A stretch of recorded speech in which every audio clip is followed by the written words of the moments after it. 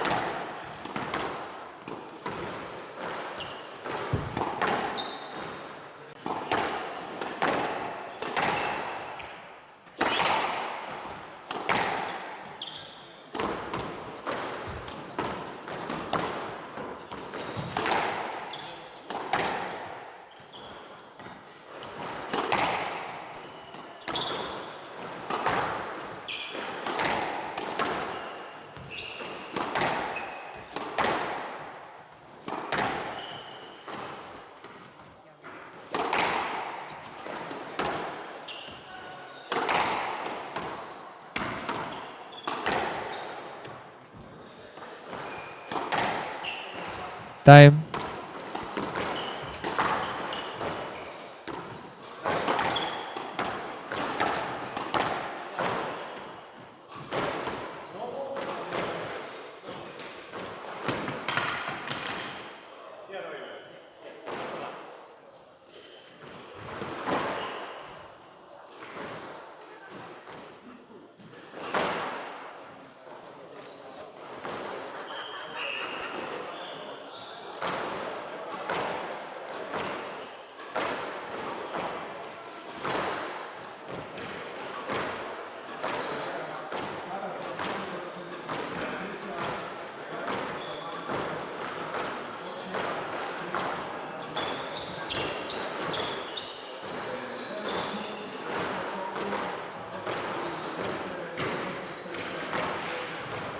Play will start in 30 seconds.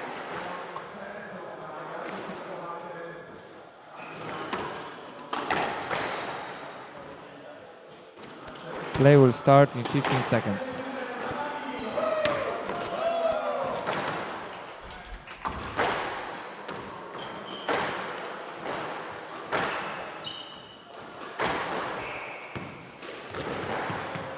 BricoMarche Pestka Poznań Open Challenger Tour 9000 plus Dariusz Cup 2026 Round first match jako Pytlowany of Poland to serve, Chung of Hong Kong, China to receive, best of 5 games, level.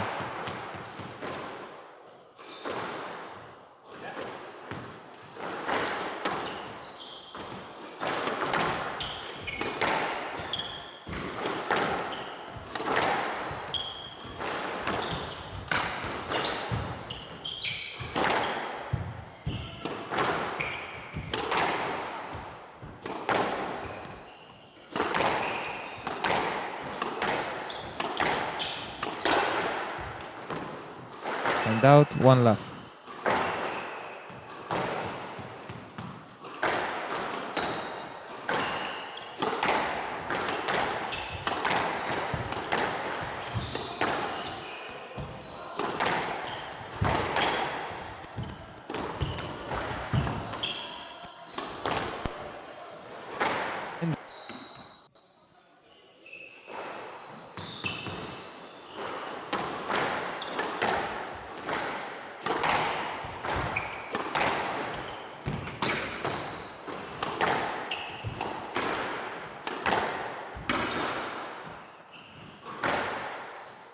Handout 2-1.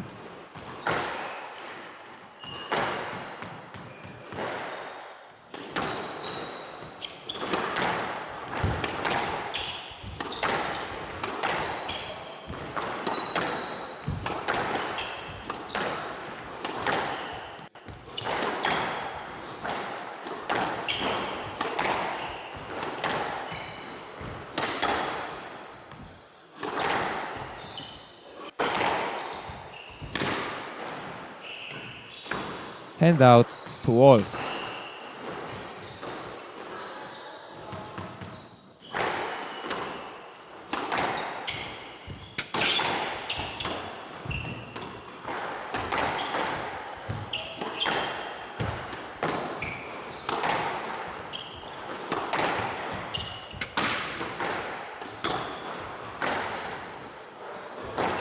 Handout 3-2.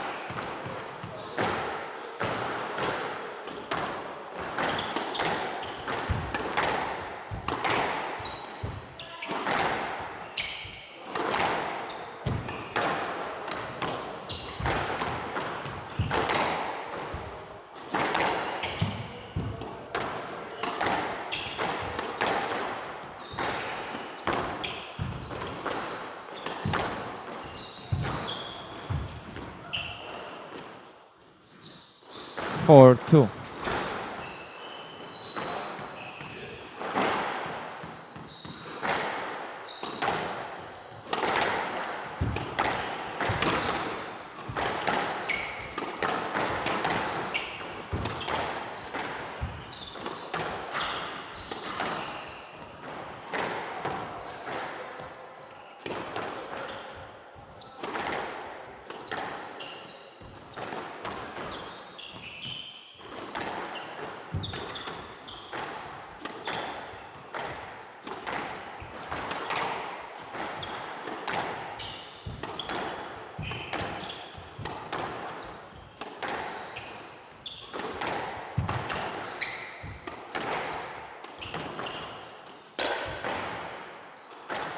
Five, 2.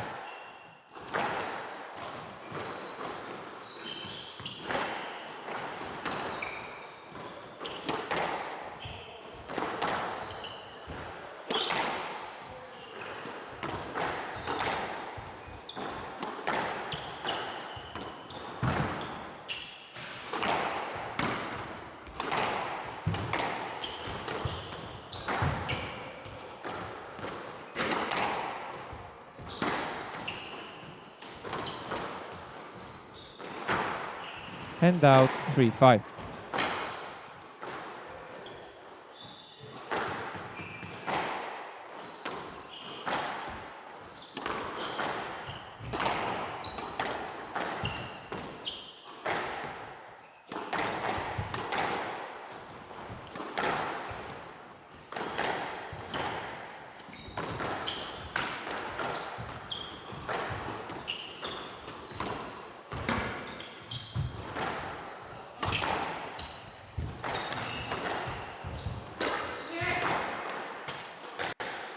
Handout 6-3.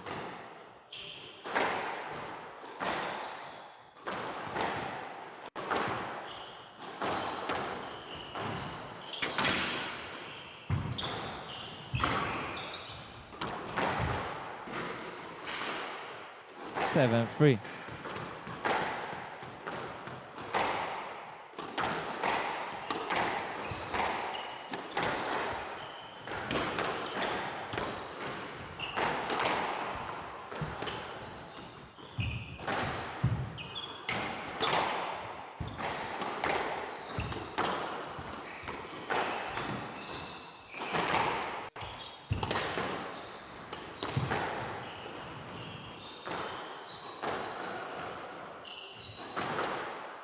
Handout 4-7.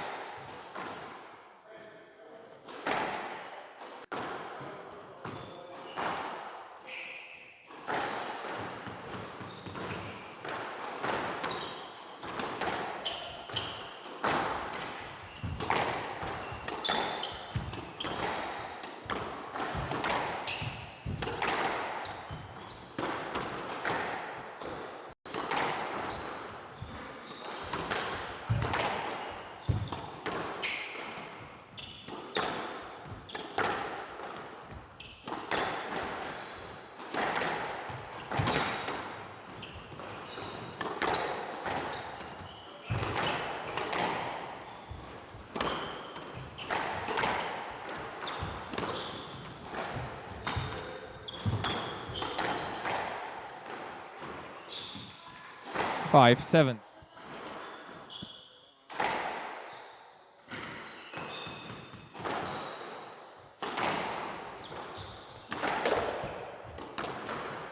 Six, 7.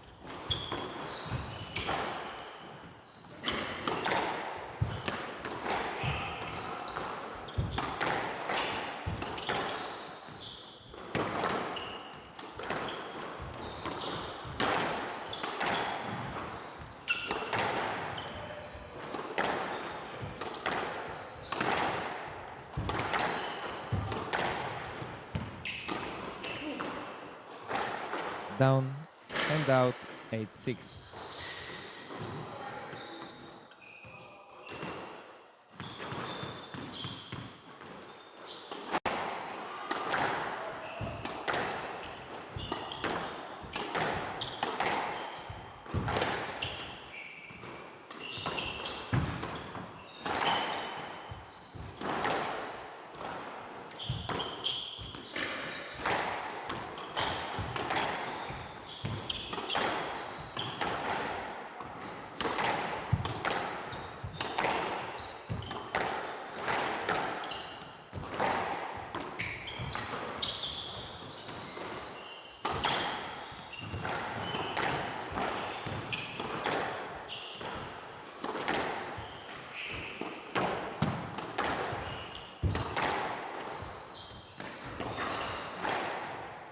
Handout 7-8.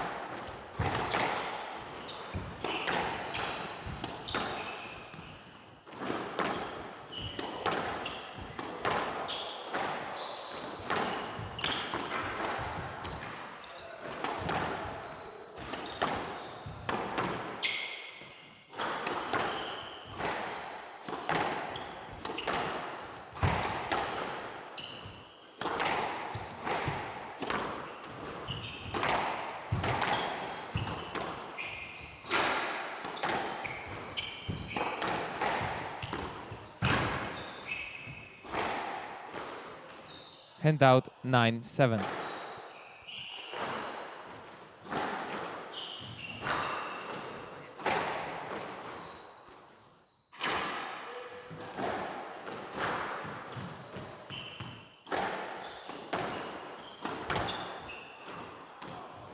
Handout 8-9.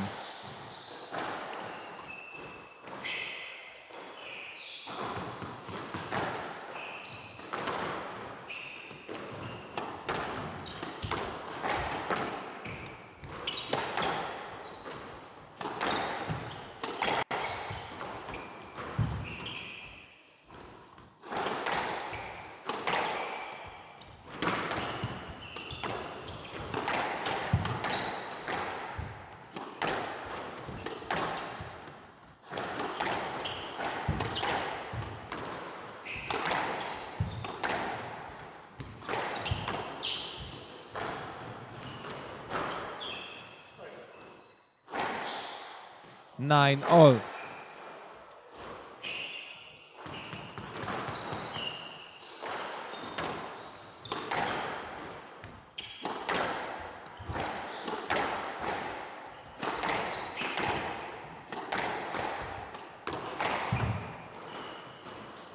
Head out 10-9 game ball.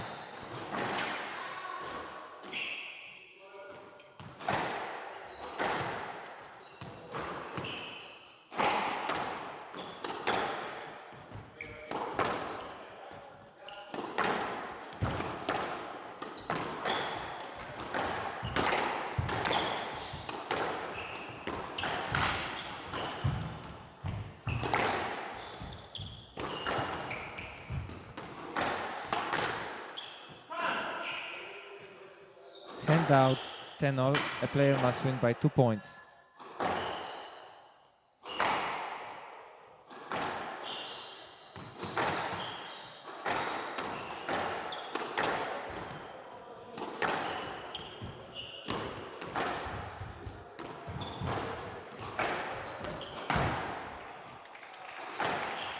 (11-10) game ball.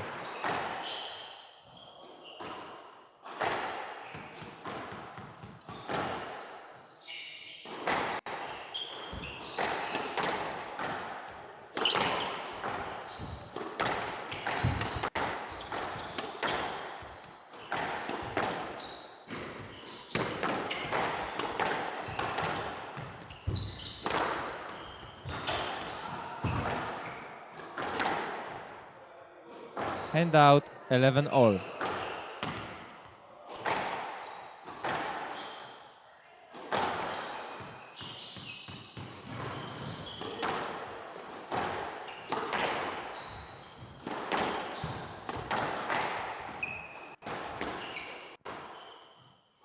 Handout 12-10 game ball.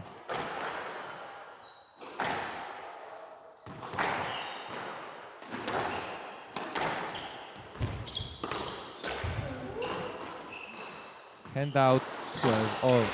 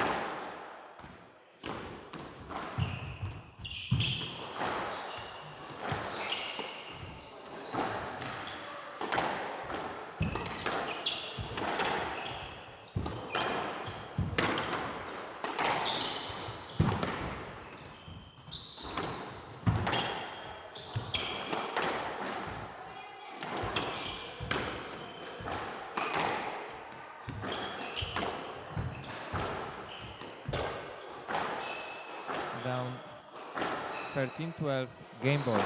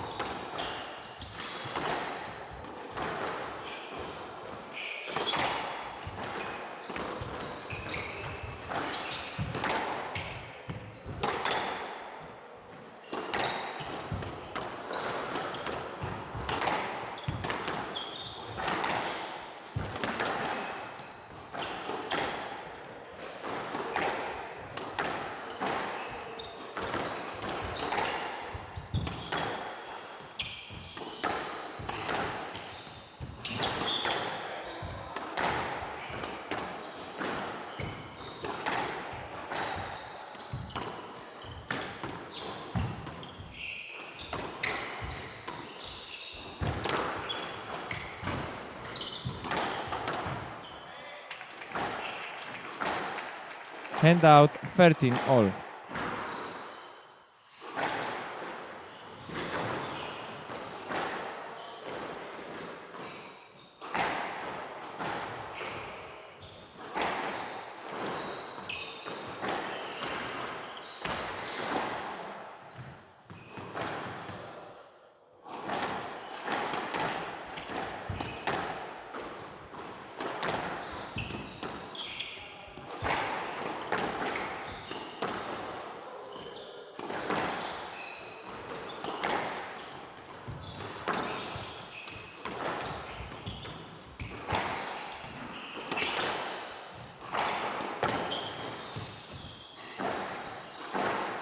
Hand out 14-13 game ball.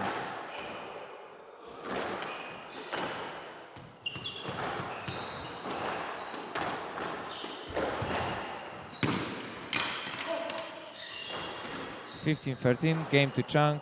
Chung leads 1 game to love.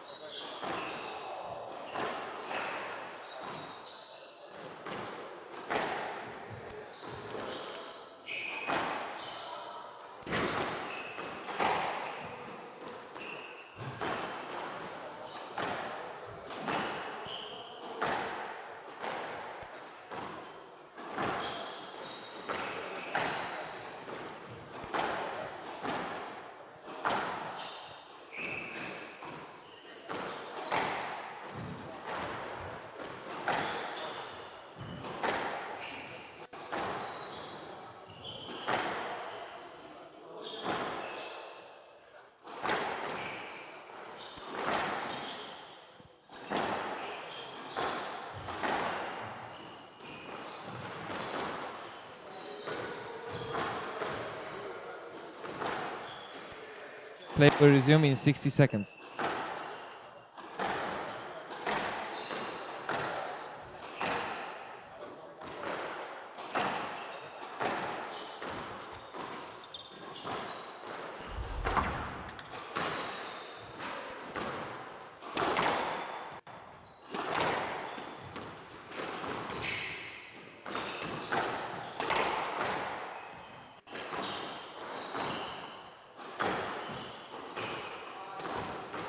Chung leads 1 game to love. Love all.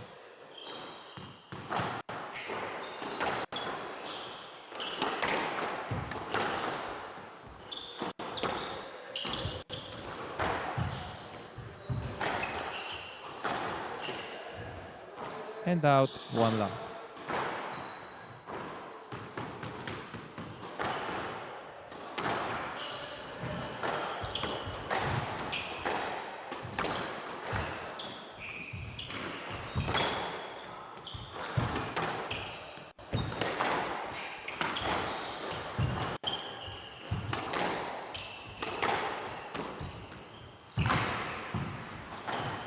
Hand out 1 all.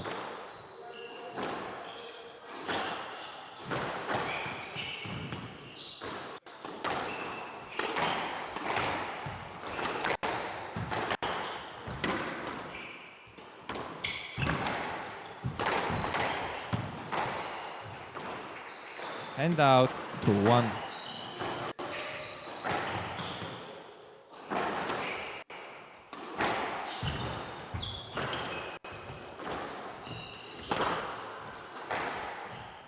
Hand out to all.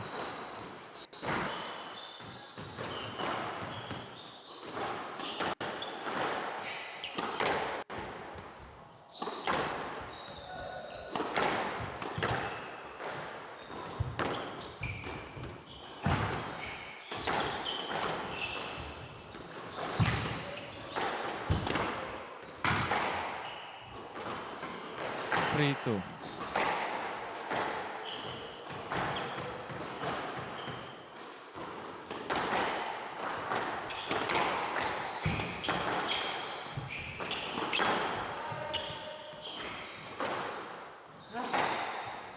Four, two.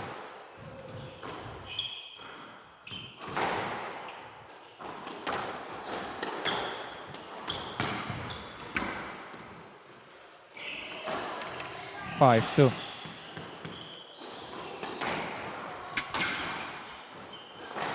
Six, two.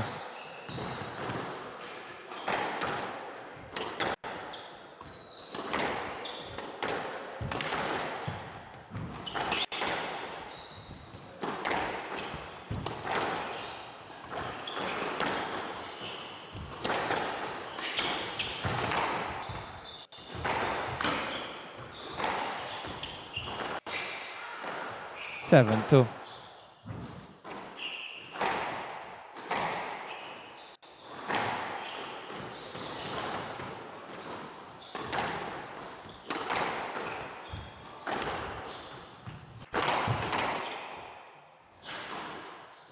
Eight, two.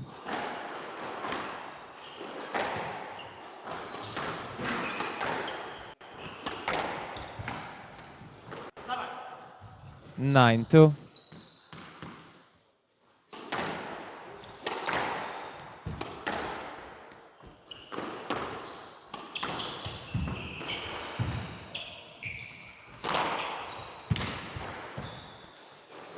And out, 3-9.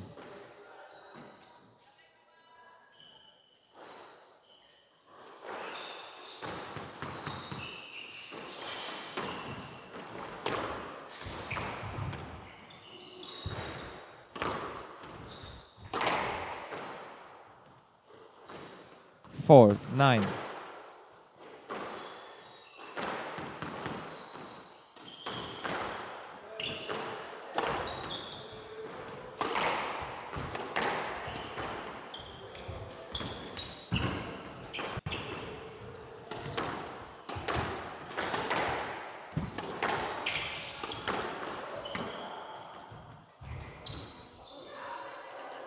Five, nine.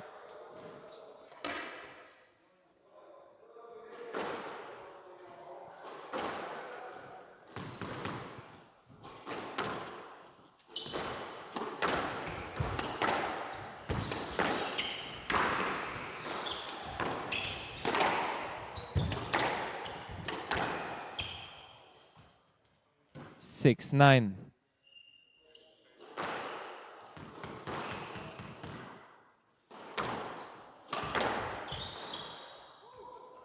Hand out, 10-6, game ball.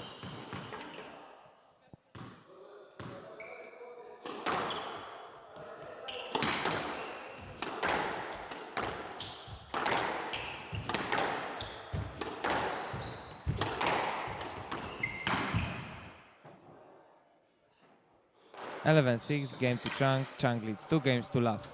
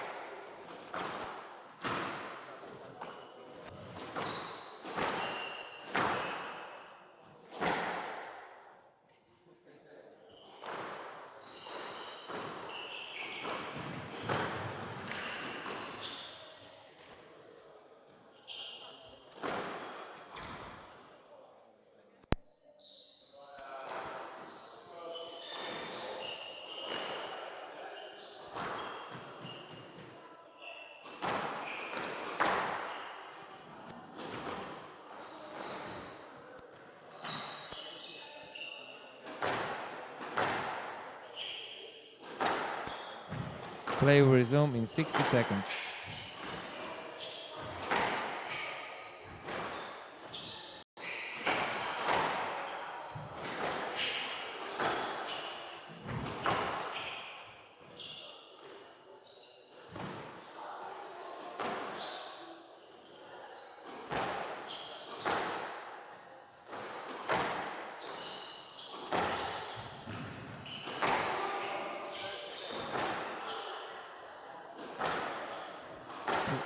We resume in 30 seconds.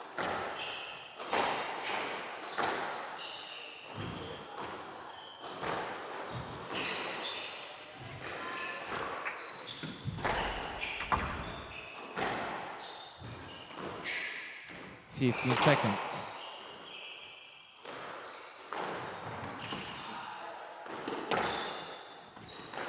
Chung leads 2 games to love.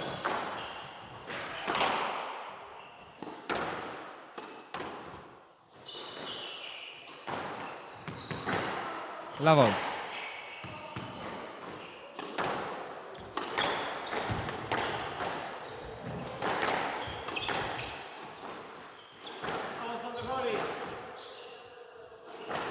Yes, let's.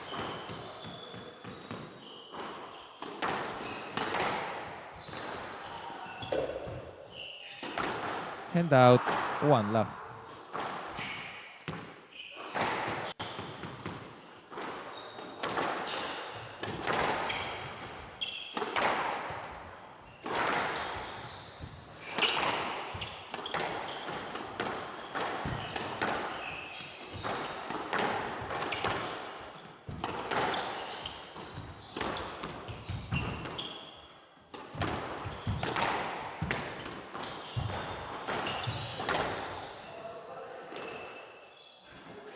Hand out, 1 all.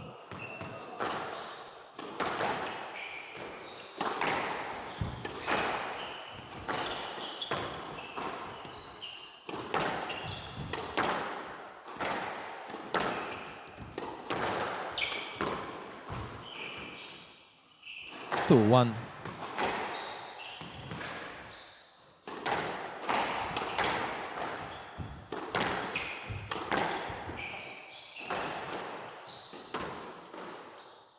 Hand out, 2 all.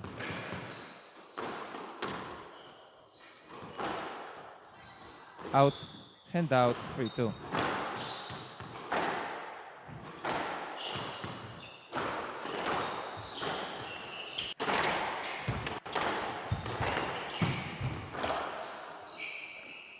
Hand out, 3 all.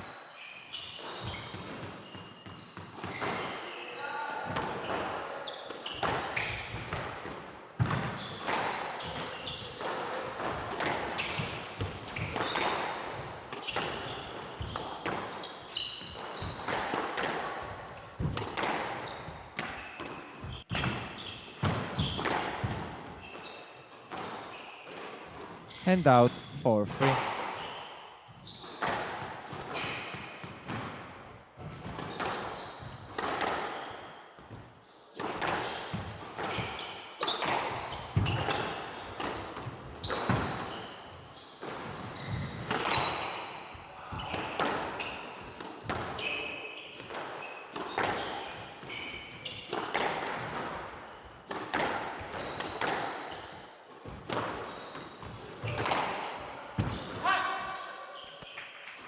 Hand out, 4 all.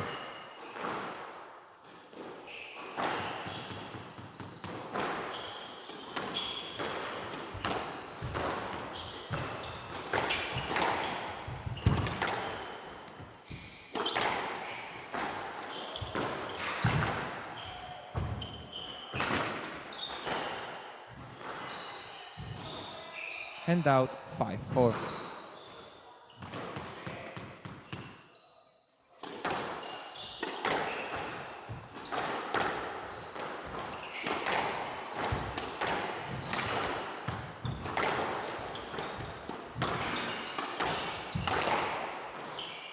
Down, 6-4.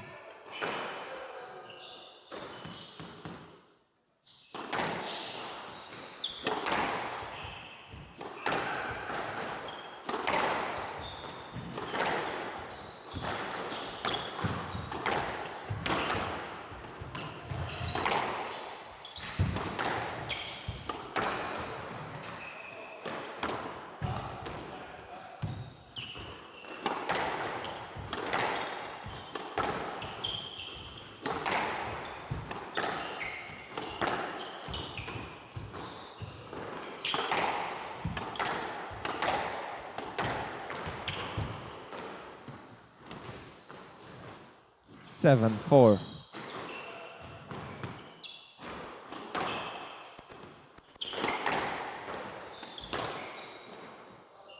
And out 5-7.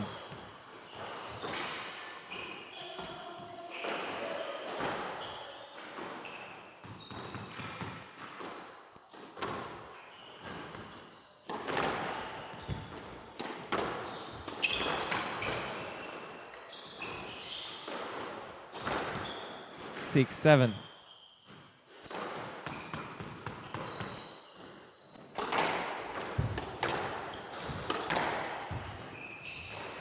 Seven all.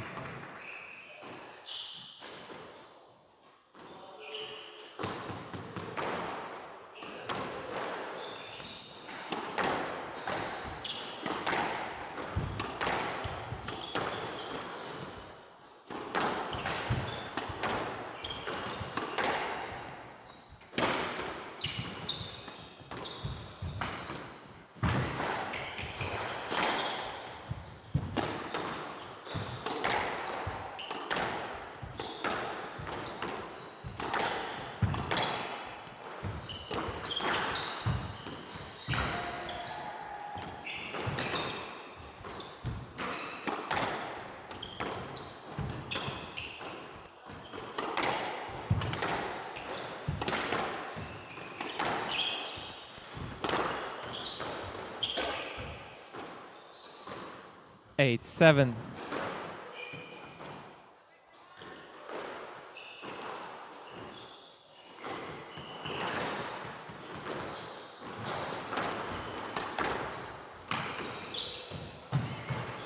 Nine, 7.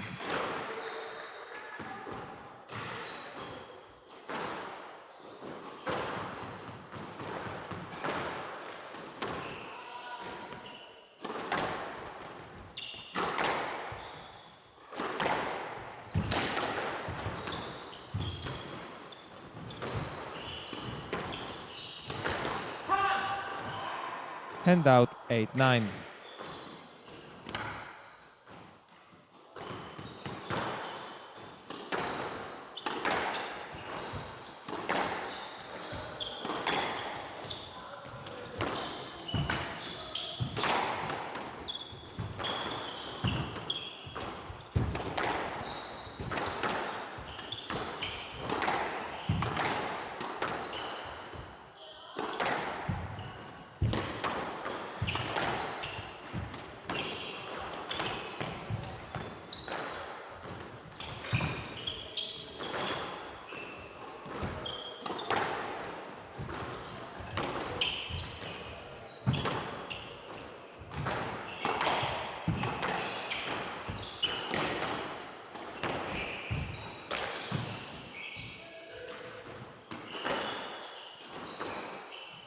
Nine all.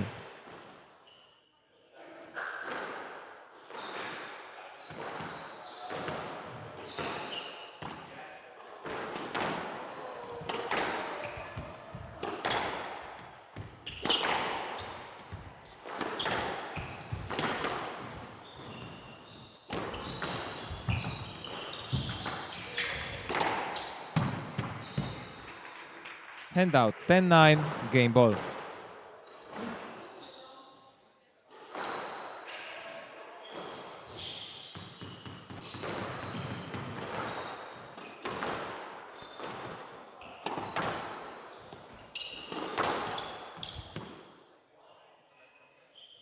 Yes, let 10-9, game ball.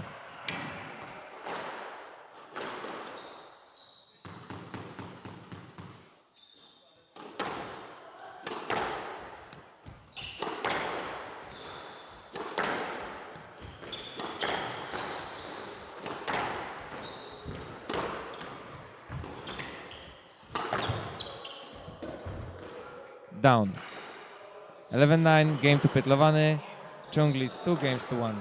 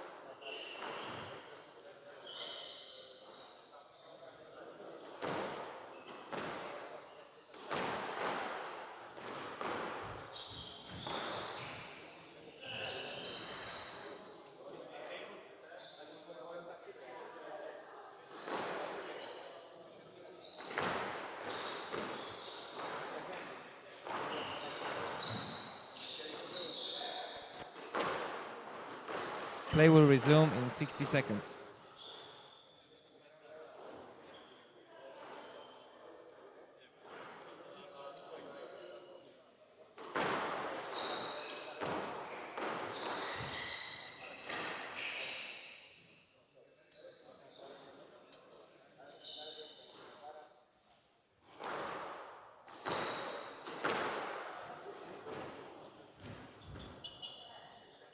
Thirty seconds.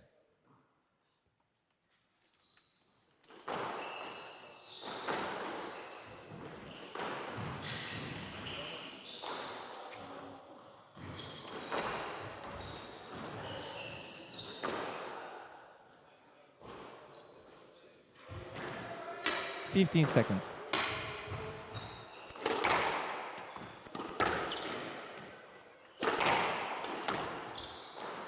Chung leads 2-1. Pytlowany to serve. Love.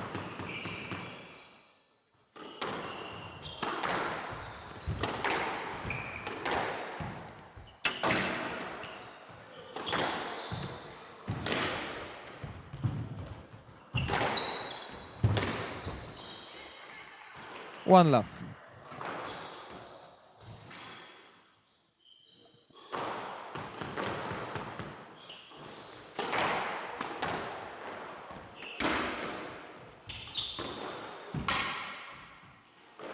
Hand out 1-all.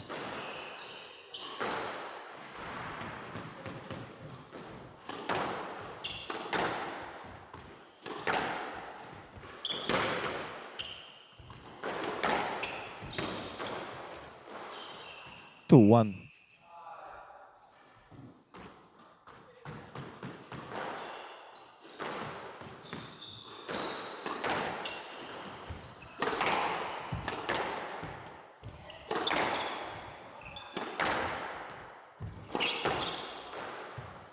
Out. 3-1.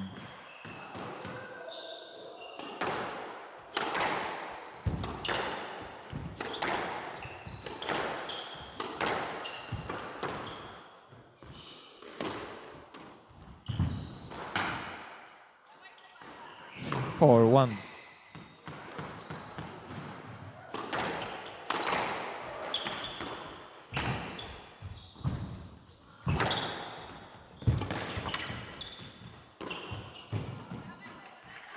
Hand out 2-1. Sorry, 2-4.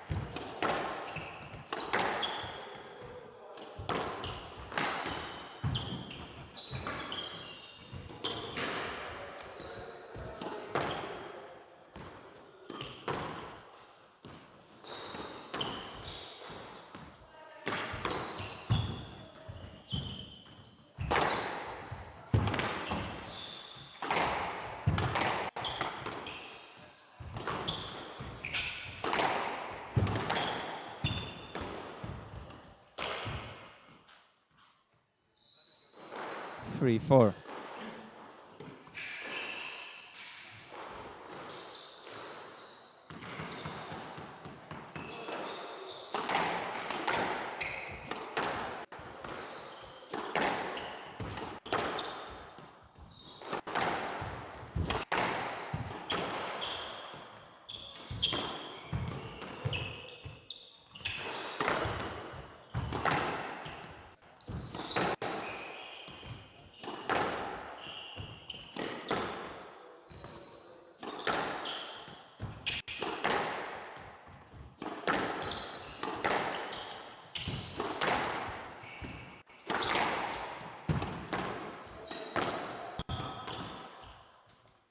For all.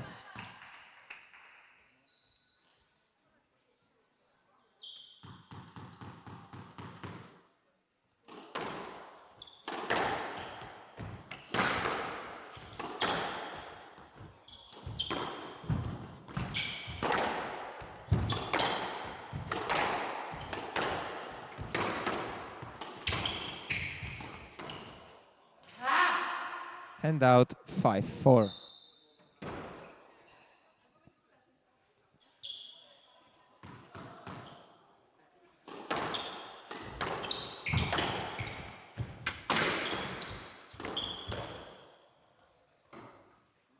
Hand out 5-all.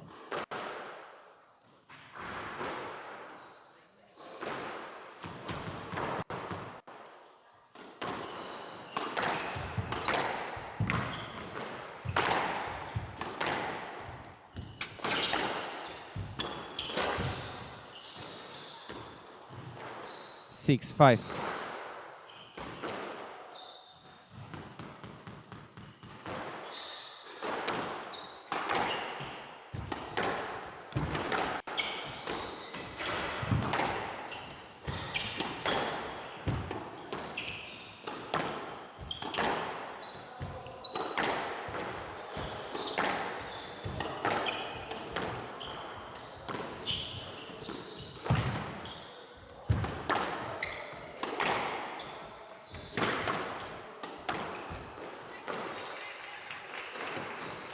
Seven, 5.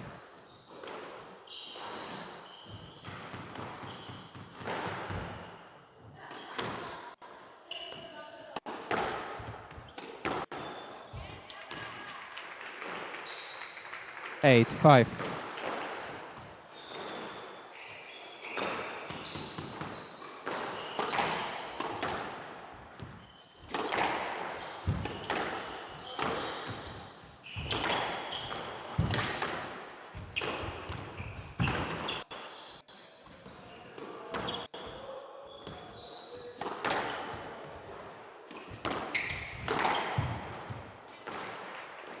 Nine, 5.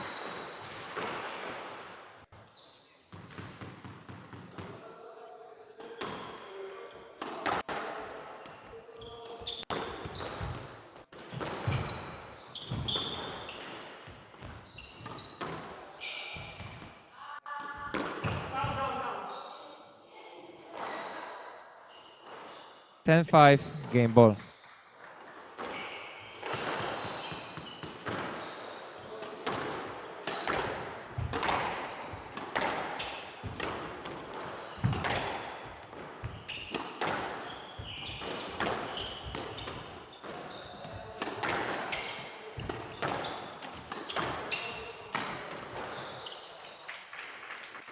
Eleven, 5. Game to Pytlowany.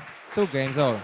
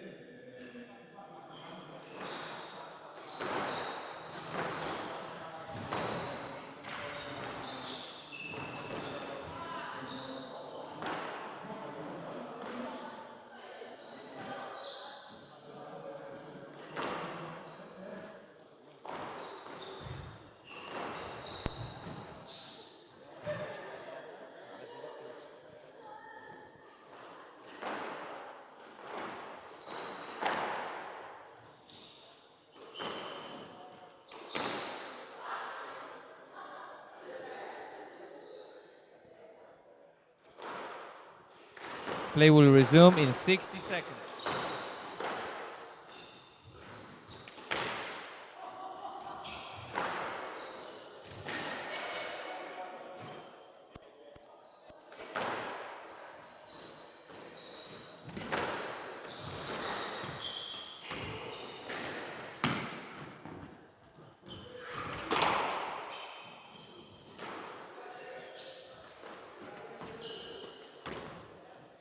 Play will resume in 30 seconds.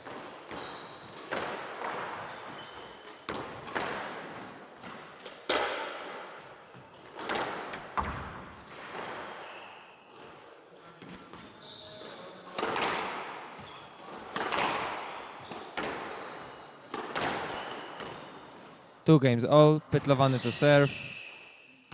Level.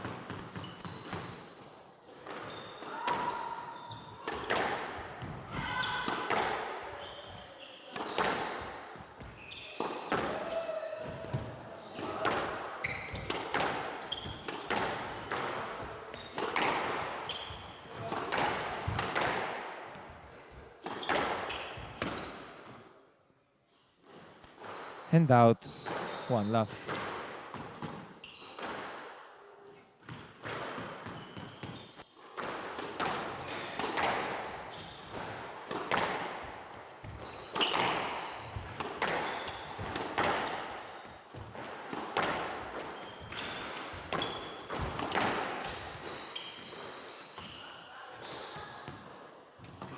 Yes, let.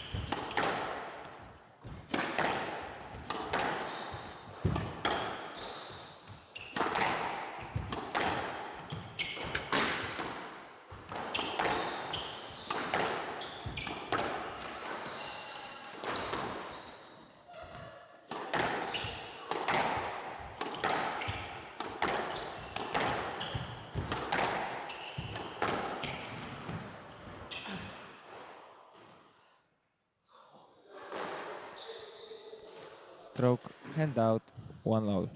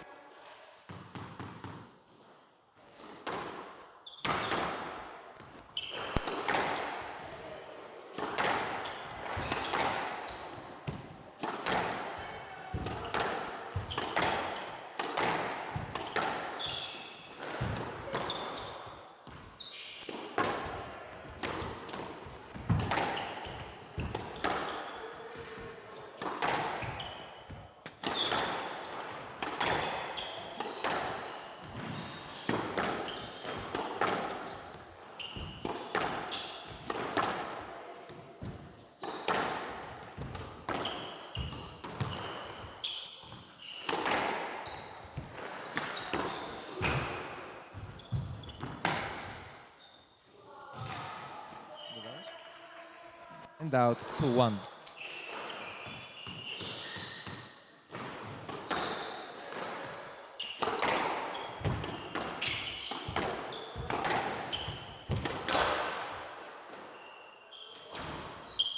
Three, 1.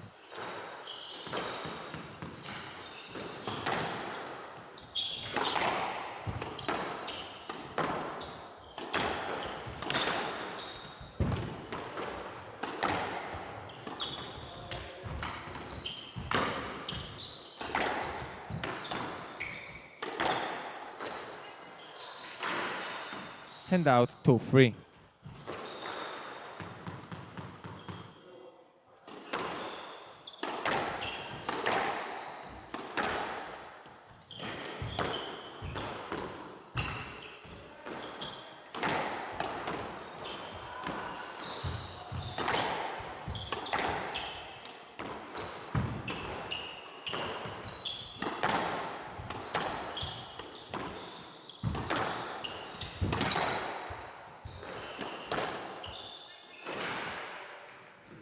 Three all.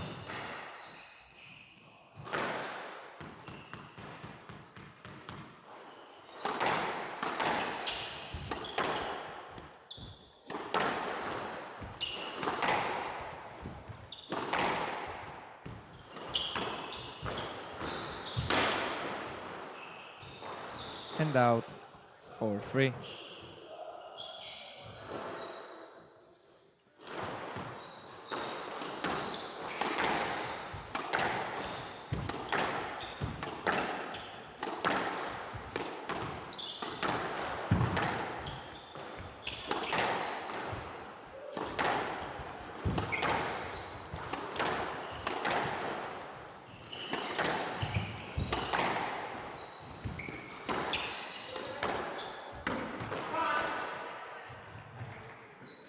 Hand out 4-all.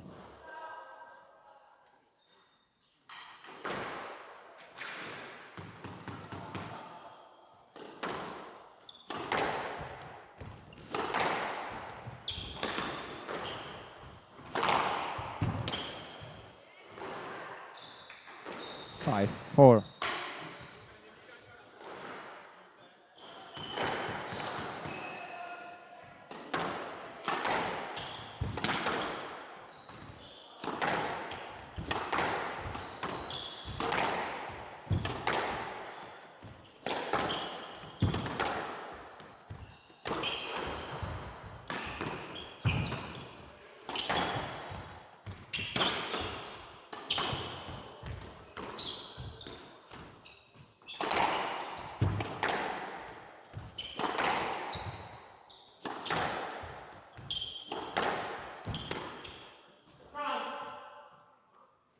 Six, 4.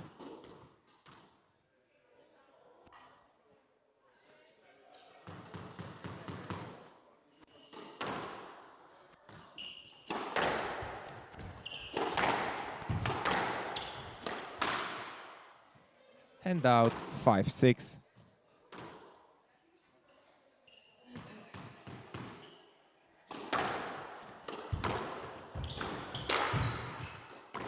Down. Hand out 7-5.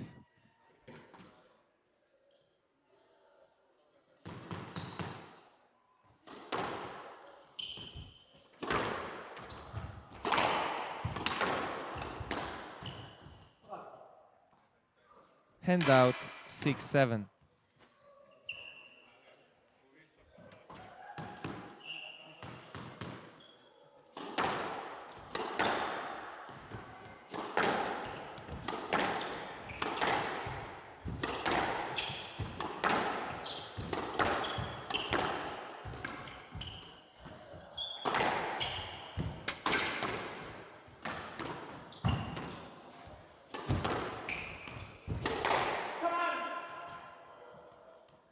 Seven, all.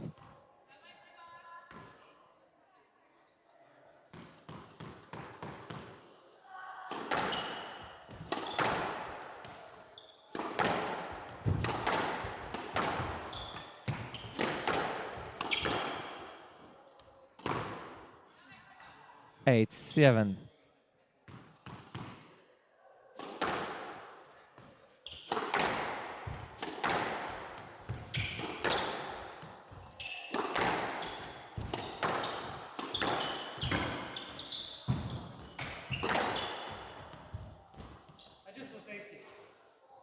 Yes, let. 8-7.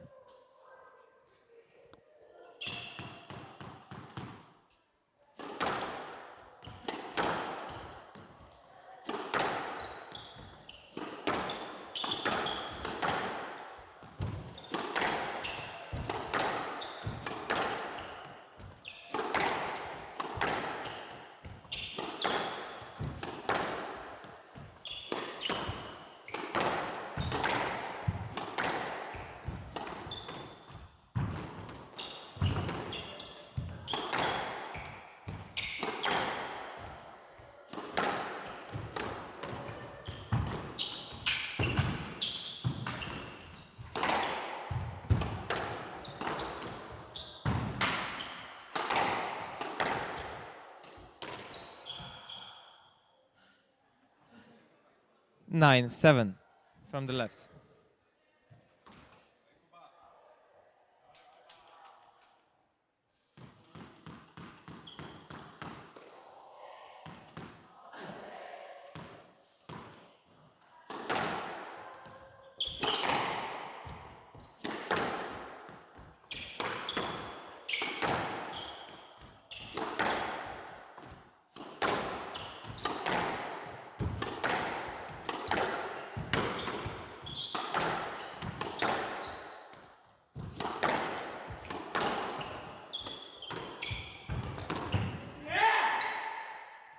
Come on.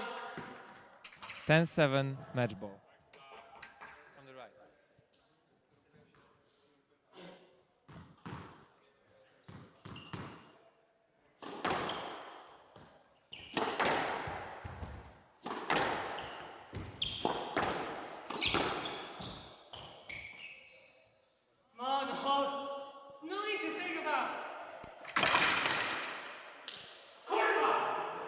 11-7, match to Chung, 3 games to 2. 15-13, 11-6, 9-7, 9-11, 5-11, 11-7.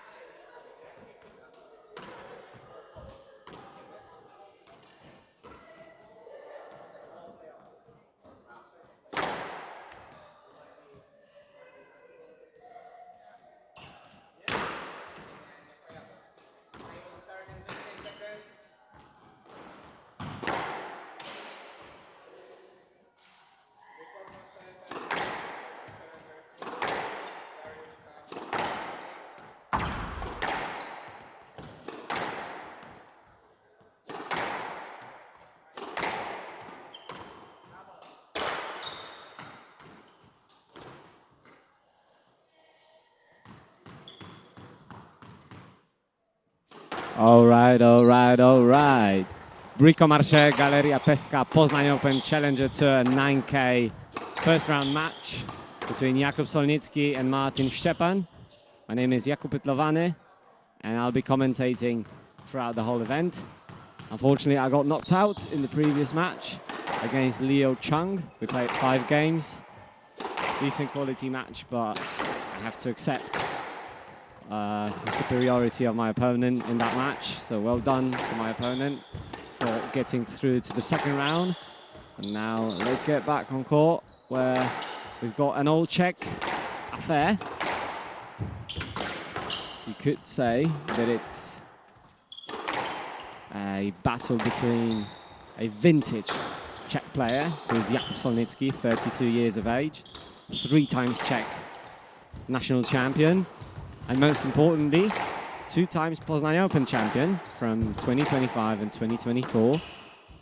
And he will be he's playing against Martin Steppan, an up-and-coming future of Czech squash. Recently finished his junior career, very decorated junior career.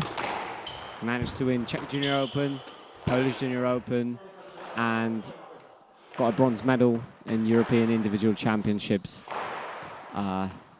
in the year of 2025.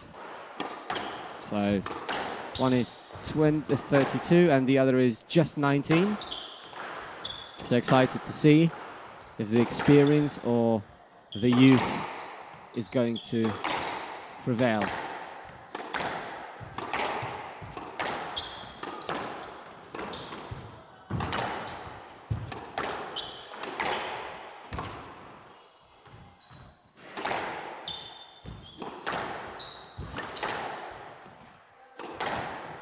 Nice work from Martin Steppan, making Solitinski stretch a bit. But now the tables turn, and Solitinski is on the run, controlling the middle. And unfortunately, an error from Steppan, and a decent start for Solitinski.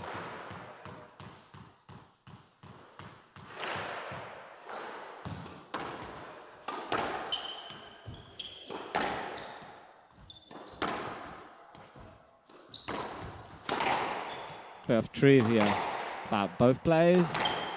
Jakub Solitinski, a player from Ostrava, playing in the squash club Steppan. His coach is Jan Mutina, a national Czech coach. And Martin Steppan is training at Strachov Academy with all the greats like Baptiste Massotti, Gregory Gauthier, Jean Lezo. But his main coach is Jan Kokal, the legend of Czech squash, multiple, I think it's more than 10. He won more than 10 Czech national titles. So Jan Kokal is the coach of Martin. That had to be a stroke.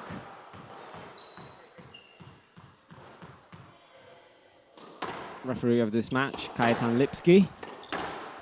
I think in 2 matches, he's gonna go on court and face Will Salter in his first round match. He's one of the 3 Polish wildcards that managed to get into this 9K here in Poznań. Wishing him good luck, and also wishing him good luck while being the referee of this match. Both players seem fair so far, but we know that refereeing a match requires a high level of focus, knowledge, and concentration. It's not easy to ref a squash match. Nice tight work from Steppan. Slowly closing that gap between the players.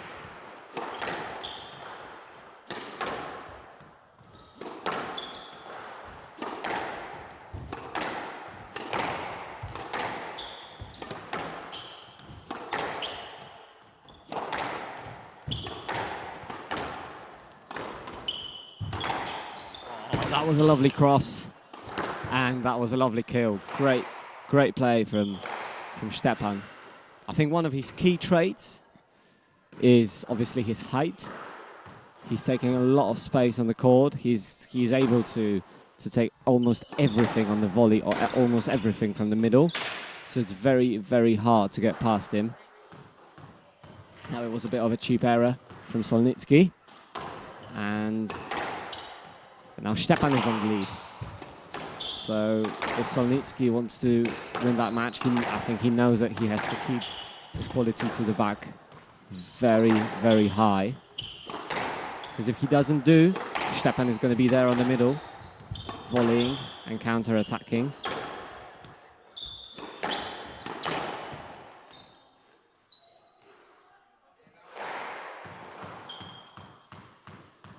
I'm going to quickly take the time to mention the sponsors of our event. I think I should start from the main sponsor of the event, which is BricoMarche Galeria Pestka, Unatrans, Vichy Neon, MW Metal, Korsarz, Fajerwerki Korsarz, Dawood Service, H2 Mesebał. And it is worth mentioning that that tournament is being organized with the help of Polish Squash Association.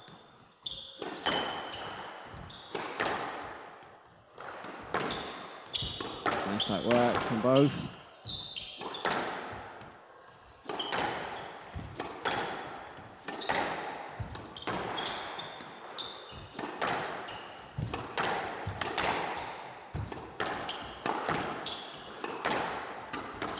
Oh, now I got the message.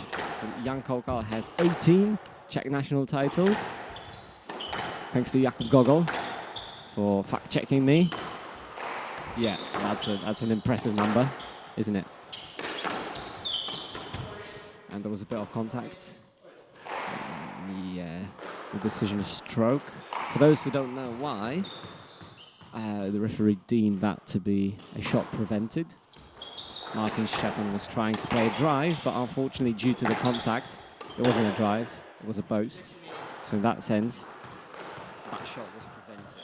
He was prevented from playing a shot of his choice. So that's why the stroke has to be given.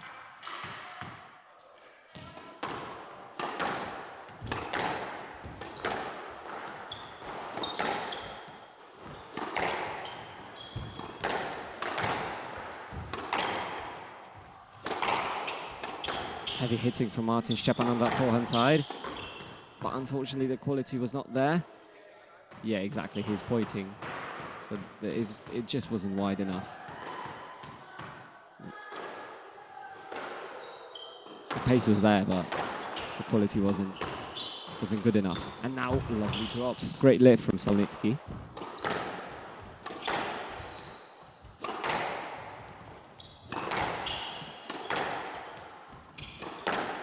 I think so far, Solitinski keeps his game nice and tidy.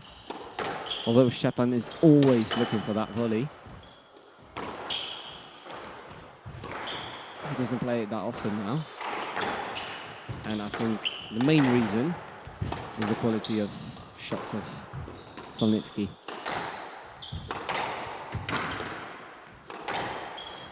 Nice wide cross. And there is an opening. Didn't quite use it. And now he's on the volley. And he's deadly on that volley, isn't he? That was a good lift, but it stayed in.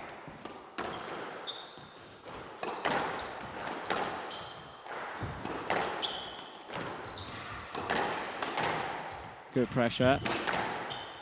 And again, Solitinski just got off the rope due to that white cross. Although Steppan he knew that it's going to be a cross, he just couldn't volley it.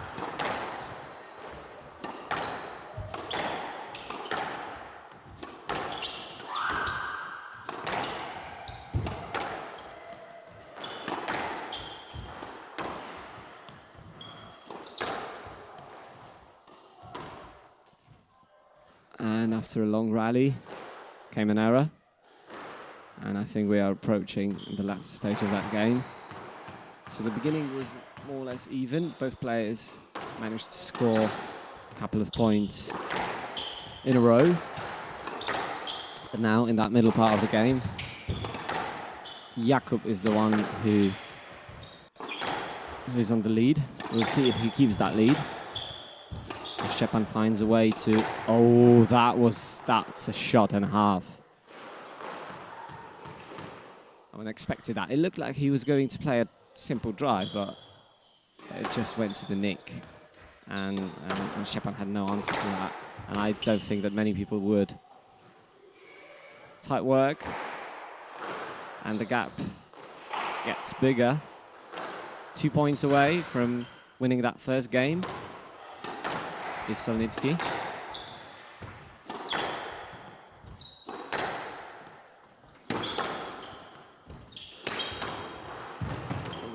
That was a clever use of a cross drop, just to break the rhythm. And that was just unlucky from Steppan. And great improvisation from Solitinski, and he has 5 game balls to close that game.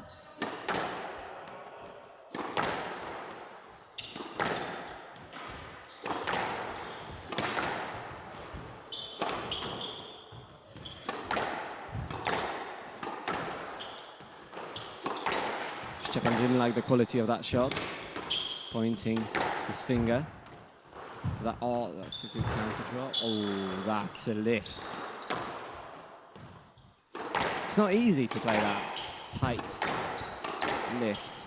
More often you see players crossing and lifting rather than hitting straight, because it's a bit more risky to try to play that lift tight to the sidewall, because you got to get it high, but at the same time you don't want to get it too high, because there's more chance of hitting an out on the sidewall. And that's a great drop.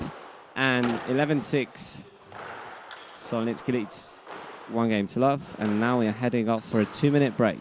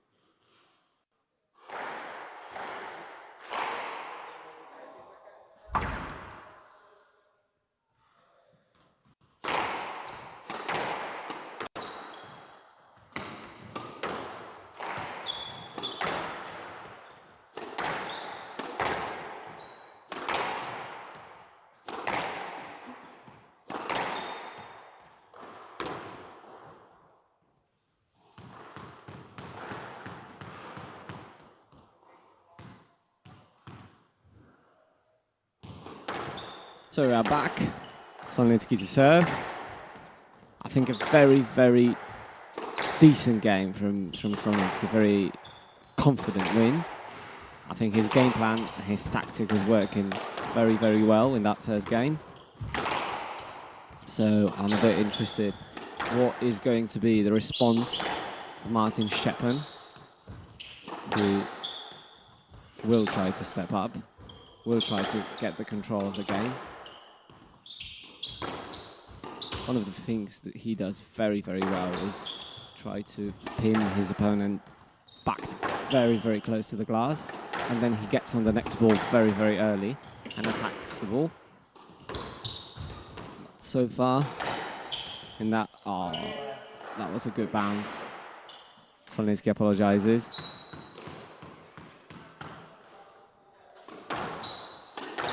so far. I think the higher quality of shots to the back is on the side of Solitinski.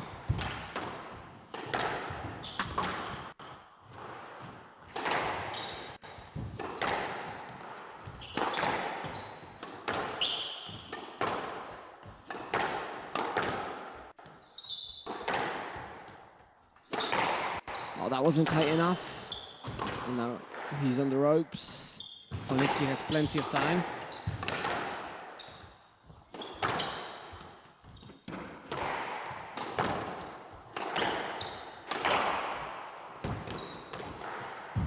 Oh, that was a great hold.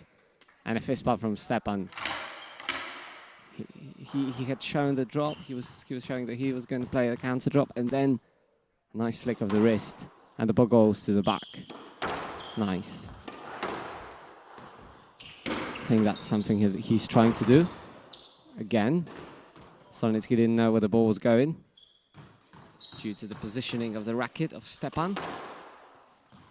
I think that's what he's trying to do now.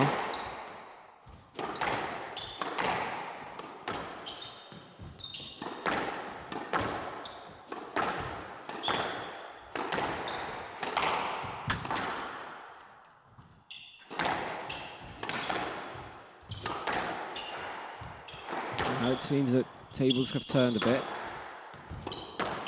Steppan looks more in control of the game. And Solitinski more on the defensive side of the rally. But if I'm being honest, that's not a position in which Solitinski will feel very uncomfortable, since I think he's known to be a player that is fine with being on the defensive side of the rally and counter-attack, and then look for his opportunities to take the initiative. So on one hand, positive signs from Steppan that he's taking control of that of the rallies. At the same time, the quality will have to stay very, very high to capitalize on that and score more points than his opponent. Ah, that was unlucky. It was a good reach, good interception, but just clipped the outline.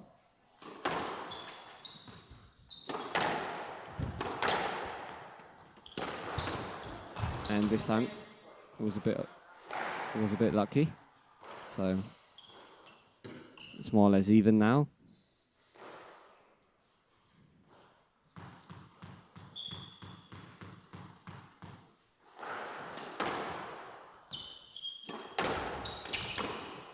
Good serve, and then quickly goes on the volley.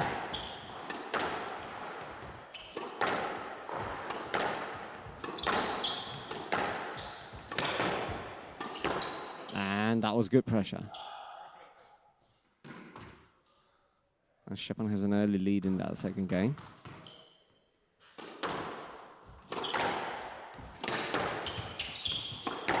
Oh, again, that kill. This time from the backhand side. It surprised Steppan.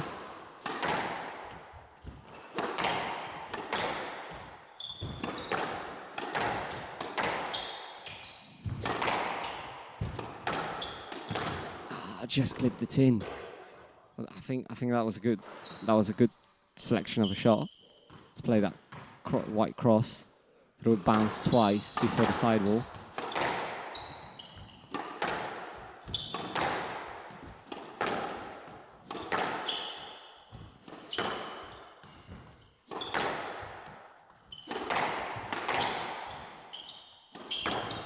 Oh, and now good drop from the back.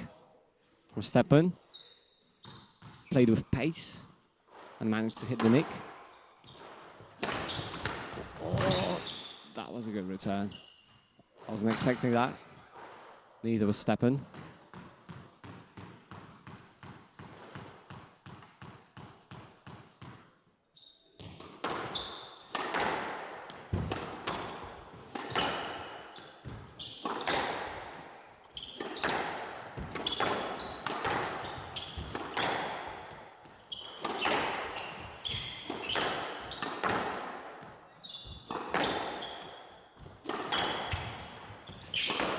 Oh, again. Yeah, I think the ball's good. It was very close to the tin, but I think it was just about right.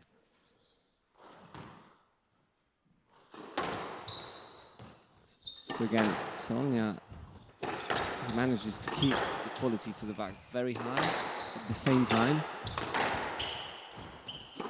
He's quite sharp to the front. He managed to hit, I think, 3 or 4 winners in that game, low. And he scored only 7 points, so that's pretty impressive. Didn't make many unforced errors. And now pressure from Steppan. Oh, nice tight work.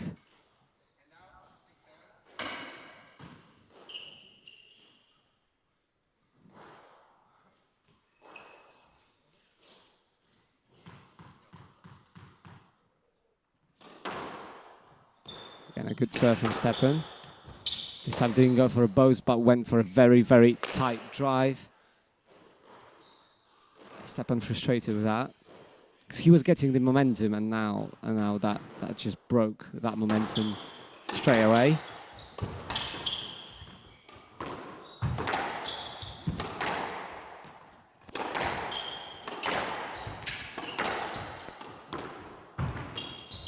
Oh, that's a lift.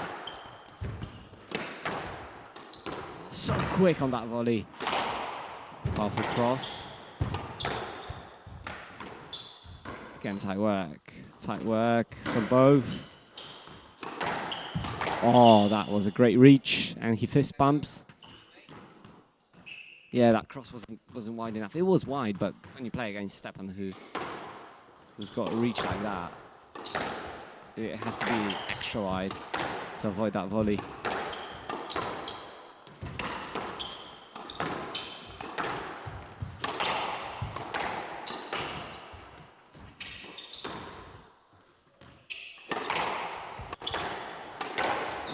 Again, the tin.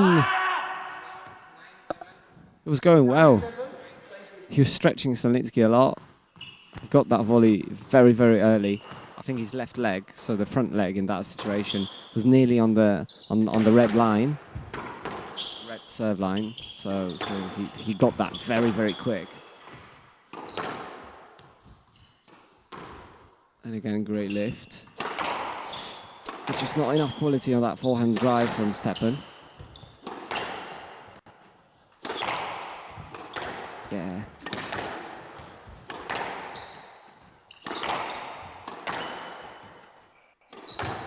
A bit softer, a little bit better.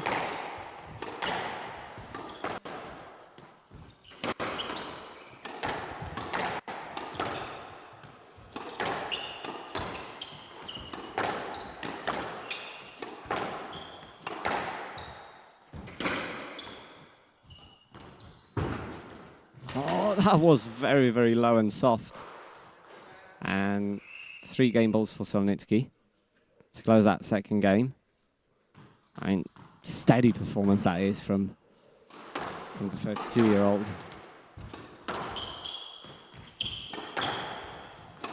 Oh, again, great kill, a fist bump. He's happy.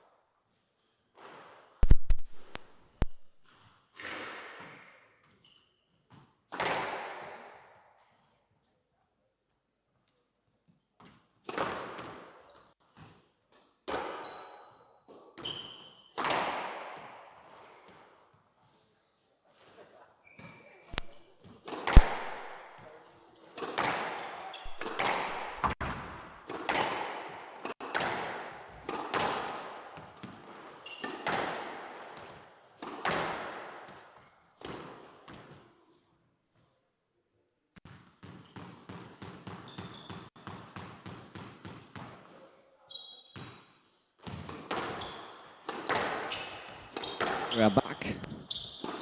Solitinski during the break, he was rolling his back. Hope it's nothing serious. Just preventing himself from getting injured. So far, he looks like he's moving fine, so nothing to worry about really. So Steppan has a lot of work to do to get back in that match. 2 games down with the 3-time Czech champion. It's not the best position to be in, if I'm being completely honest. But both players are very strong physically, so I don't think the physical side might be the problem for Steppan. I think he'll be fine to battle for 5 games with Solitinski. It's just, I think, more about the tactics, the quality. So far, the quality is very, very high from both. So, nice. Great cross-court nick. He went for it and he got that.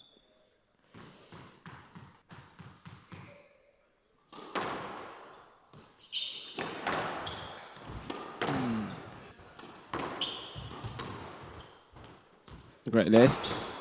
Oh, that was a clever use of a sky boast. Let's get himself out of the trouble.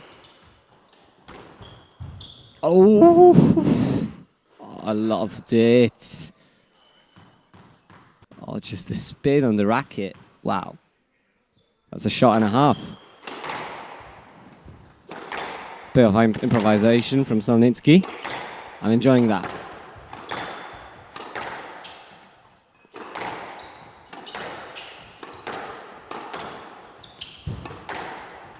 Oh, and a bit of contact. Solitinski didn't see that ball. He narrowly missed it. Like he was there. He was there to play that, but he missed it. And now, I think that was a great response from Steppan. He just took that very, very early to the front. Not waiting for Solitinski to settle up after that good serve. I think he needs to take his chances if he wants to stay in that game for a bit longer.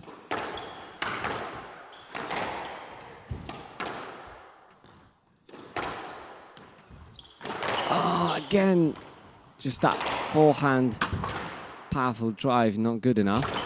But now great hold.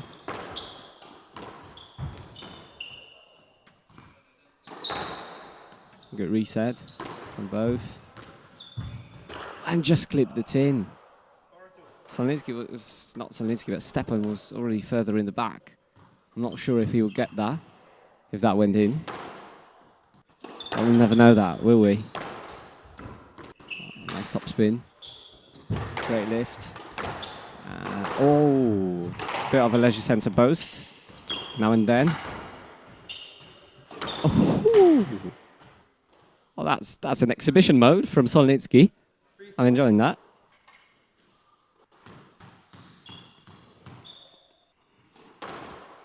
I mean, that's an impressive way to try to get back to level with your opponent. You just try to go for those shots, unconventional shots, and hit them well.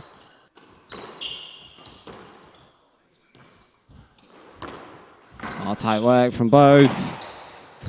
A nice stretch. And what will be the decision? Okay, let's been given.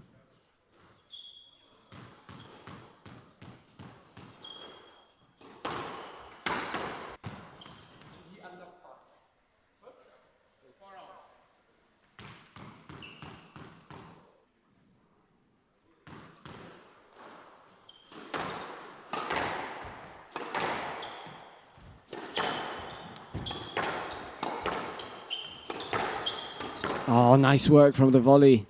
On the volley from Steppan. He intercepts that ball on the left leg.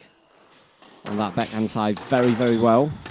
I think that's the thing that most of the players could try to take away from that match and from Steppan. That way of just going on that left leg. Strong position. and getting that ball tight to the sidewall and pressing on your opponent. I think that's a very impressive thing that Steppan does. And worth noting that you need to be able to use both legs on both sides. Left leg on the backhand, right leg on the forehand. Goes from various positions. Each of the legs can be more useful. And it's important to learn that pretty early, to be comfortable on each leg, on each side. The court's getting bigger. Oh, what a drop.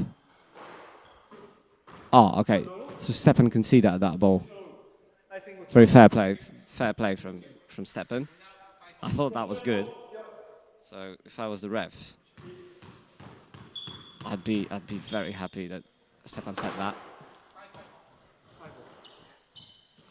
So yeah, I was saying that the court's getting bigger because both players are using front back, using the length, using the height, playing it low, playing it high.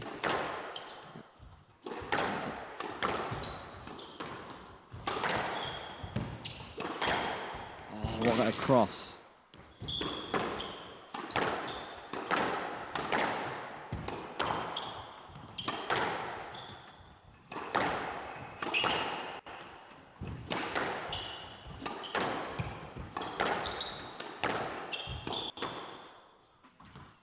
Steppan is putting a lot of pressure on Solitinski on that backhand side. Nah, he's fuming. I mean, I empathise with that. He was doing so many good things in the past few rallies, getting that ball away from Solitinski, but now he just lost 2 points pretty quickly.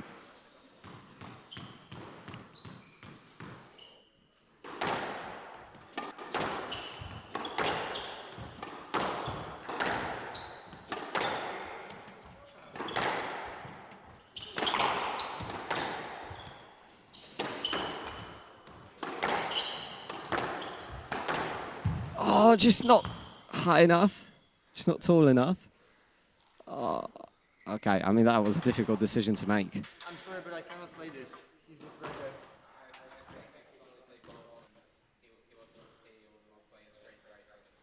So next time I should play here. Okay, that was a very civilized encounter between the ref and the player. Very... So, I mean, that was a difficult decision. I don't know if I would give an Ole. But yeah, I get that. I get what ref was trying to do. I didn't feel that Steppan was really ready to play that ball, if I'm being honest, after that missed volley. Oh, that was a great drive. Nice. Shots, pressure.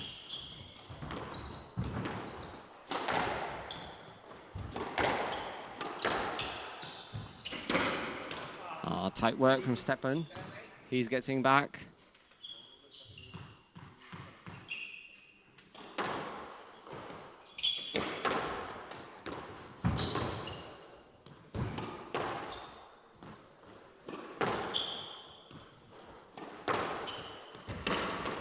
Oh, that nearly clipped the outline.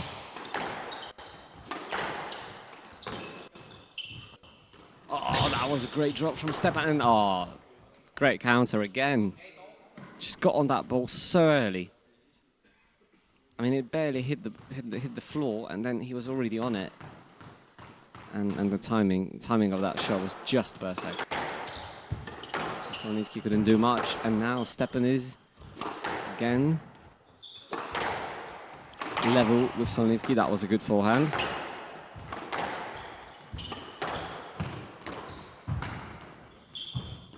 Oh, that's tight work. And it had to be a stroke. Steppan didn't manage to clear that ball.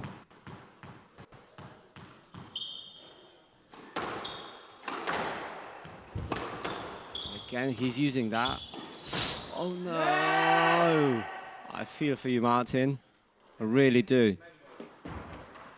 I mean, I'd be fuming if I make that mistake as well. I was just so unlucky. So 2 match balls. Solitinski to get to the second round. After this Poznań Open, but great work from Steppan. Yes, that's a shot. Come on, Martin. I mean, I want to watch more of that match. I'm enjoying that. I hope that Solitinski is not going to get mad at me for saying that. I'm just enjoying that match.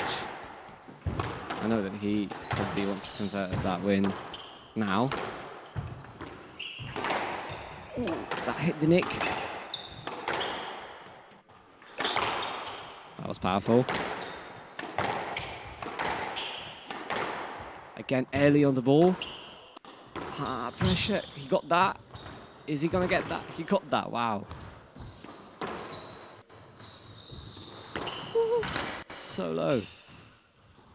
Again, tight and low. We were playing an alley game for a while.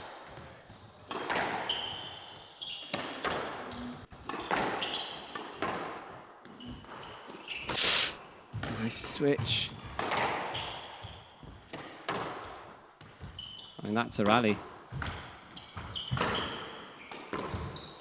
And it's 10-all. Both players seem tired. I mean, that was a brutal rally.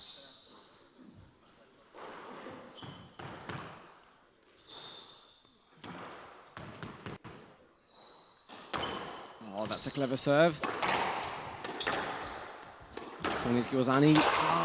Again, the tin. And the frustration. He's asking himself why. And again, third match ball for Solitinski. Oh, that hit the nick. Oh, wow. What a finish. What a great match. I invite you for an interview with the winner, Jakub Solitinski. Well played for both players.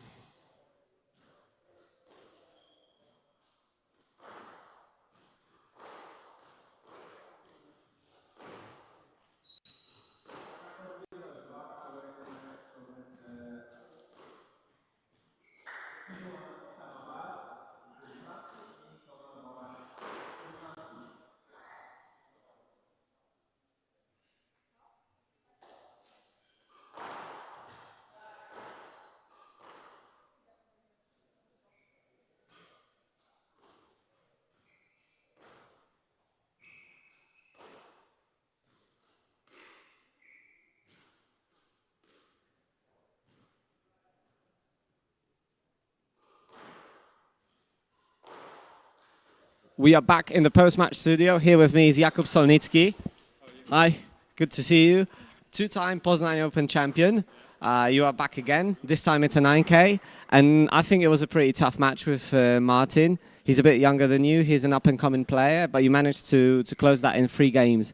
I want to ask you one question, because obviously we know that he's a very tall player, and you had to get him out of the middle. What were you thinking? What was your game plan to get him out of the middle? Yeah, I know him very well because we play in Czech for a lot. So I know him. So I knew I have to be really careful with the crosses because he's so tall and going for the volleys. And I think I managed it well, and I kept it straight. And then I was attacking to the front well today. I was feeling actually like my game was super nice today. I'm very happy with the play. I must agree with you that your game was pretty nice, but I want to ask you just one more question about the game, which is a couple of times, I mean, you had a really long rally, and then you were going for an unorthodox shot, like a flick to the nick or a leisure center boast. And tell me, is that something that you are trying to implement on the game, or is that something that you did on purpose, or just just felt that that was the right shot to play at that moment? Yeah, I'm trying shots in the trainings as well, and I'm trying to implement that into my game, and it worked today well. Yeah, I knew that Martin is a really tall guy and go for volleys, but I knew that he's not like he's a bit slower to the front of the court. So I knew that I'm going to like go for the attacking shot and to surprise him a bit. Yeah. Yeah. Lastly, I want to ask you about Poznań. Do you feel at home here? It's third time you are here for the championships. Tell me about. I want to ask you not only about Poznań as a city, but also do you feel comfortable doing your match routines? Did you feel that you have time for yourself to prepare for all the matches? Yeah, I feel very well here. Thanks to Darek, because he allowed me to sleep in his apartment, so it's very comfy, and I feel very well here. He made the breakfast today, so thanks to him. Yeah, it was oats with fruit, and it was really good. And I'm feeling good here. The courts are good for me. I'm used to this court, so I'm very happy to be back here, and hopefully I can do as good as the last year. Okay, Sonia, I'm not going to keep you here for longer. I hope we see each other again, because this is where we host the winners. Sonia, best of luck with recovering from that match, and best of luck tomorrow. See you. Now the warm-up started for the next match, so let's go to the court number 2, shall we?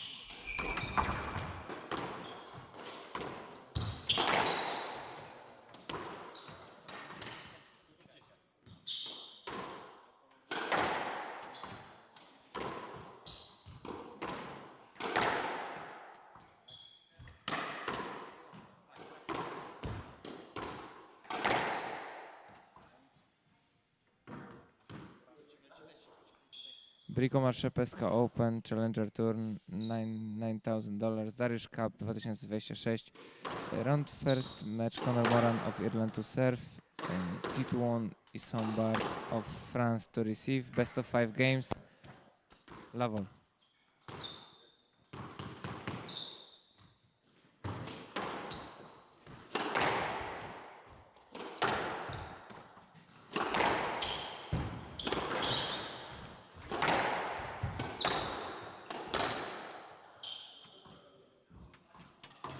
One love.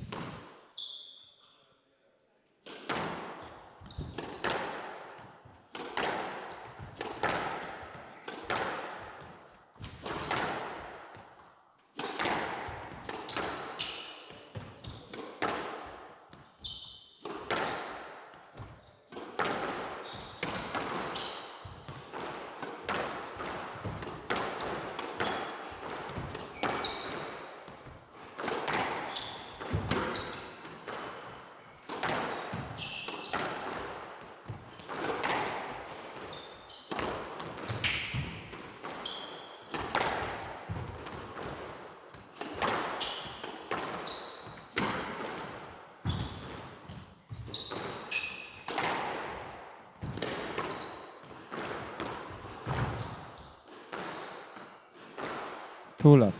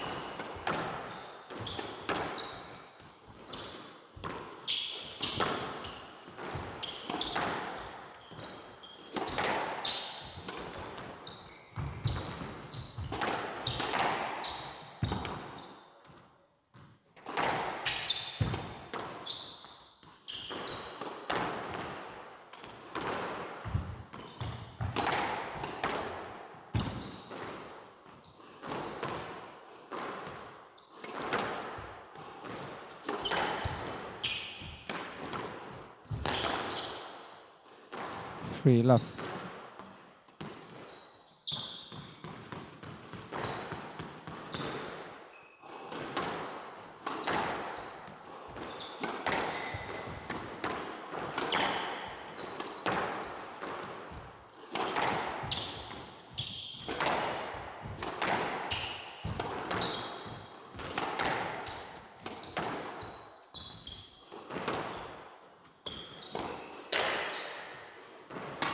And out 1-3.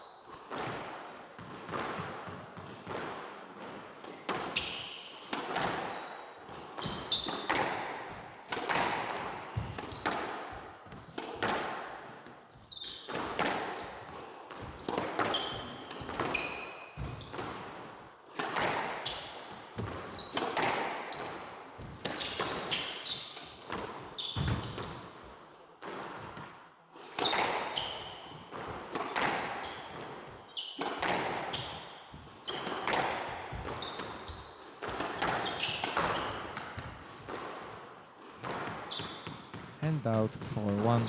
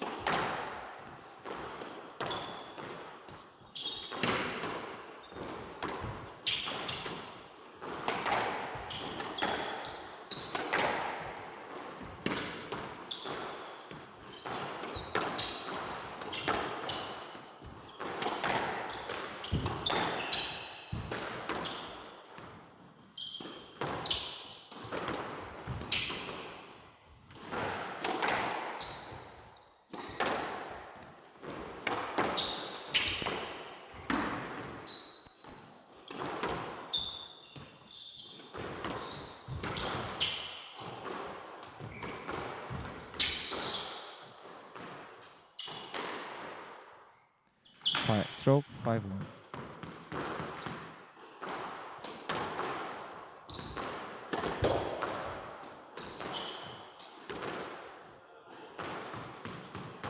Six one.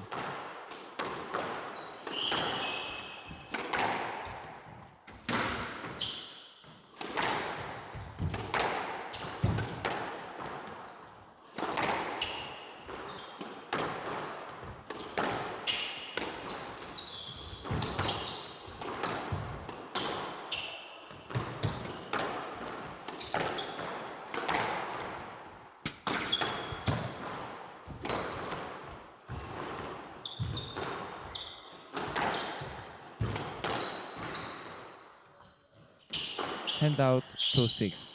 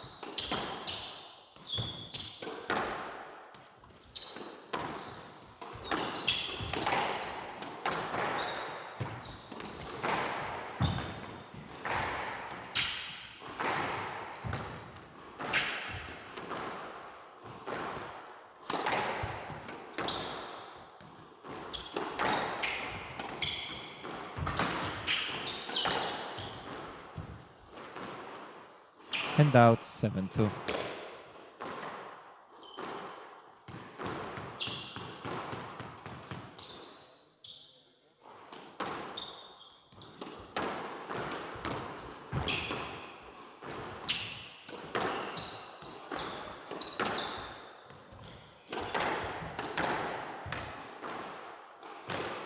Handout 3-7.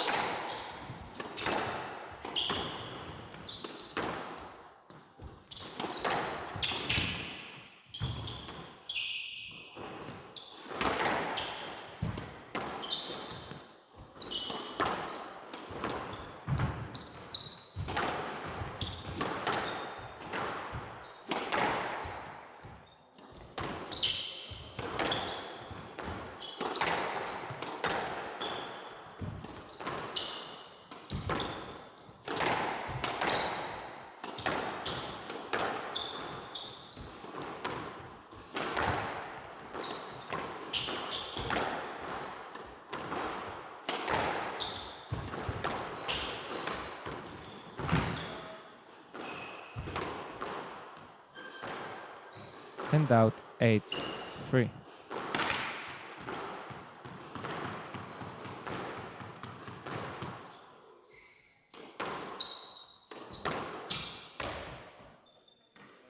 Handout for 8.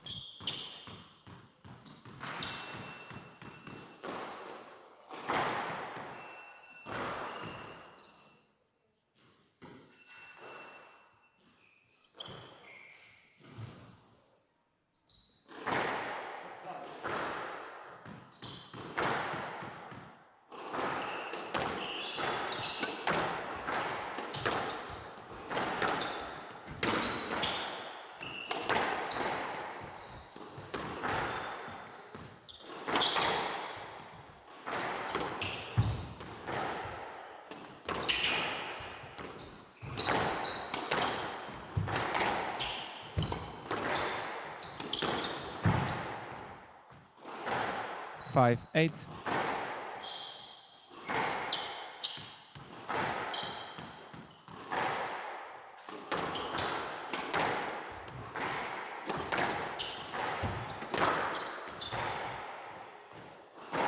Six, 8.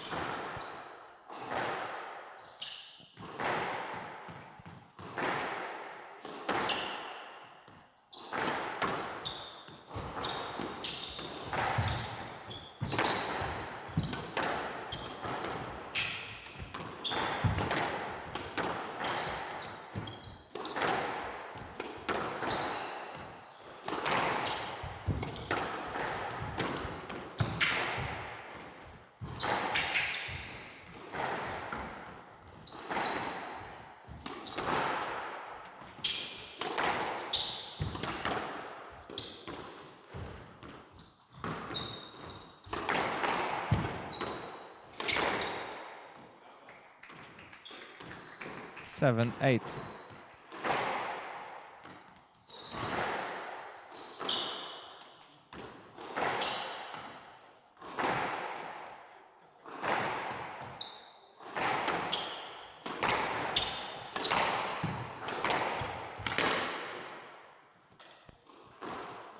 Handout 9, 7.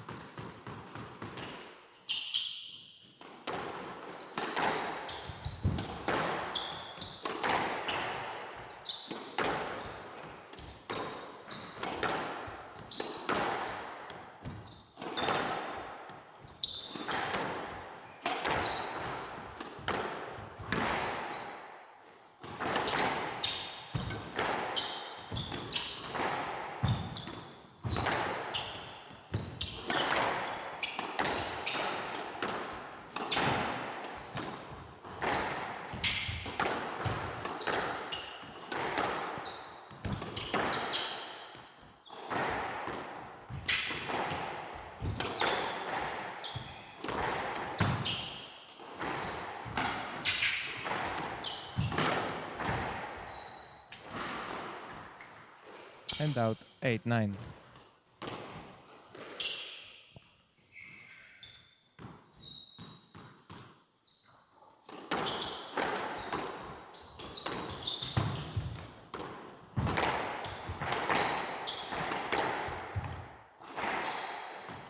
Nine all.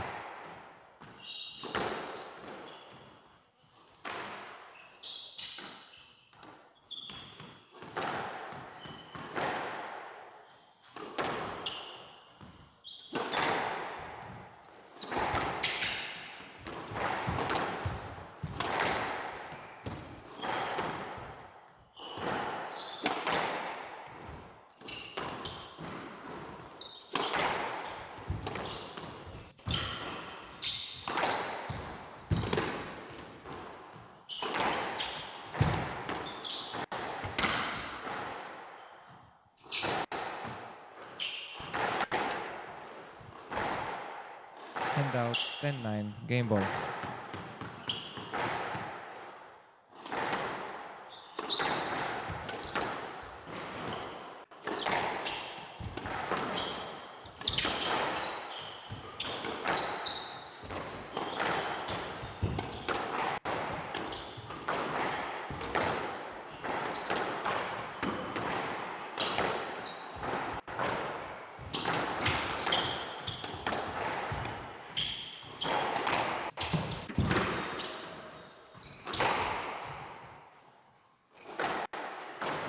RD1, game to Moran. Moran leads 1 game.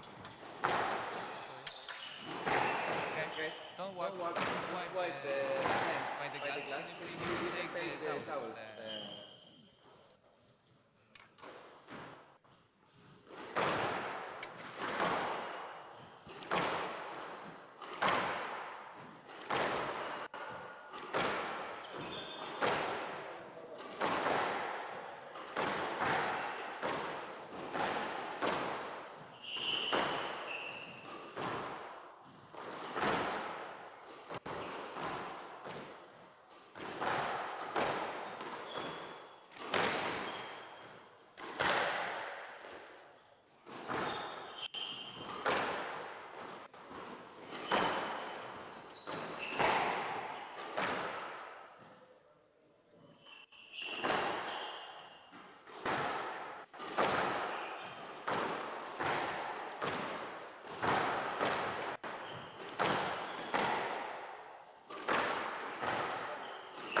Play will resume in 60 seconds.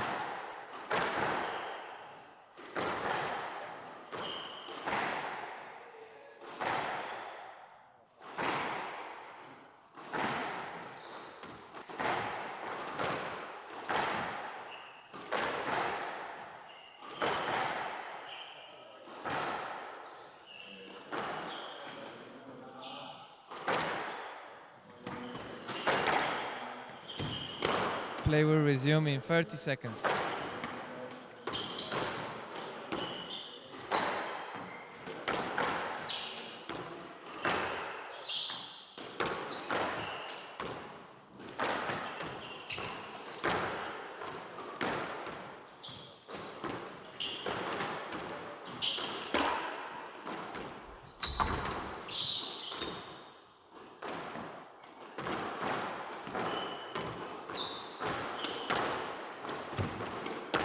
Moran leads 1 game to love.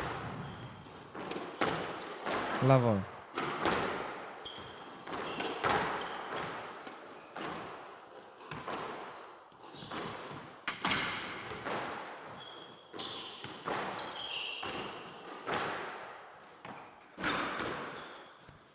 Love all.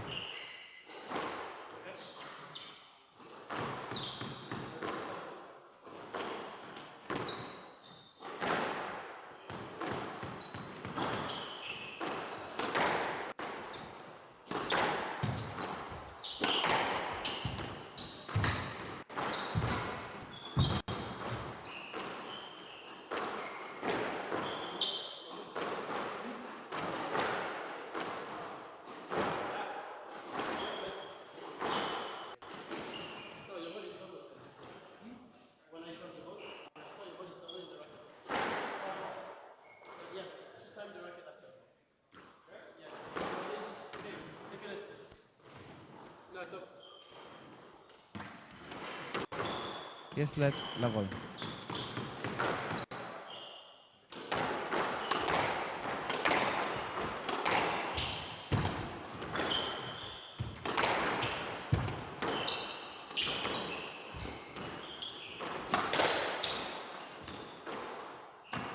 One left.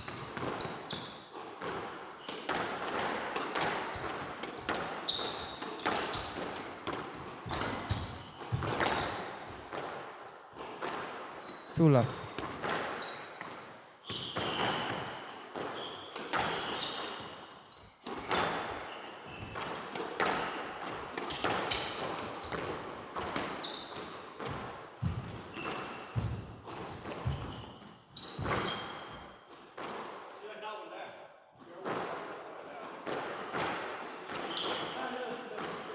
Three left.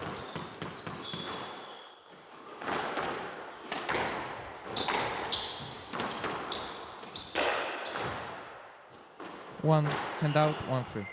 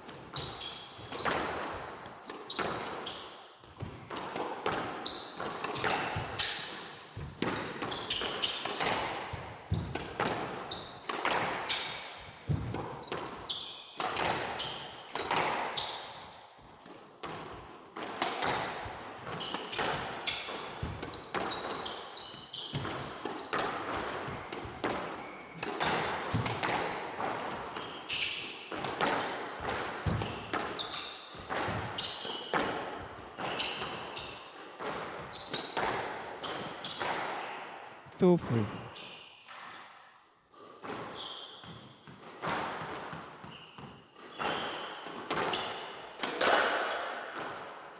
Three all.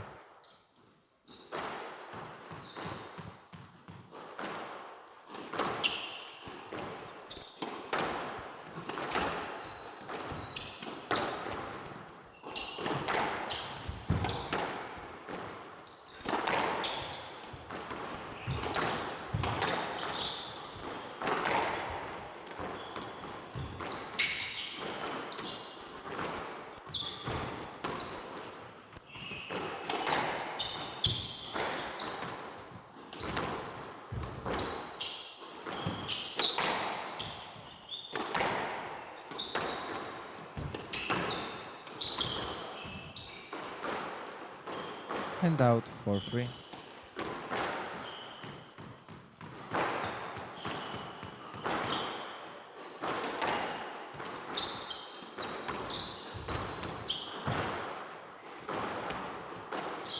Five, 3.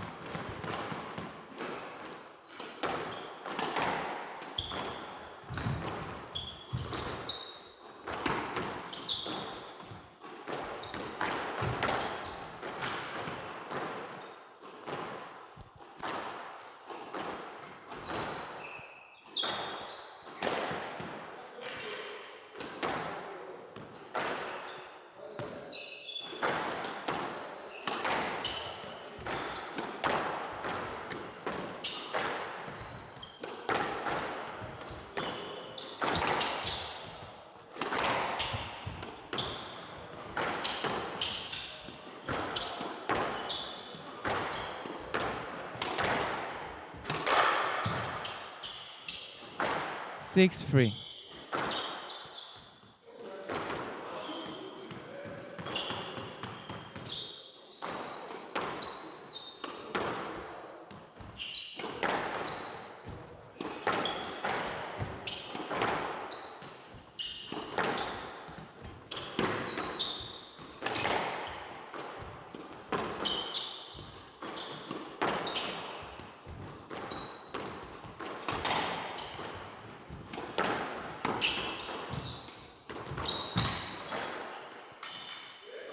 Seven, 3.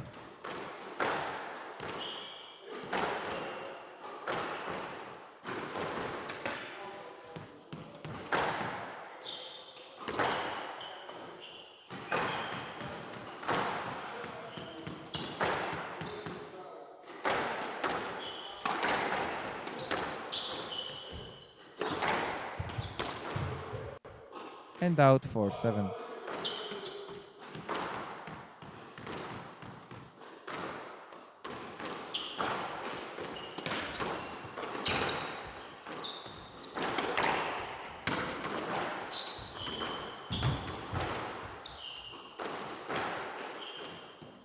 Stroke, hand out 8-4.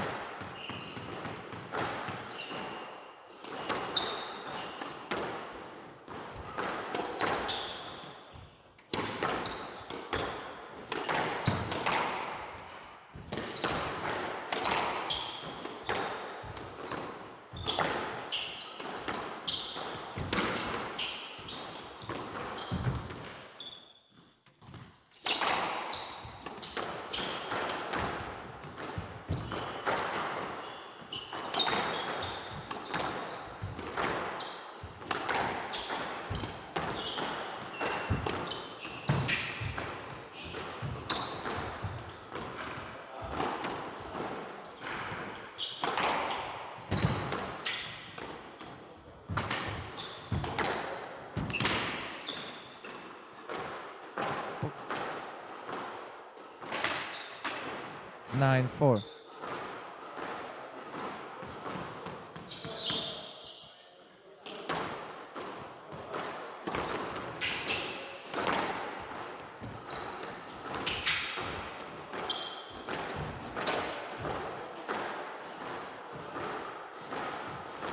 Ten, 4, game ball.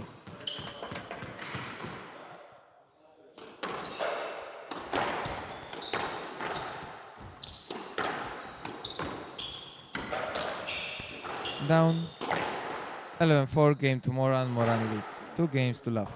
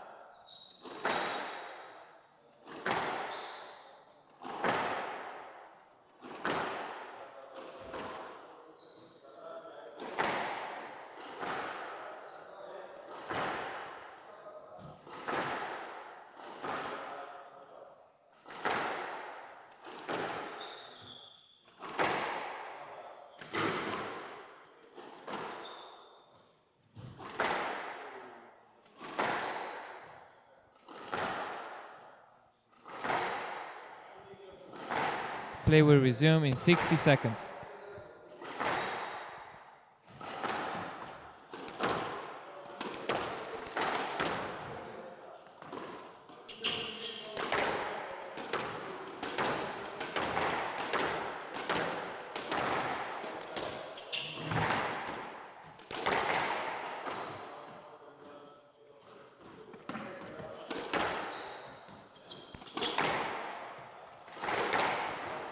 Play will resume in 30 seconds.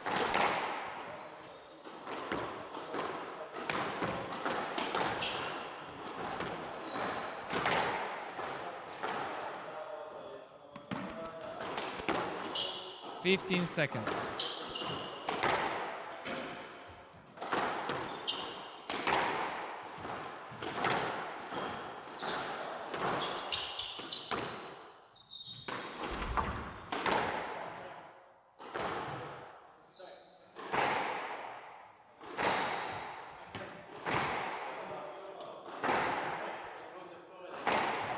Moran leads 2 games to love.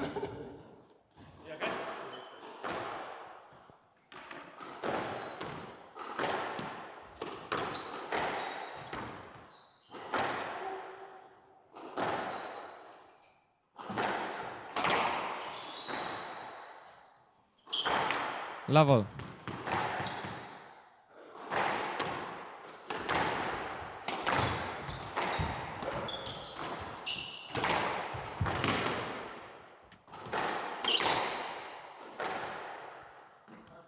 One love.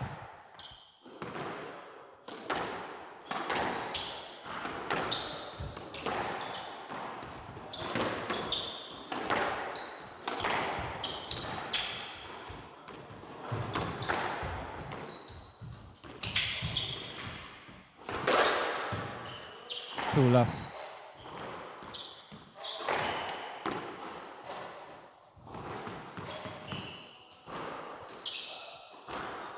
Two love.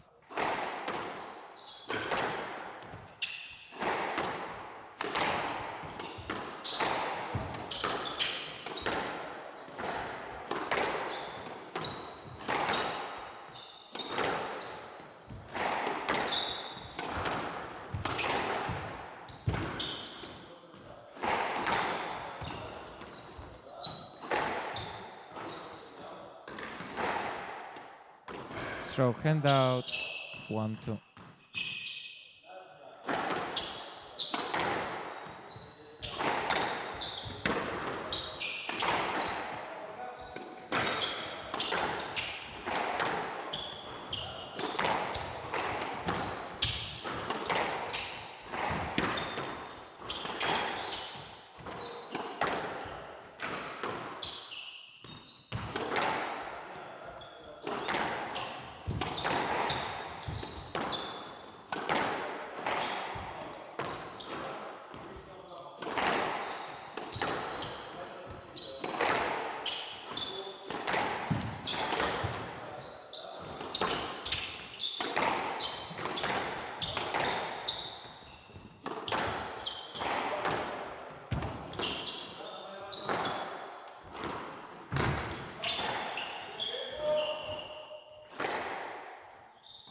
Handout, 3-1.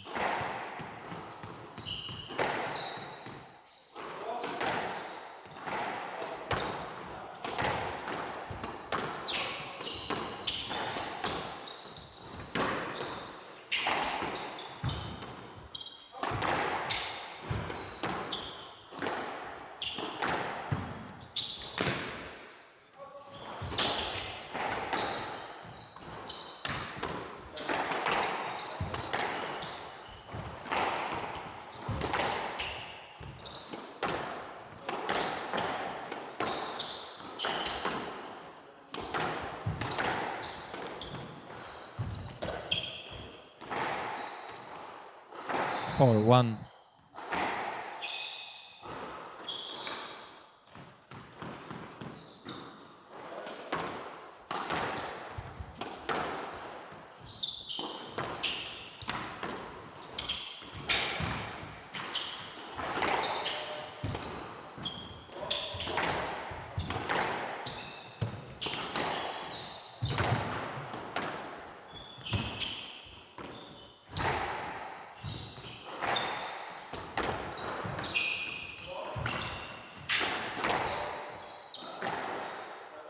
Five one.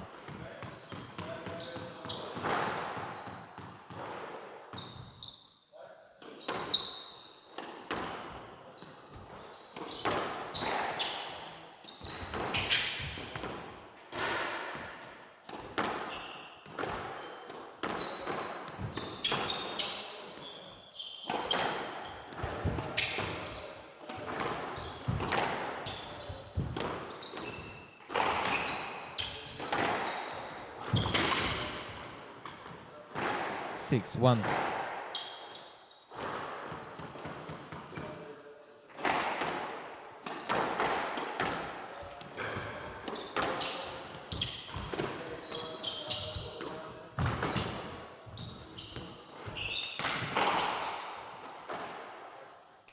Handout 2-6.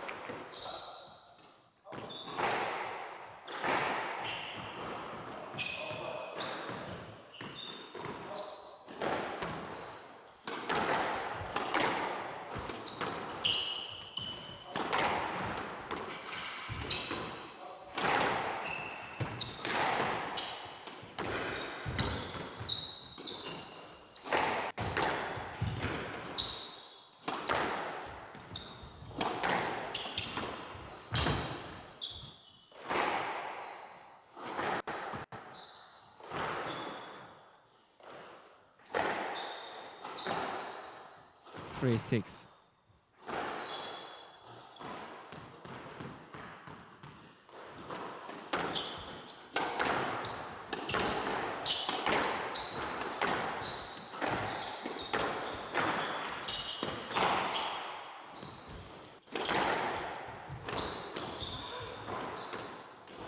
Handout 7-3.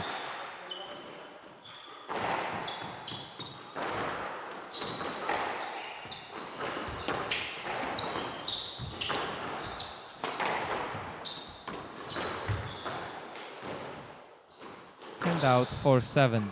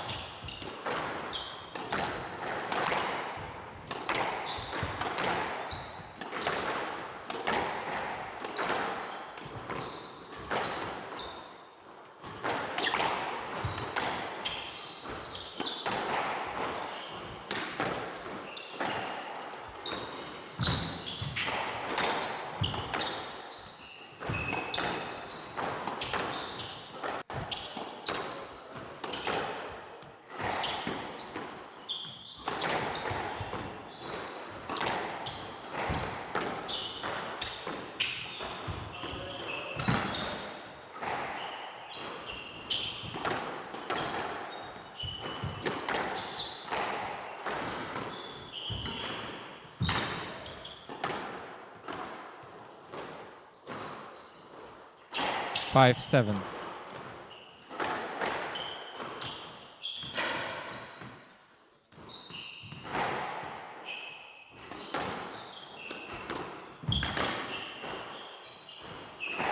Handout 8-5.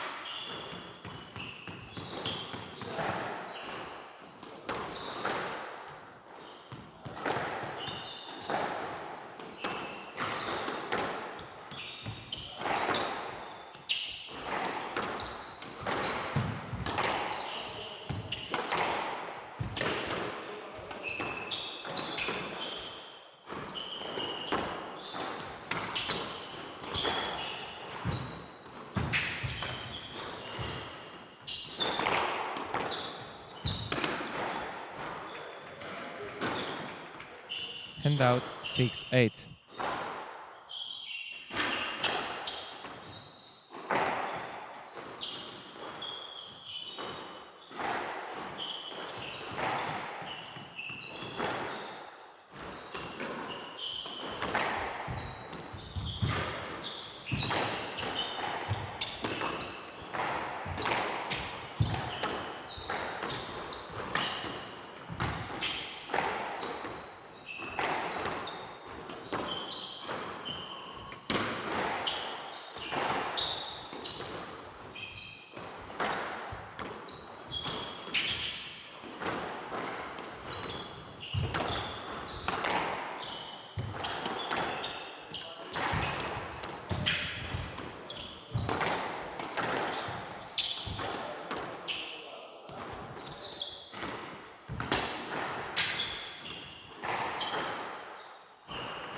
Handout 9-6.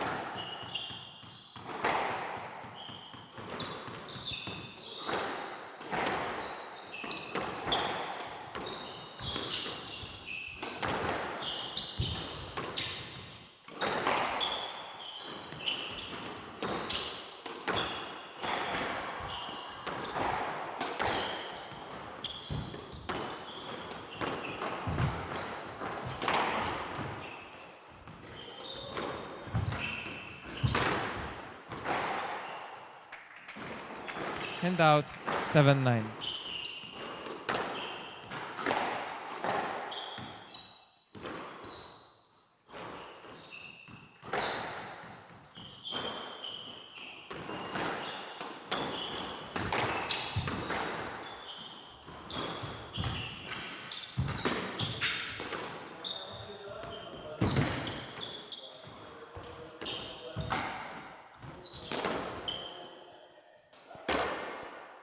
Stroke 8-9.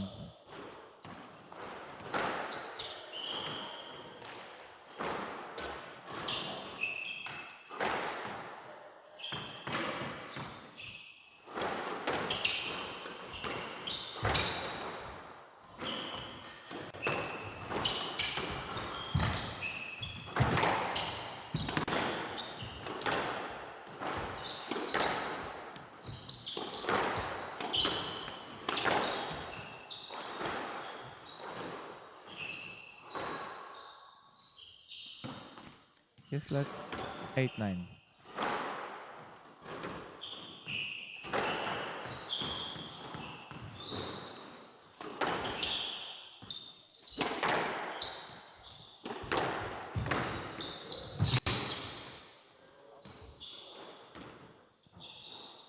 Out.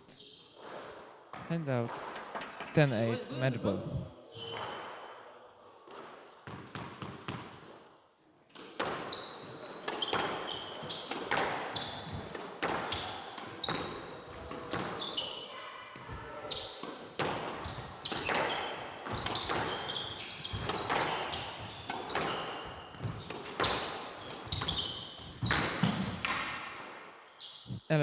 Match to Moran. Moran wins 3 games to Slav. 11-9, 11-4, 11-8.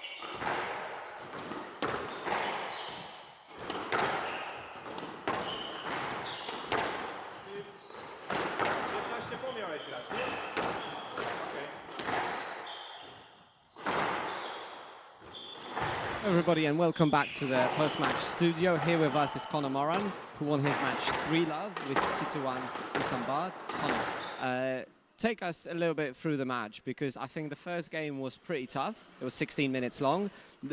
And the third game, I mean, the rallies were hectic. The shots were all over the place. And the second game was was a bit more confident. What was your thought process during that match? Yeah, no, like that match was a lot tougher than the score says it was. I had to work extremely hard for every point there.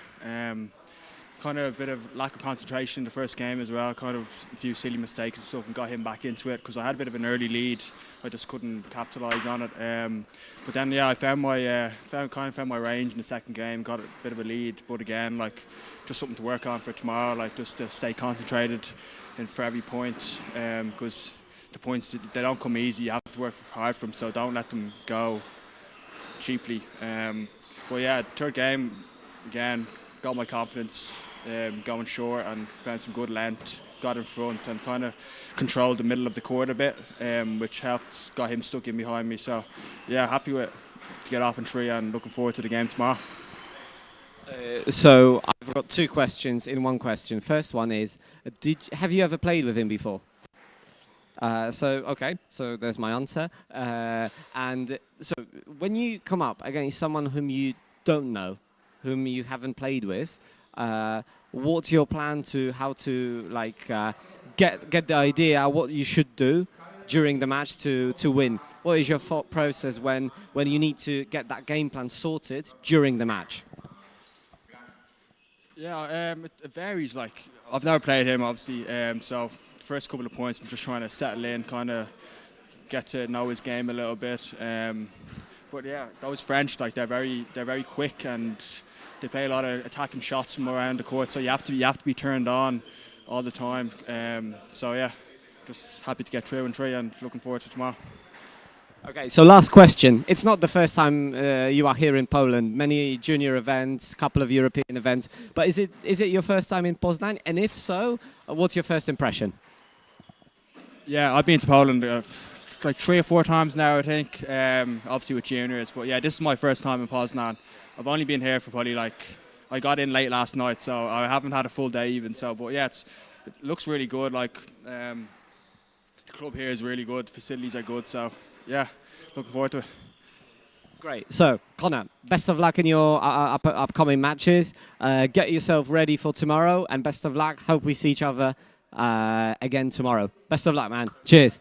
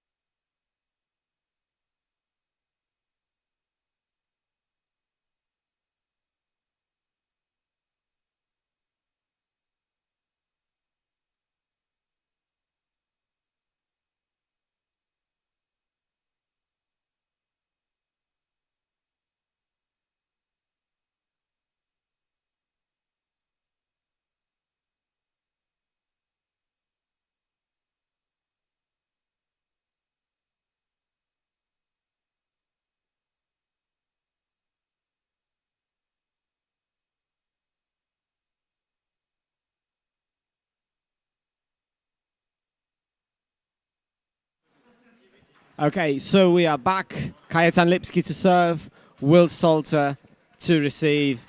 It's the fourth match of the first round here in Poznań. BricoMarche, Galeria Pestka, PSA Poznań Open Challenger Tour, $9,000. Kajetan Lipsky, the wild card from Poland. He managed to get that correctly. That Will Salter was going to play the drop, but the quality of that drop was very, very high. His opponent is Will Salter, young up-and-coming Englishman who is making his way through the rankings for the past, I think, 3 years. Very active player, not only in the social media, but around the world. He's been representing England on the under-23s in Karachi. He's been representing England in 2024 in the European Individual Championships.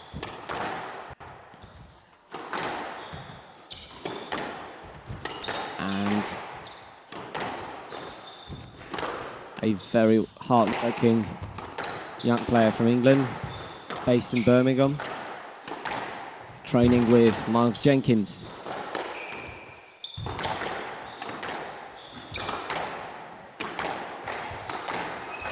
So far, the pace is pretty high. I think we all enjoy that. Game is a little bit hectic. Both players trying to attack when they got the angle, and now the pace gone down a little bit.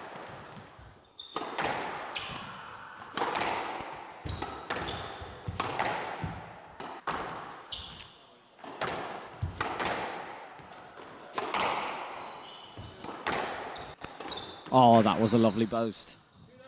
After a series of heavy hitting, that was a good way to break the rhythm of Lipsky and managed to get the point from that shot.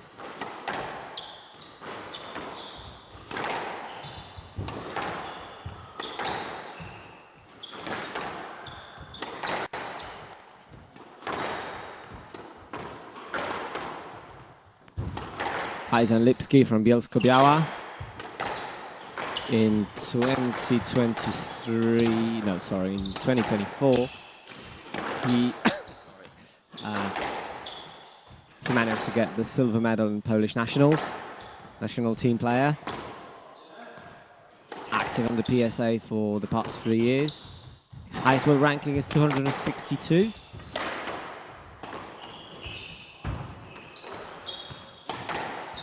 Oh, that was a heavy contact. Unfortunately, nothing happened to the young Polish man.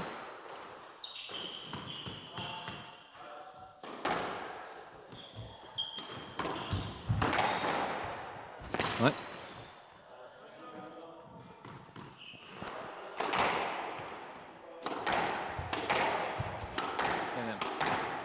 So, heavy hitting continues. So far, as we see on the scoreboard, the heavy hitting suits Will Salter slightly more. I think he's a little bit more, he spends a little bit more time on the middle. And Lipsky, oh, that was a severe cross. Good guess from Lipsky. Will Salter is on the ropes. He managed to get back to the rally, get back to the attacking positions. Soft drop again to the nick. So far, he's finding the nick quite well.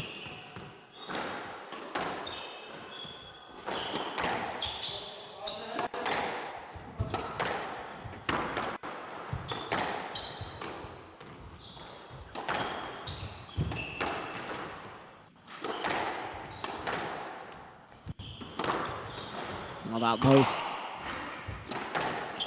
you have to say that was a bit of an opening, and now Will Salter missed that volley drop. And Lipsky is getting his first point in this match.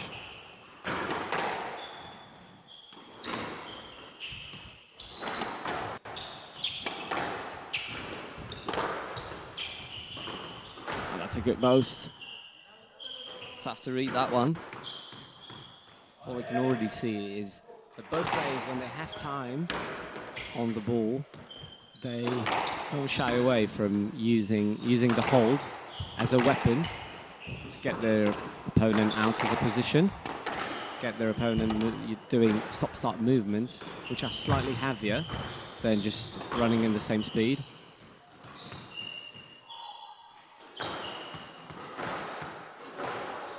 Yeah, one of the things I think that all the players watching that, all the squash enthusiasts watching that match can take for themselves is how both players, but especially Will, given obviously the score, how both players are using that hold to get their opponent into trouble. And it's 9 game balls for Will Salter in that first game.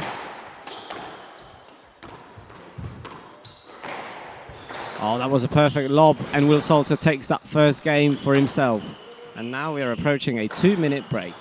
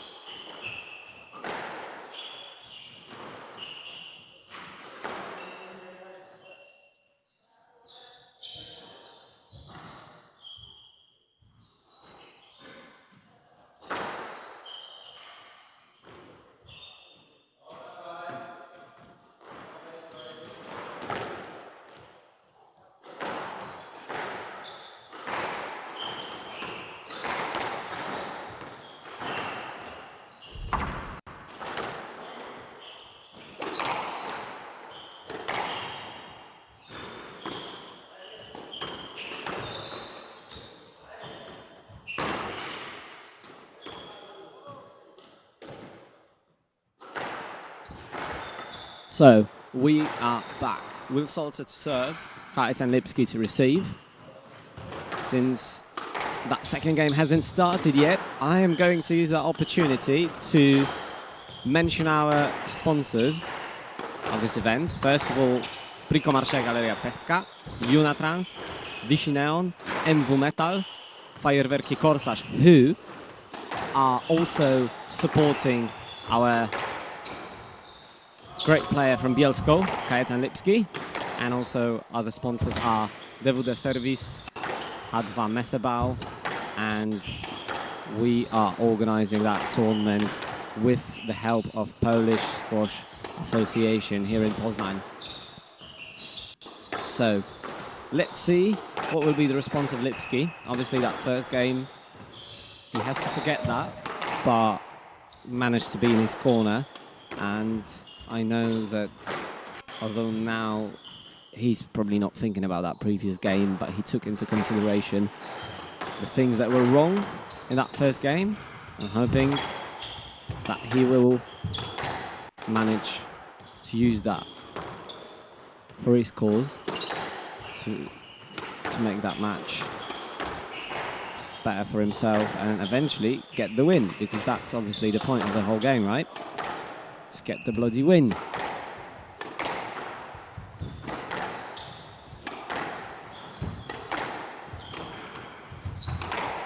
Oh, that was a lovely cross and a lovely pickup from Will Salter, but Will Salter didn't manage to get that one.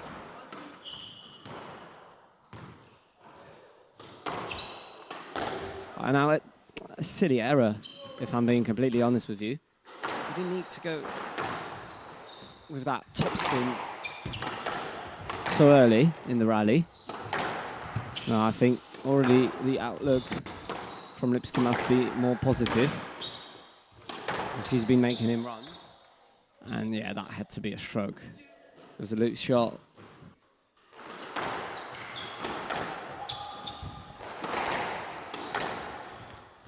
Commentating for you, Pytlowany. Got to take that opportunity to thank all of you for tuning in and watching the action here in Poznań in 11 Punkt Squash Club. We are going to be here every day since Tuesday till Saturday.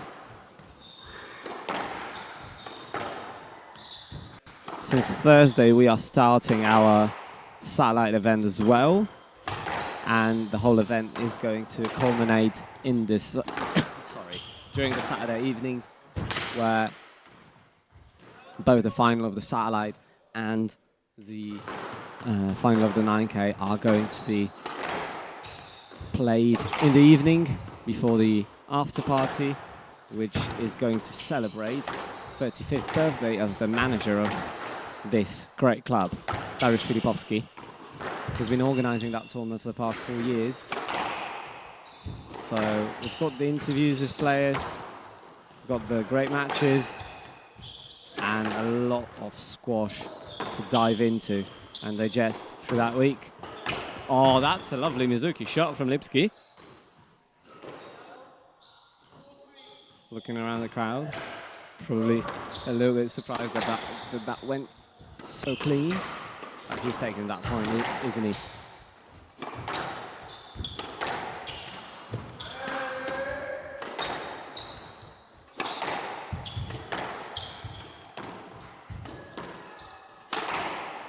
Oh, that was powerful cross. Oh, that lob is nearly perfect, but Lipsky got that. Well done. And that drop was just slightly too soft. And now Lipsky's leading in that game. That's a positive turn of events.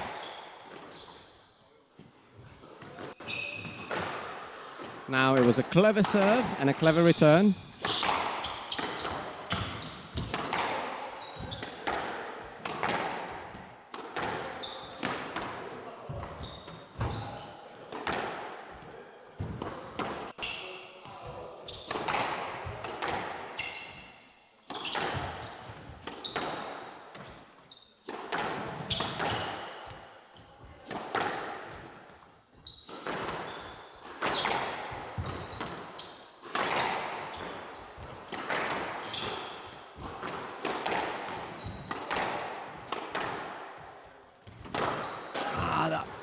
Just clipped the top of the tin.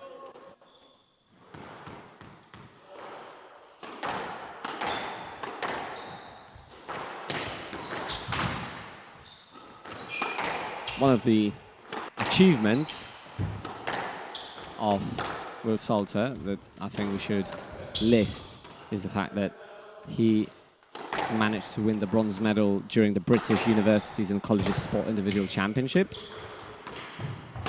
Since the universities and college squash scene is quite strong in the UK. That is a great result then.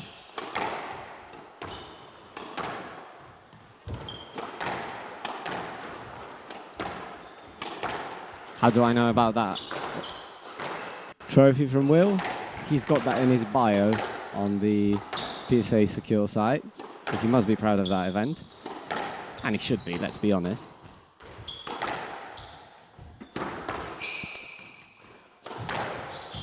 But now, probably he's not thinking about that bronze medal, is he? He's thinking how to get that game on his side, because Lipsky's working well. I think that might have been an top, and that definitely is not top.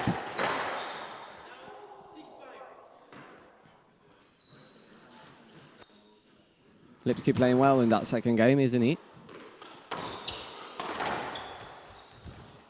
Managing to find the targets.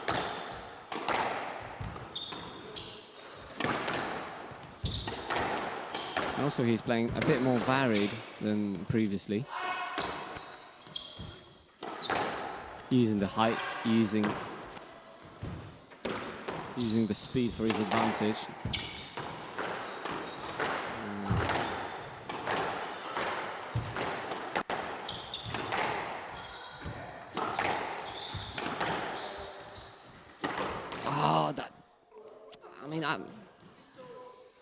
it just hurts because I think it was a good idea, to be fair, because there was a lot of back hitting, and that would definitely break the rhythm of Will if that went in. But I think he wanted that to go a little bit too low. Tight work. And soft work from both players. So far, Lipsky manages to read Will Salter quite well.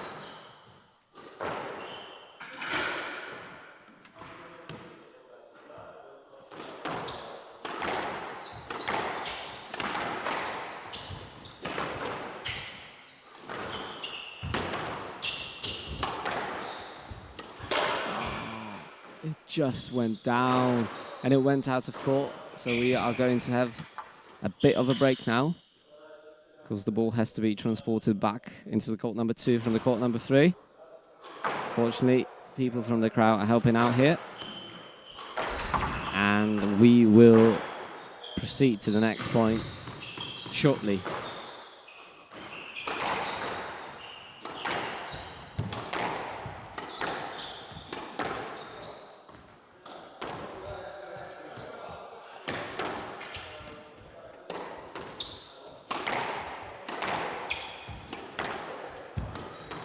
Again, great lift from Lipsky.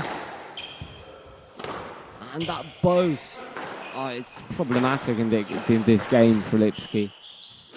He made at least 3 errors from that boast. And if we look at the scoreboard, those 3 errors, I mean, they make a difference that game. Because although Lipsky was leading, now he's lost that lead in this latter stage of the game. He read him well. Well done.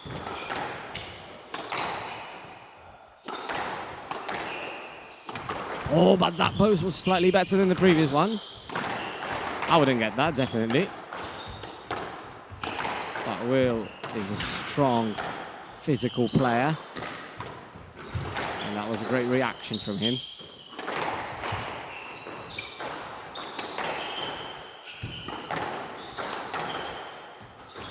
Oh, he just missed it. I mean, he tried to put a lot of cut on that drop. But it was a bit too much because it didn't even reach the front wall, I think. So 3 game balls for Will Salter now. Just those 4 errors. They hurt. So I think 2 of them were unnecessary. That was a bit edgy from Will, but he's still in the rally. Oh, that was quick. And Will Salter takes the second game. It's 2-0 for the Englishman.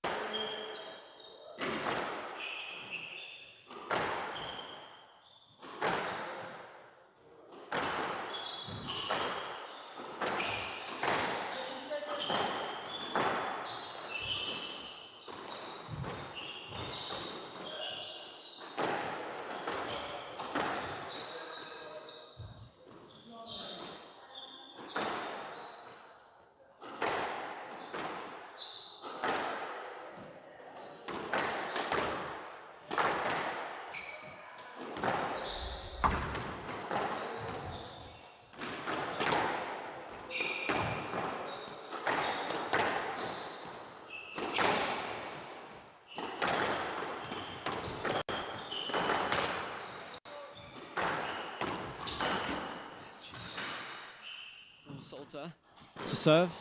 Lipsky to receive. Lipsky improved his game from the first game, and now that cross nick was just superb.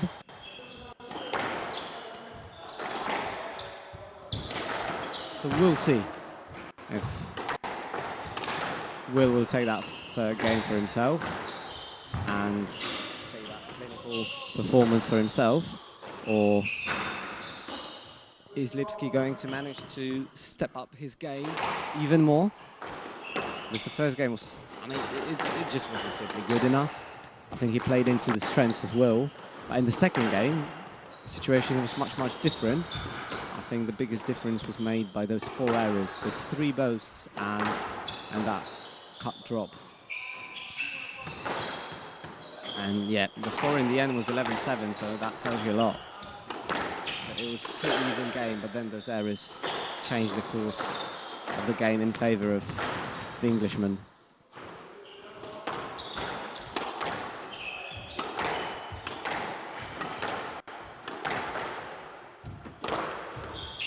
Those were slightly better. He read him well. He was there ready to volley, but unfortunately didn't hit that volley drive well enough. And Pytlowany Sambad, the ref, just had to give the stroke to that. Oh, that was a powerful shot from Will.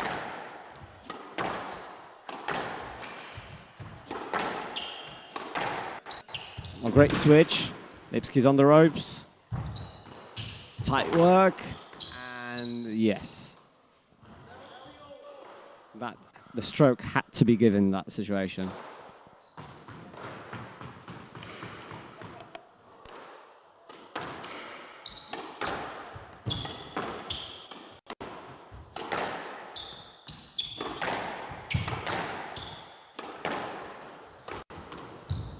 Now, again, a great boast and the lift.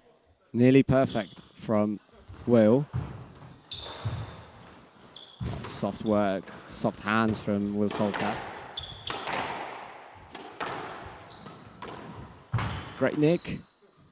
And it was a carry, I think.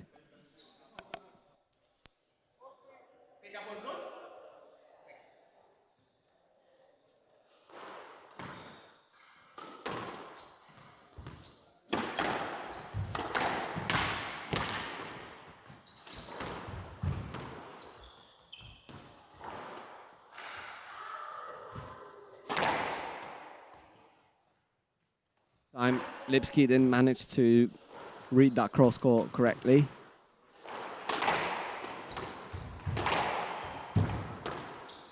Heavy movements now to the back of the court from Lipsky.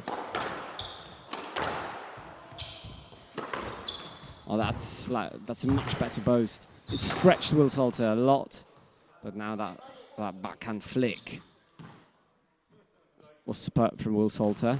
Again, trying to just take out a couple of great things that the players do during this event and just spread that message across to all the players. I think, wow, what a tight shot. Just small side note. Yeah, what I was trying to say, that one of the things that I think every player should try to improve is the strength of the wrist, to be able to not only hit with the whole arm, but also be able to change the direction of the ball and play with just the wrist. It's a very deceptive technique of playing the shot. Plus, if there is little space to hit with your full arm, the wrist comes handy. It can clip the tin. So yeah. Recommending working on that wrist strength. Oh, that's a great boast again. Definitely Lipsky improved in that area from the previous game. Again, tight work. Slowing the ball down. Straightening it up. Oh, that's a shot and a half. Well done. He took his chance because that cross was pretty wide and there was the angle. And he executed that shot very, very well.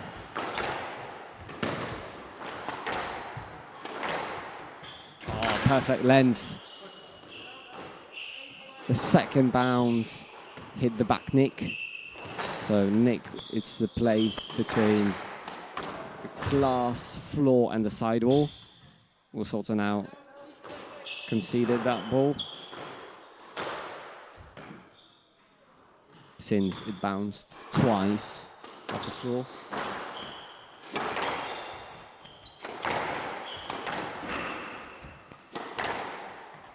Oh, now the angle was well used by Will Salter. Oh, clever serve. And he's on the volley quickly.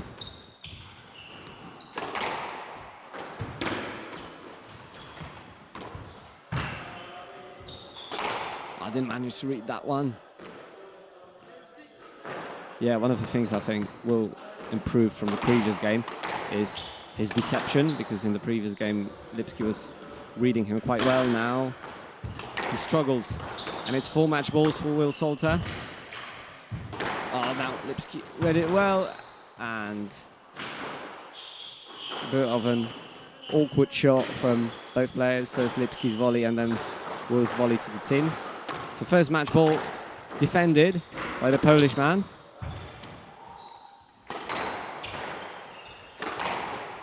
That's a white cross. Let's been given.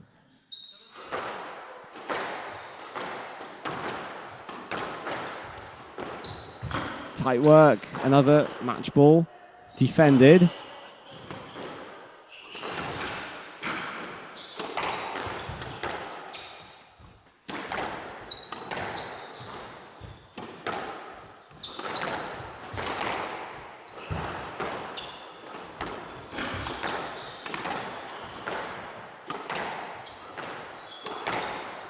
Nice straight work again.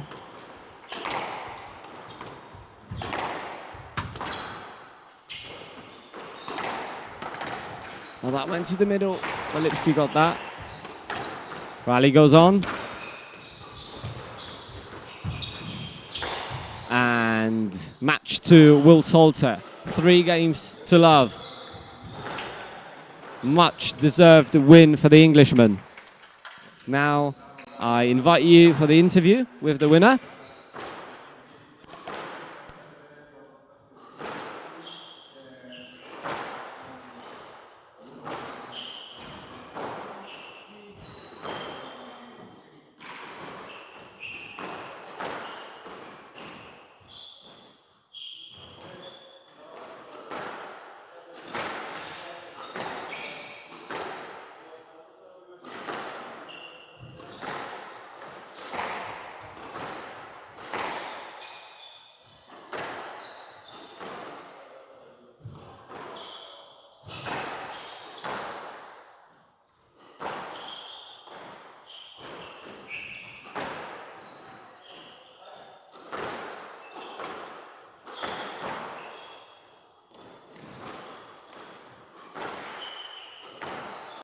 So we are back in the post-match studio. Will, congratulations on the win. I think it was a very, very confident display of your game.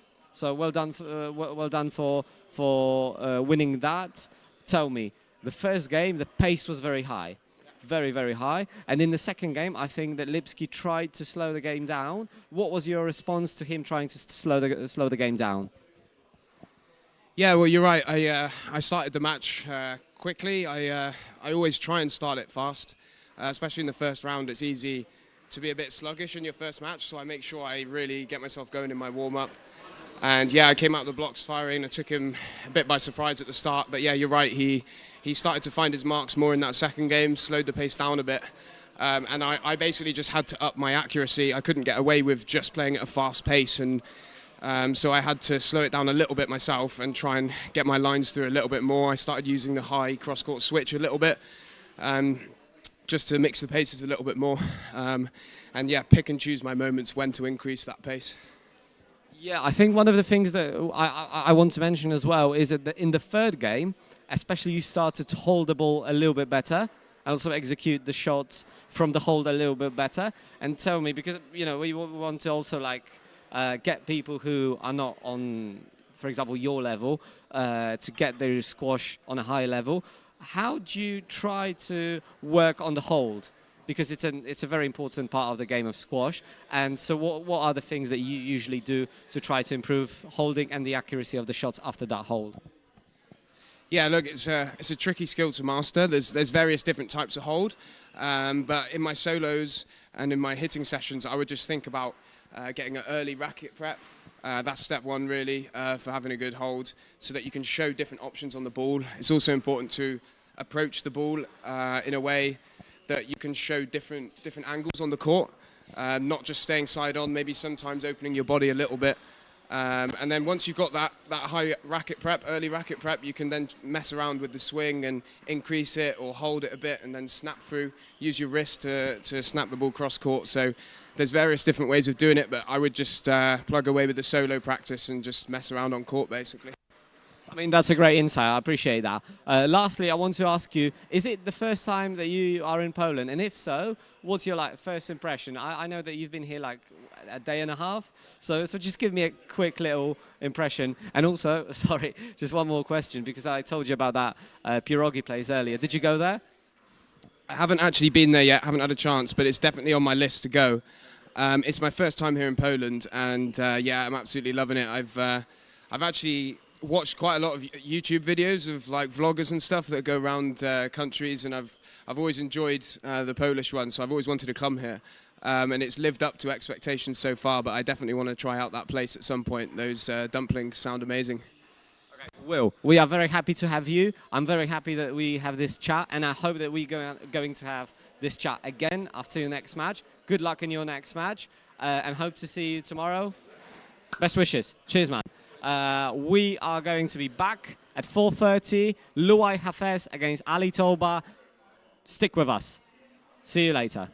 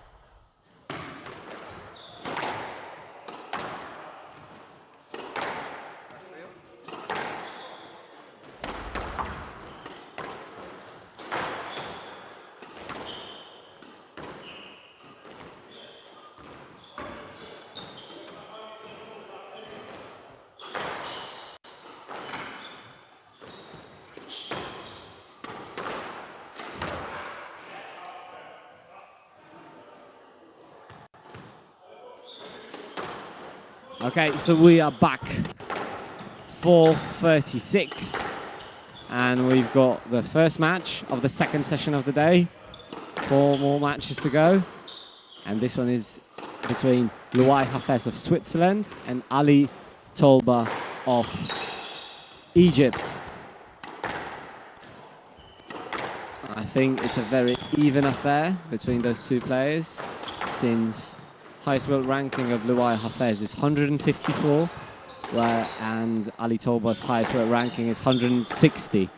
So both players around that top 150 level, I suppose. If you look at the ranking, obviously. Hafes, it's his 5th time in Poland, 4th in Poznań. He must love the place.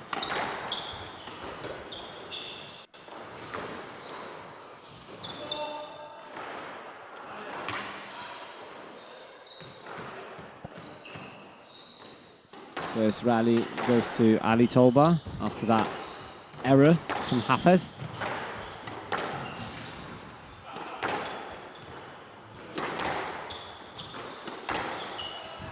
The referees for the match are Paweł Miękus and Jan Samborski.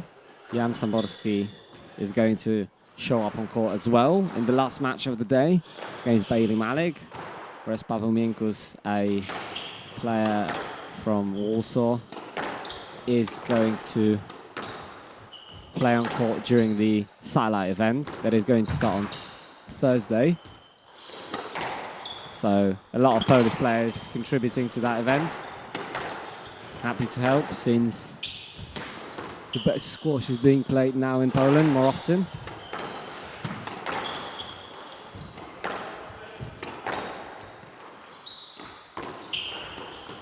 Both players testing each other out. Not trying to open up the court too early, too much. Feeling the court. For Hafes is obviously probably a bit less necessary, since he played here a couple of times. But for Ali Tolba, it's the first time he's playing a competitive match here in Poland. We'll see how he performs in front of the Polish crowd.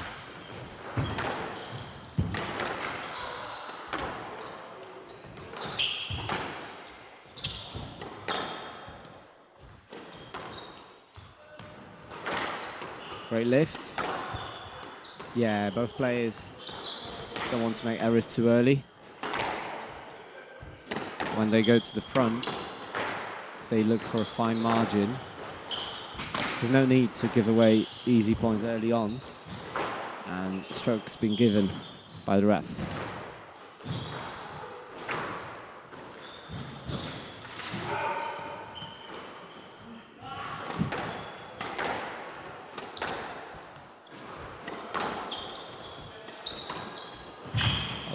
That was a great slide from the Egyptian,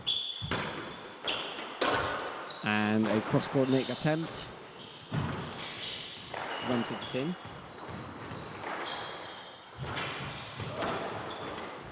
Oh, and now he corrected his error from the previous rally. That was definitely better than the previous one.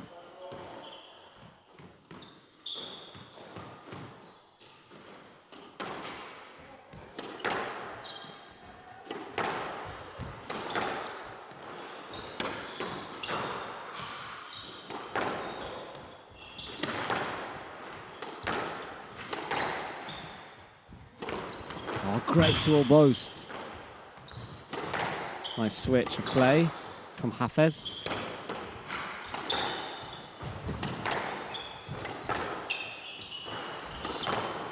Bit loose. Hafes is on the ropes.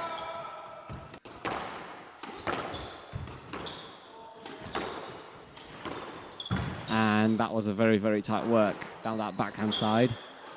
After a bit of trouble from that drive that went into the nick between the side wall and the front wall, Hafes had a bit of trouble, but then managed to stay on top of that rally in the end.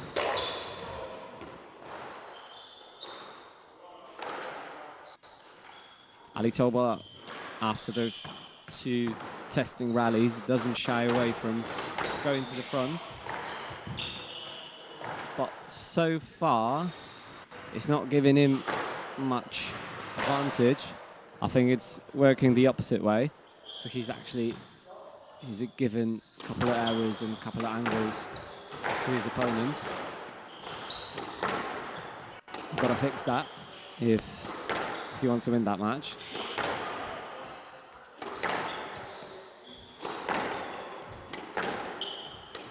Oh, that was a great shot.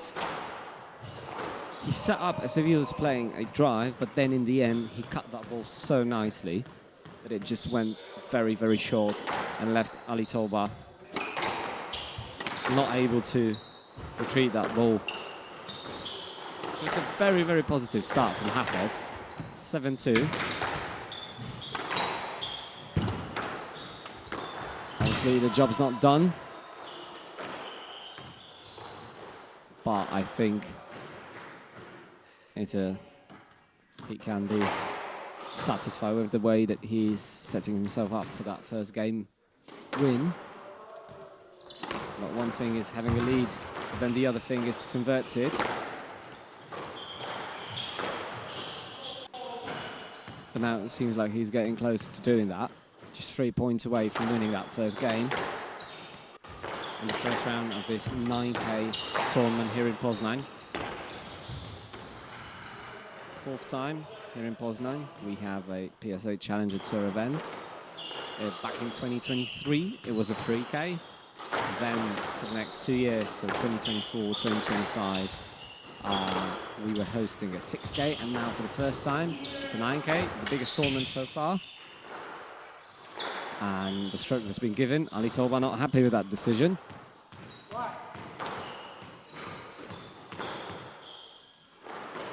Explanation's been given that Ali Tolba was in the swing of Luai Hafes and didn't manage to clear that ball. I think it's a correct call, if I'm being honest.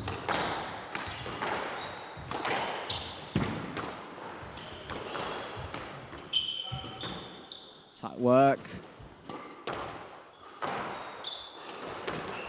I think what all of us can see, based on the previous matches and that match as well, is that one of the things that PSA players do really, really well is change the pace. Because for most of the times, obviously, the pace is very, very high. But when the pace is not suiting one of the players, they're able to lift the ball so well and settle themselves again in the rally. So that's a lesson to be learned from the players. And now it's 11-4 for Luai Hafes. He takes that first game in a very confident manner.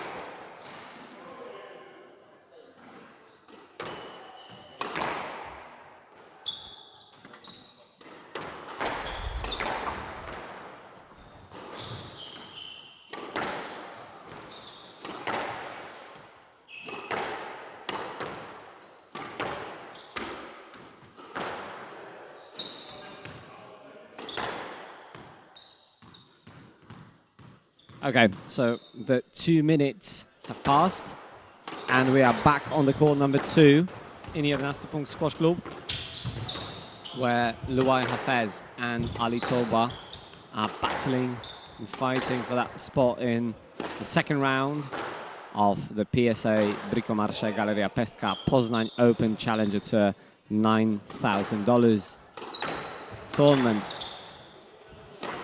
Previous game, just to recap, was a very solid performance from Luai Hafes and quite the opposite from Ali Tolba. He made a couple of unnecessary errors in that first game and didn't really manage to find that attacking sharpness yet. So probably one of the things that Ali Tolba is going to change in this game is he's going to try to be slightly more clinical, like for example with this one. That was a lovely finish.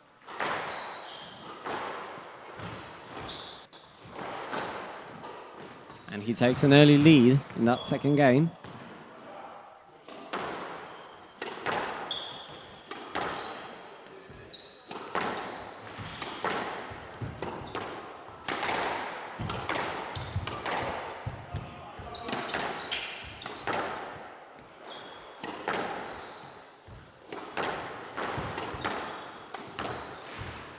And he hit the tin.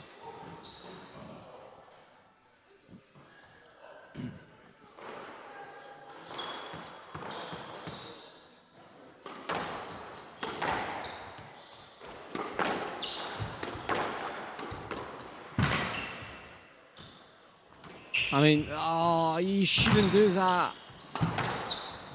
You just should, till the ref doesn't stop the game, you should carry on. I mean, Ali Tolba should be happy that he's still in the rally, because he was more concerned about the referee's stance on that pickup rather than continuing the rally.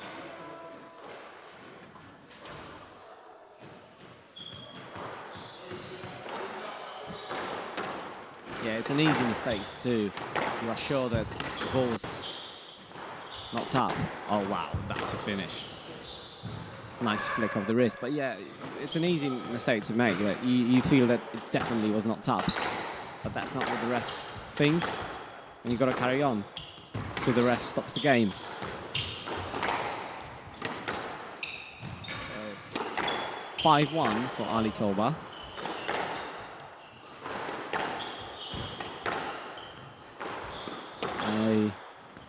A complete opposite of the previous game. That game so far looks like. Maybe apart from the fact that Ali Tolba still is very much an attacking player, not a passive one, but just this time he's much more clinical.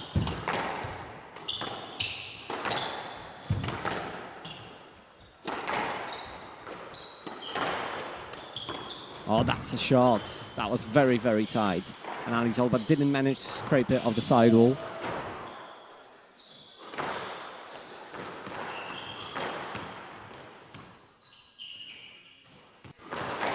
We'll see what will be the response of Luai Hafes, because I think that he was ready, that Ali Tolba will not give away as many errors this time as he did, but the quality of some of the shots definitely might have come as a surprise to Hafes, since they were very, very clinical finishes. And he has to find a way to get back to that game. Although the lead is not that high yet, still there is a long way to go for Ali. Oh, there's contact. Ali Tolba not happy with that decision. Visible disappointment. I hit him on the neck swing, one hit the front wall and then the side wall. You think it was small in 2 minutes? You think it was small in 2 minutes? You can back swing.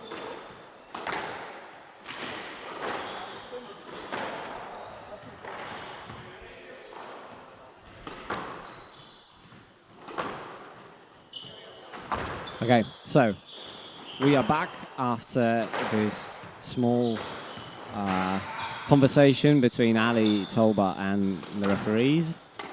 So, in short, Ali Tolba thought that was a shot prevented. Referees deemed that it was a shot just affected. So if the shot is just affected, so Ali Tolba managed to play. Oh, wow, what? Ah, he was close to getting that, but he slipped. He slipped on his knees in that back corner. I mean, that must have hurt. But he managed to do a lot. I mean, he did well to get back on his feet quite quickly, but not quick enough. So yeah, so it was, ref called it simply an affected shot. So Ali Tolba still played the shot of his choice, but just with a bit less quality due to contact. So let's been given.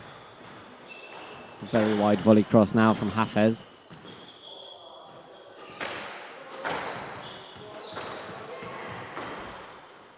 He's changing his serve as a part of the plan to get back in front of Ali Tolba in the score sheet.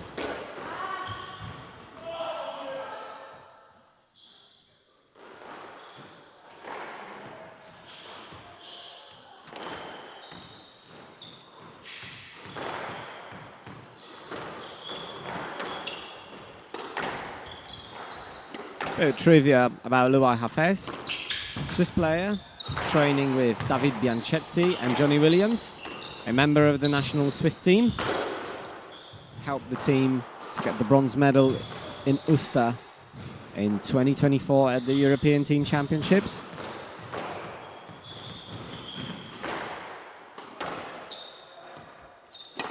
And he's definitely using his opportunities to play with more decorated and experienced players from Switzerland, such as Dimitri Steinmann or Nicky Müller. Because the past few years, oh, that's a shot. You can see a consistent growth in the rankings from that player. I think that when he first came to Poland, he was around the top 300 spot in the rankings, I believe. And now, as mentioned earlier, his highest ranking is 154. So it's a big progress from that player, I believe. But now, again, it's a second unforced error in recent history of that game. In recent events, because I think 2 rallies ago he played that bows to the tin, so and that's obviously not helping his cause. Ali Tolba manages to stay much more solid this time.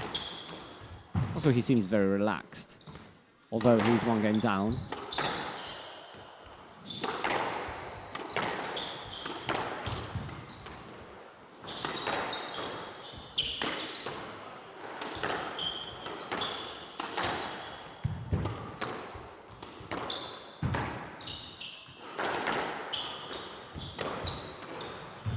Oh, great counter drop. Oh, he got that.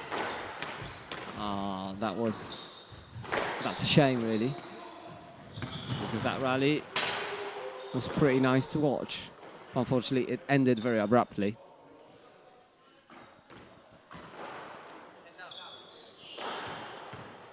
With that cross drop to the tin from the Egyptian.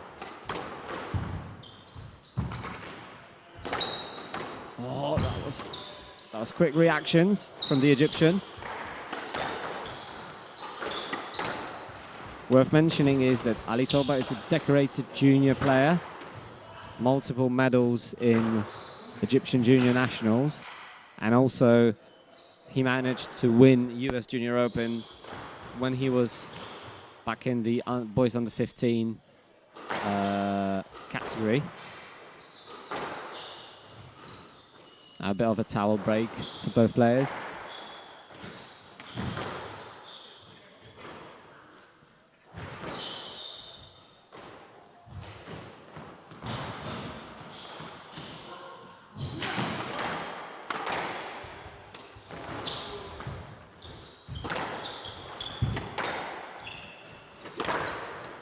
that was a very, very good boast. Sometimes in those situations where you are very deep in the back and you know that your only option is a boast, sometimes it's worth to just aim for the nick and hope for the best, that you can turn the situation around just with one shot. And that's what Hafes did with that boast straight into the nick.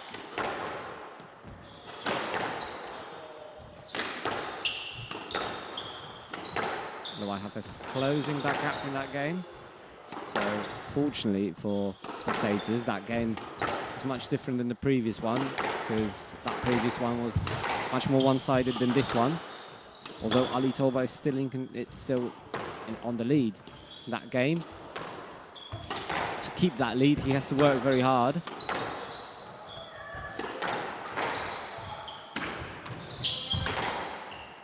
Oh, that was a bit overhit from Hafes. Went straight to the glass. Now Ali Tolba was a bit surprised with that drop shot.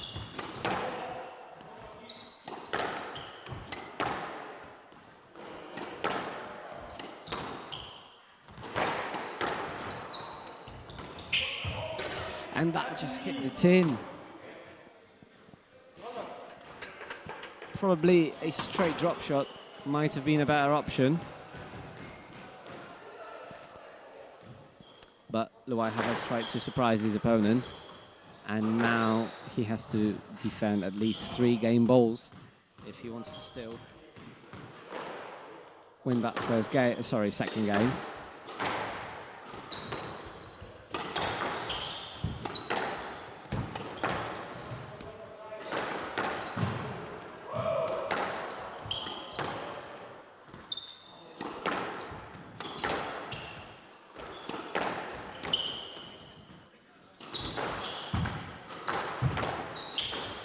Was a great length.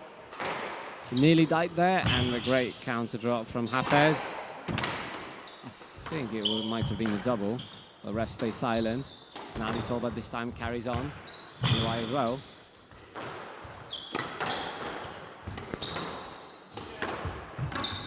Oh, that was perfect. And Ali Tolba takes that second game 11-7. So it's 1 game apiece.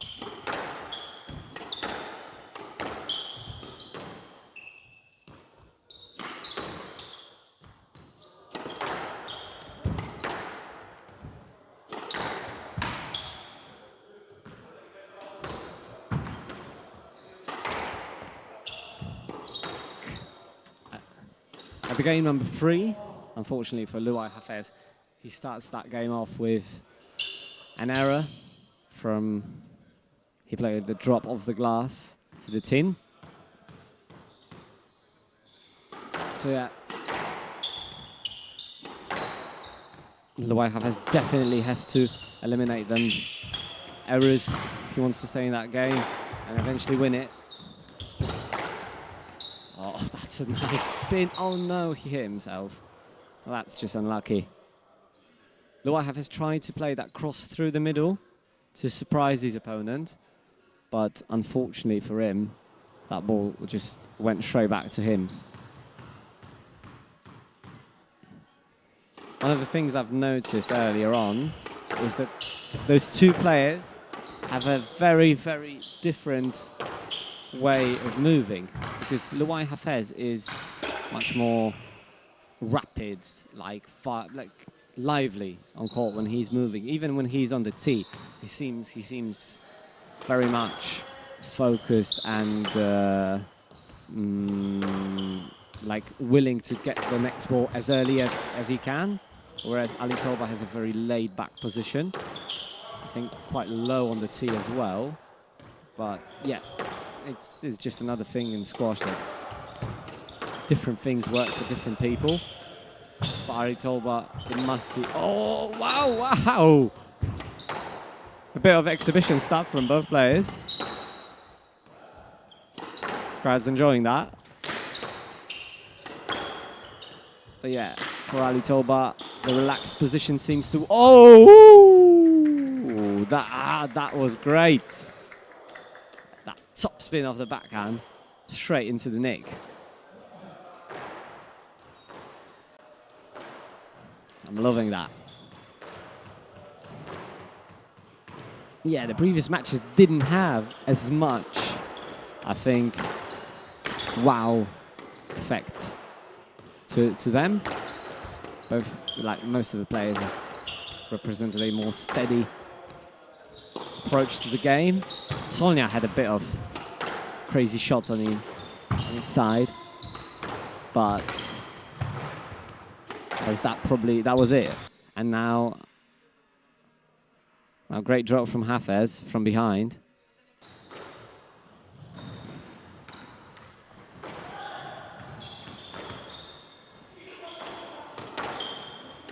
Oh, that was just unnecessary. I think he knows that.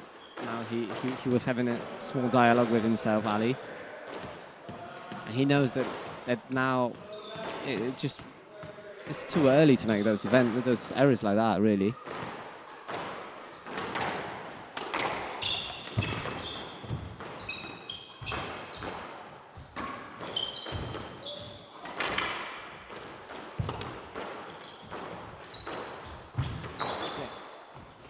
Oh, that's a great lift. Ali Tolba on the ropes. But now tight work helped him to get out of trouble. And now Luai Hafes is in trouble. Oh, lovely cut. Lovely lift. Is he going to get that? He got that. Oh, nice flick. Great pickup. And he didn't manage to get that one. That white cross. So yeah, a bit of exhibition stuff from both players. But it seems that they feel comfortable in that environment where they try to surprise one another.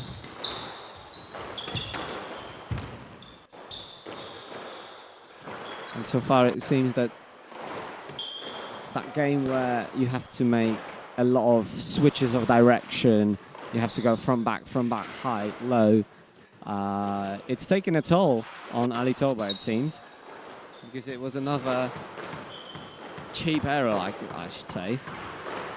That drop shot to the tin. Again from behind, Luai Hafes is attacking. And Ali Tolba didn't try to get that next ball back. Positive signs for Luai Hafes so far.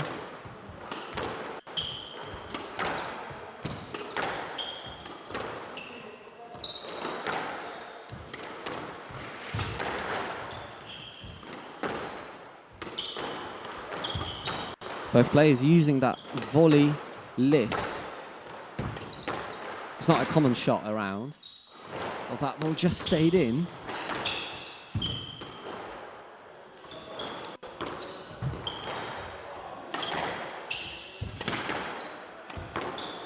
Because usually when playing the volley, you are looking to put the pace up. Oh, great flick.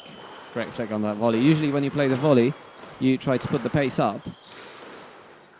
But sometimes it's worth it to just take the ball early, but at the same time, don't try to make yourself in a rush in the next shot, so you try to lob that ball and keep the middle for yourself.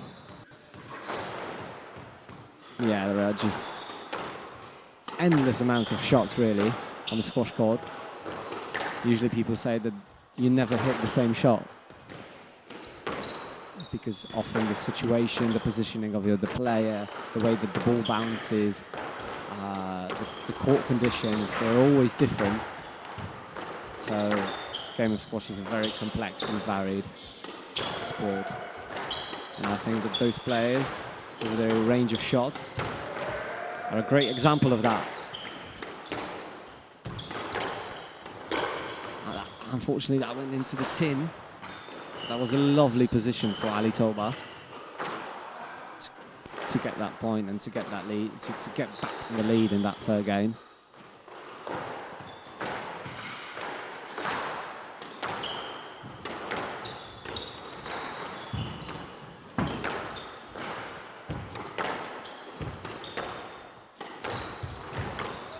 Great interception from Hafes. And Ali Tolba managed to reset the rally with that lob. Oh, another tight work. I mean, the quality of this match, in my opinion, is very, very high.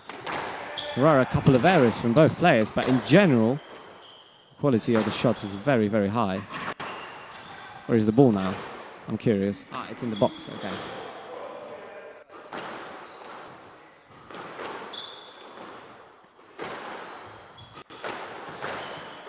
So it's 8-4, 4-point lead for Hafes, just 3 points away from getting a 2-1 lead in this first round match.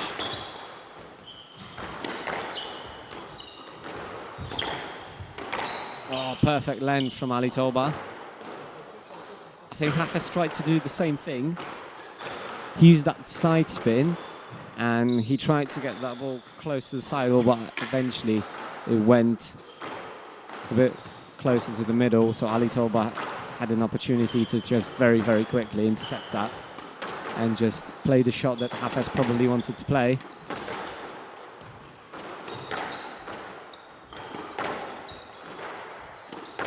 A lot of tight work.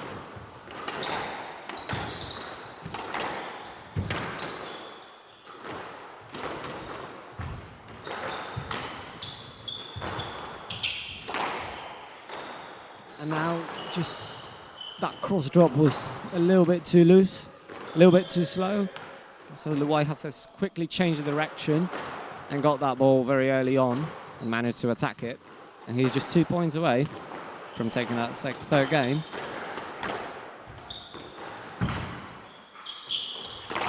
Oh, he missed it. He read it well. He knew it was going to be a drive, but just didn't expect that it's going to be such a low drive. So, how many game balls is it? 5.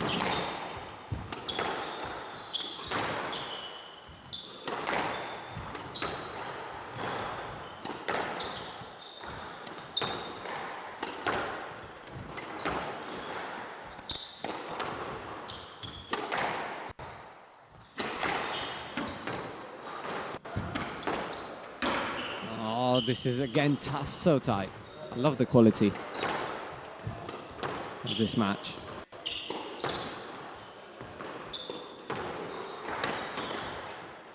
Oh, and now they're involving the ref, and I think it's a fair call. There was a risk of Loai Hafes hitting Ali Tolba while playing that shot, but at the same time, Ali Tolba did make a lot of effort to clear, so I think let is a fair outcome of that rally. Still 5 game balls. Oh, I mean, that was a taxi and a half. I think no one expected the boast from that shot, and the way Hafes leads 2 games 2-1.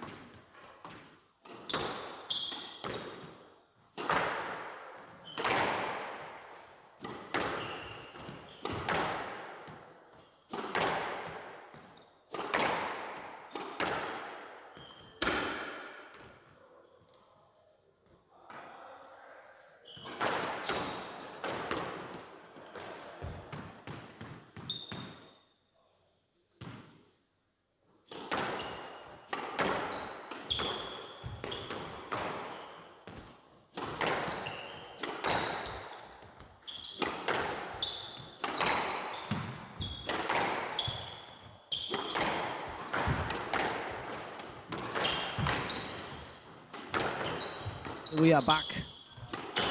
Loai Hafes is leading 2 games 2-1 in that very interesting encounter between those 2 attacking players, but in a very, very different way, I'd say.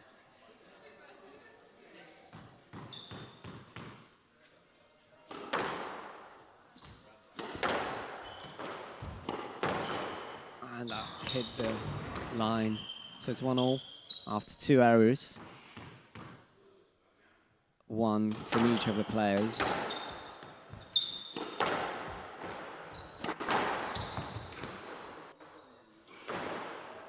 So the stroke's been given. Yeah, that was a loose shot, I believe.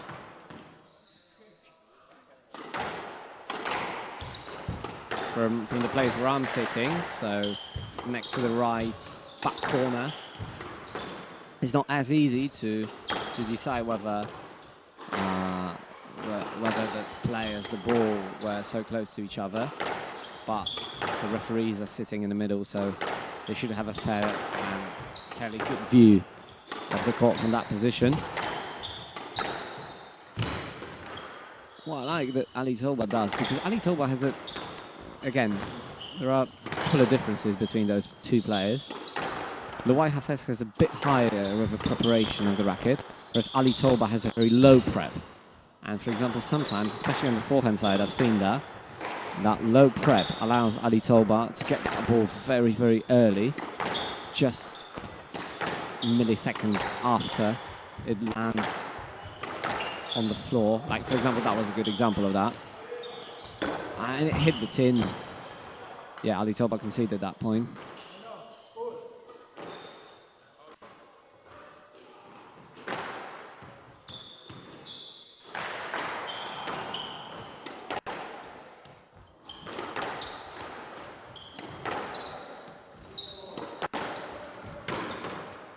Oh, that was tight.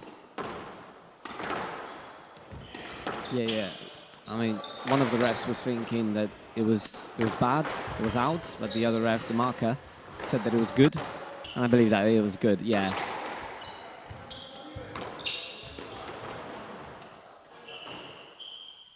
Now, yeah, I think it's a good call. Yeah, there was room to play.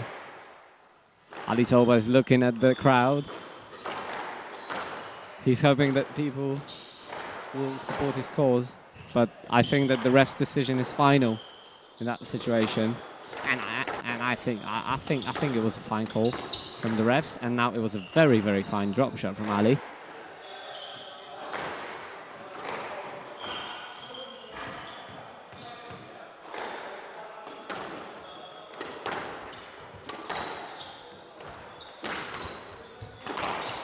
I didn't see that ball. He hit it with his body, Ali Tolba, and sent Luai Hafes the wrong way. So he's back at the 3-0.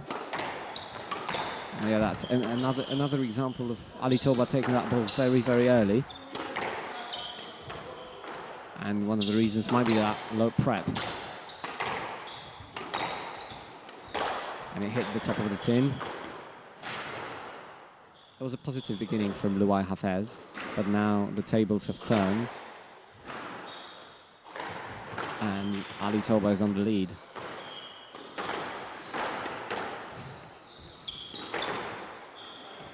Again, what we see from both players very, very often is that tight work on the backhand side.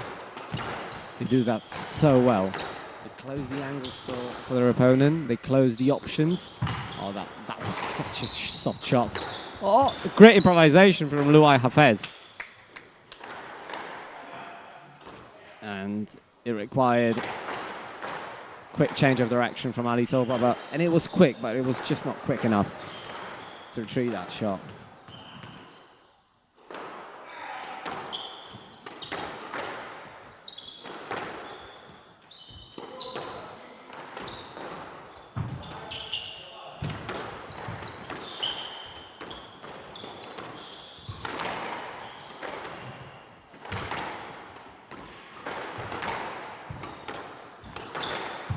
Oh, that's a hectic rally. A lot of lifts, a lot of changes of direction. Oh, that was just too soft. I tried to hit it very, very soft so that it stayed very close to the front wall, but eventually didn't manage to get it to hit the front wall. So, after a small bit of problems from Luai Hafes, he's back on the lead. That third game, that's a bit of a lucky bounce in that back ball, but Luai Hafes managed to adjust his position to that ball. Another good lift, this time from Hafes. Now Ali Tolba is lifting that ball well.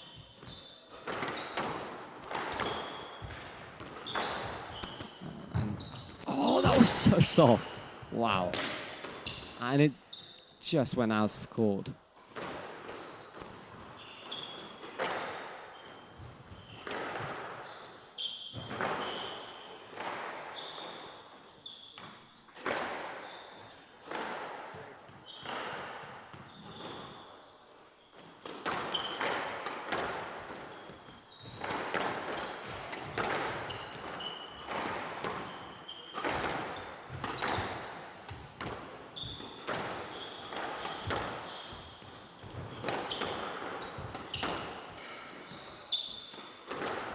I think the game plan of both players is to lift the ball.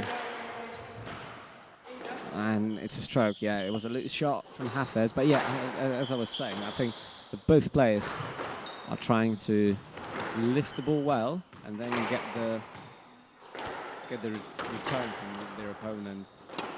Get a soft return, high soft return from which they can attack.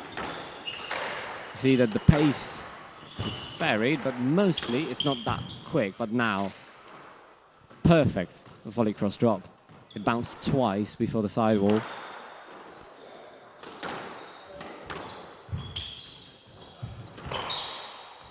I think it was out. Yeah, I think it was out. It just went straight down after it hit the sidewall, and that usually happens if it hits the red line. So Ali Tolba wasn't complaining about that call from the referees.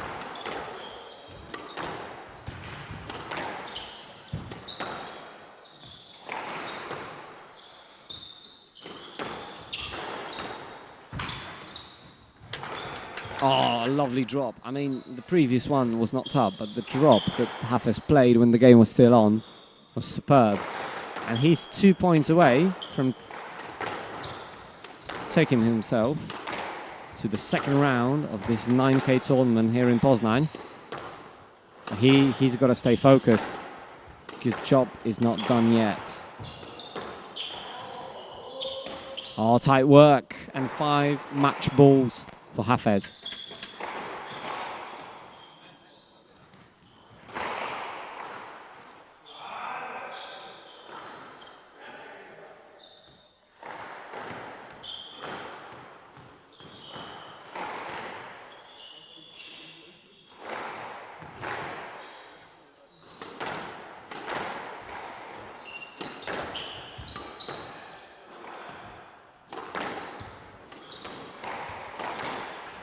Oh, that was a nice switch. Tight work, and it went down. It went down. So the first match ball defended by Ali Tolba.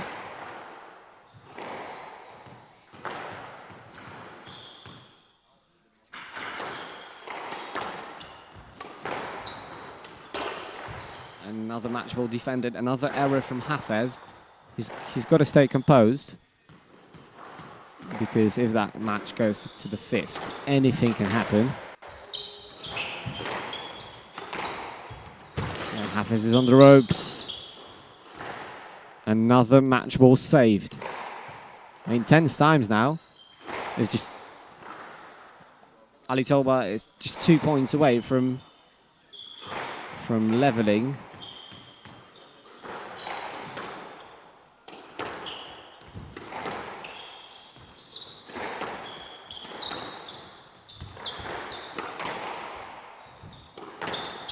Hafes got to change his approach, because he was just rushing it a little bit, I think, and that was not up. And just one match ball left for Hafes. Yeah, he's taking his time. He knows that he's got to regroup.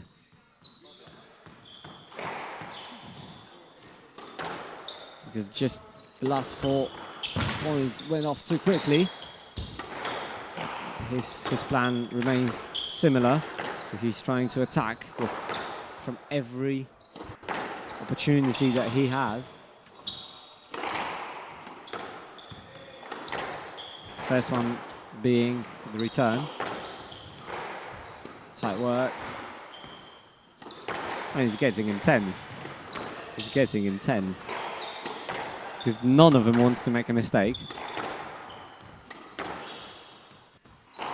His mistake in that situation for both players would, I mean, it would weigh a lot. And it's a tight squeeze, and Luai Hafes takes that match and wins it 3-1. Congratulations, and I invite you for the interview with the Swiss triumphant.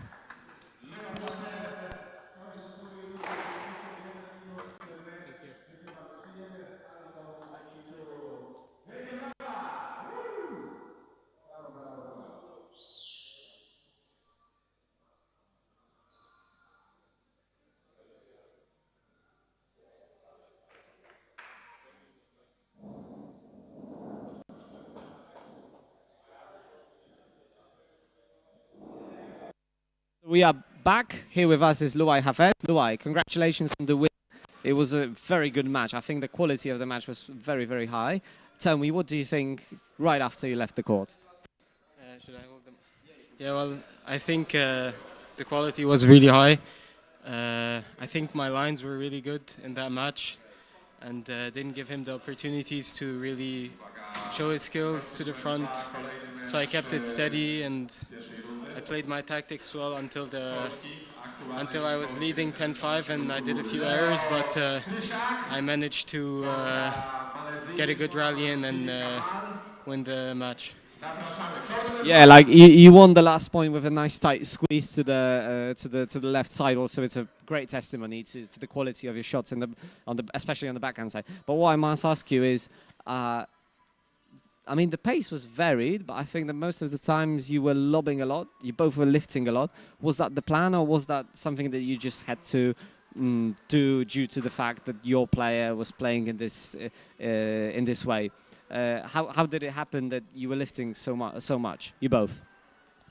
Well, I think because I'm trying to develop this part of my game to change up the pace, and Ali's like a tall player, and if you play a medium pace shot in the middle, he'll be able to volley quite easily. So I really made sure it's out of his reach, either very high or lower. So yeah, that was the plan basically. Yeah, I mean, I think you executed it quite well. Lastly, I want Luai to ask you. You are obviously 5th time here in Poland, and tell me, what were your results previously on the tournament here in Poznań? Because now you're in the 2nd round, which is obviously good, but I know that you are hoping for more, and you've improved a lot, especially in the ranking. So can you tell us a bit the story of you here in Poznań? Yeah, well, the first time I came, I think it was the first tournament I ever traveled to out of Switzerland. I think the first or the second, and that's where I began my PSA journey. And of course, the first time I played here, played terribly. I still remember the match, but yeah, it's only getting better and better every time I visit Poland. Yeah. It's good to see. Luai, again, congratulations for the win, and hoping all the best for you tomorrow. Best of luck. Cheers. Thank you.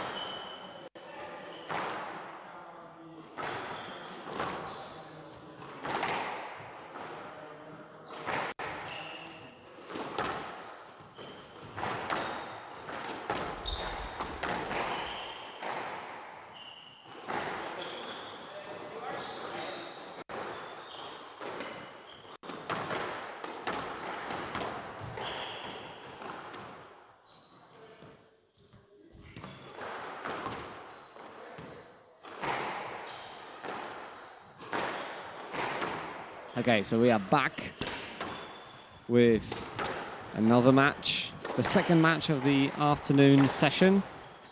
It's Leon Krishak, the Polish national champion, the lefty, baby-faced assassin from Poland, a Polish version of that player, against Malaysian, very, very experienced Malaysian player, Mohamed Syafiq Kamal.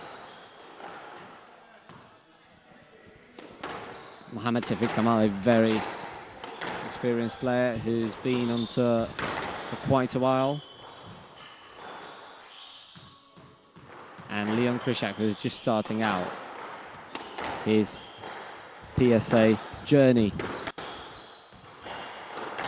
Just to recap a bit of information about Mohamed Syafiq Kamal.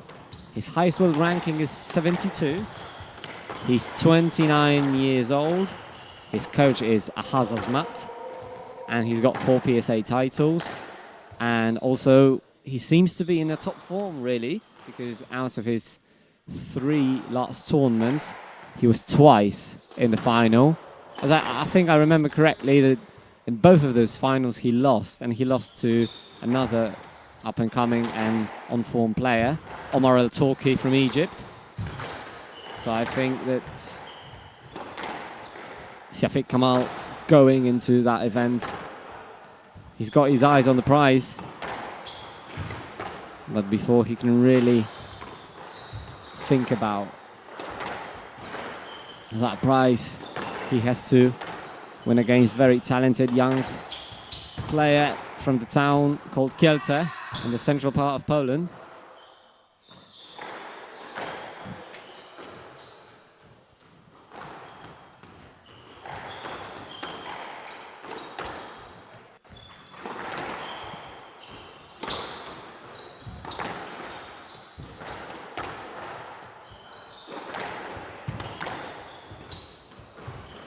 So far, the game is very, very hectic. There are many switches of direction, switches of play. And the pace is reasonably high. Oh, Leon got on the volley. I think it was the right choice to volley that ball, but didn't have enough quality in that shot. So it's 4-1 to Syafiq Kamal.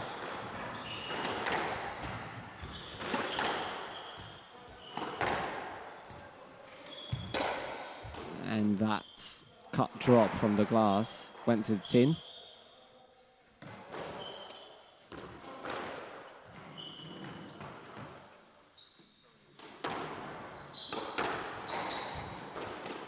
Leon Krishak, Polish national champion from 2025. He broke the streak of Filip Jarota. Filip Jarota is still obviously a 6-time Polish champion. He started his run in 2019 and kept that run till 2025, when in the final he lost to Leon 3-2. It was an epic hour and a half long battle. I think it was at least hour and a half, but it might have been longer. Those who remember, please do correct me. How long was that match? But definitely it was a very long match. Oh, that was a nice topspin drive from Leon. He opened up the court now a little bit too much, if I'm being completely honest with you.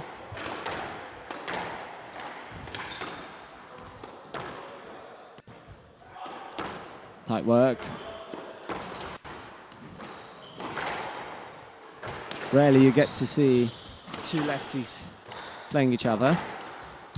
Usually it's a rare thing, except when you're in Poland, because in Poland actually most of the top players are lefties. Just from the top of my head, both Jarota, Krishak are lefties. Samborski, who is also a member of national team, is also a lefty. And Piotr Steppan, who is living in Poland, and too recently he was playing in virtually every Polish national tournament. He was a lefty as well. So we've got plenty of lefties here in Poland then. Nice drop. I mean, that rally is pretty long.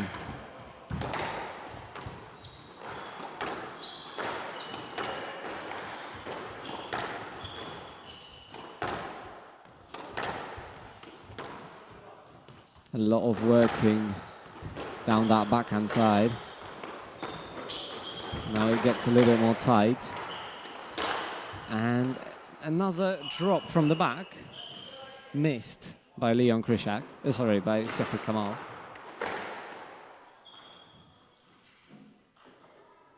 To some extent, I'm surprised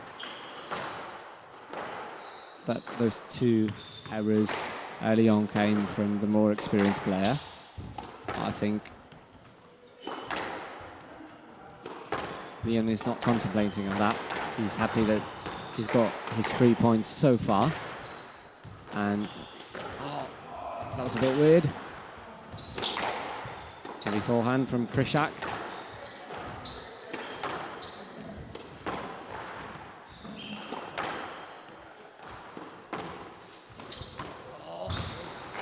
Smooth and soft, and that was again smooth and soft. Leon had to do a bit of a guesswork, and unfortunately he didn't guess correctly where that ball was going. Oh, I mean, this is probably what Kamal was looking for when he was playing those two drop shots that went into the tin earlier on. And that was super soft. And the cut on that ball was superb.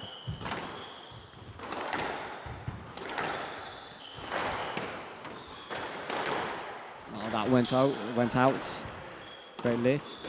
And it just hit the top of the tin.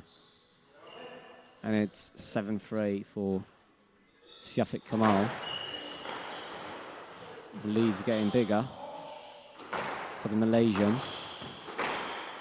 Worth mentioning that we've got two Malaysian players in this tournament. One of them obviously being Kamal, and the other one being Amishan Chandaran, who is the #1 seed in this event. Amishan living in Bristol, training also with a couple of Polish lads, Marcinkowski brothers and Franciszek Michniewicz. So probably he feels in Poland very, very well, since he knows a couple of people from here. And again, error on that backhand side from Kamal. So I think it was 3 errors from Kamal so far in this match.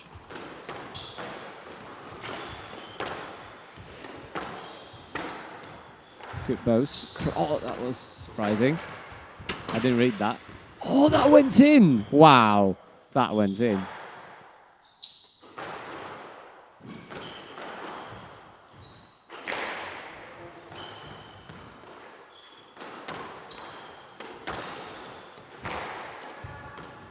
Again, he's really hurting Leon with them backhand drops.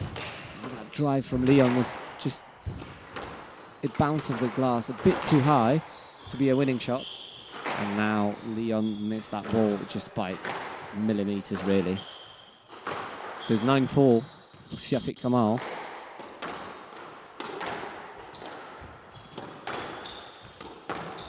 Tight work.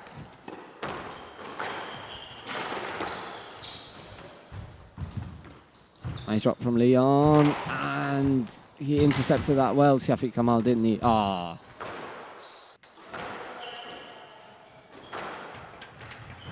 So far as I'm watching Siafik Kamal, he's not an orthodox player.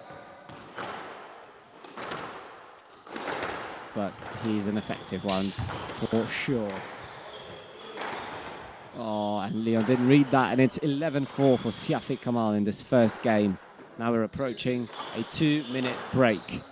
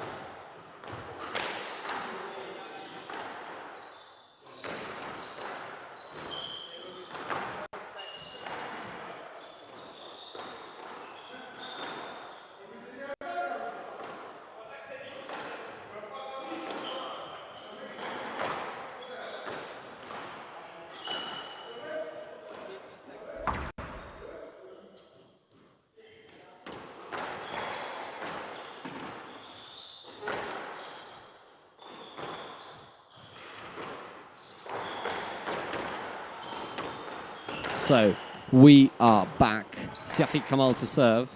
Leon Krishak to receive. Leon Krishak during the break had been advised by Dariusz Filipovski, the manager of this club and the manager of the team of this club, and Kaitan Lipsky, whom you had the pleasure to watch 2 games before? Yeah, 2 games before, I think. Like 2 matches before, I meant. At the same time, Siafik Kamal was advised by Amishan Chandarans, a fellow Malaysian player, of whom managed to mention before. That was very, very loose, and it has to be a stroke. Although Leon was hoping that his friends from Poland might help him, but there's no chance of getting a soft treatment after that kind of a shot. No one would be able to defend a different decision than a stroke in that situation. But let's look at the... Oh, again! I mean, it was the same shot.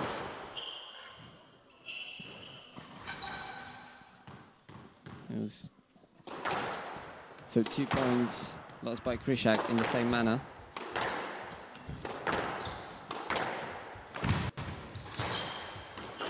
He got that. He's still in the rally.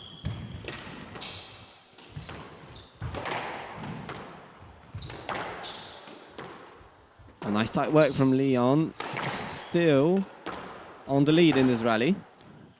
Playing well. Playing really well, Krishak, in that rally.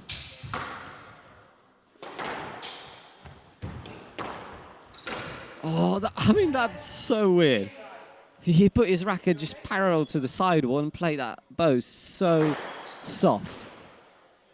I mean, I mean, wow. I mean, probably it wasn't that impressive to some of you, but to me that was impressive because it was just a little bit different way of hitting a very, very common shot.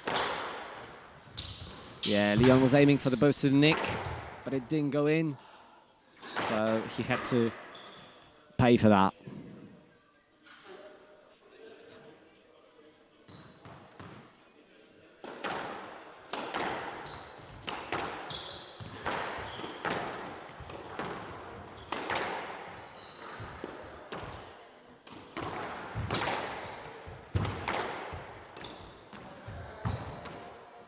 Oh, that's a great lift.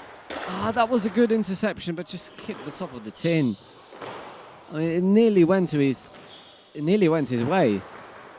I mean, it was a great reset from Krishak, and then he expected that cross from Siafik, but probably was a bit overexcited when everything went his way in that rally. Oh, that's so soft.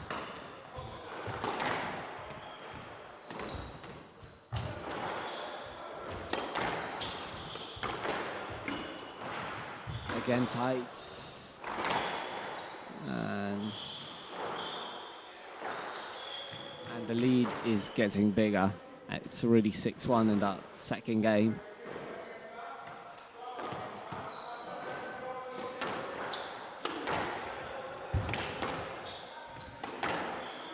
I think that the main difference is quality, if I'm being honest.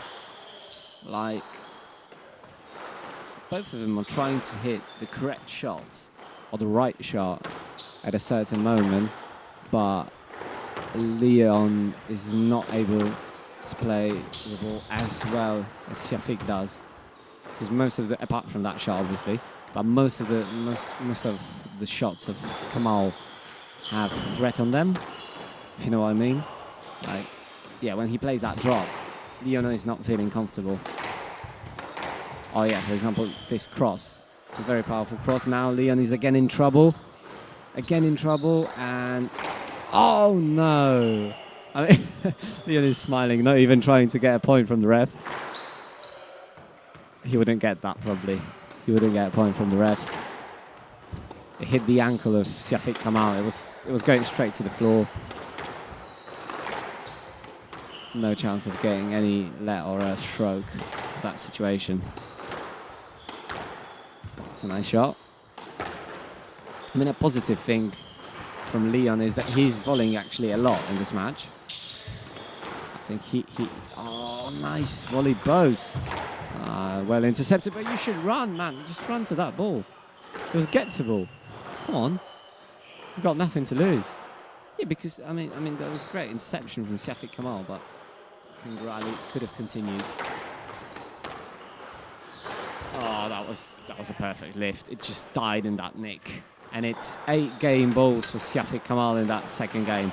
I mean, it's a nearly perfect performance from the Malaysian. I think just that out probably was not good enough. But the rest is... Oh! That was cheeky.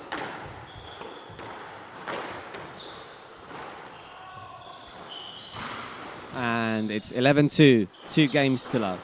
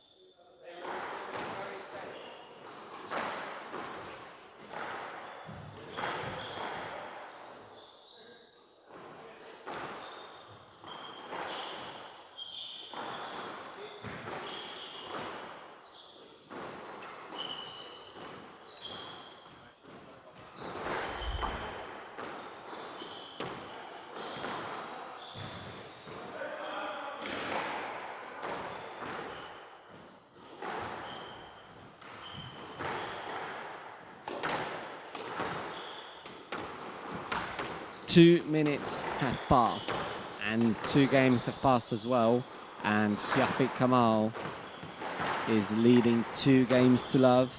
The previous game was a perfect display of skill from Siafik Kamal. Leon Krishak tried to bite back, but the quality just wasn't good enough to fight against Siafik. And we'll see if Leon manages to bounce back after that heavy loss in the second game. And I think that most of the squash fans from Poland are hoping that that will be the case, that Leon finds his way back into that match. Now he's running a lot. He's a quick. Oh, he didn't read that well.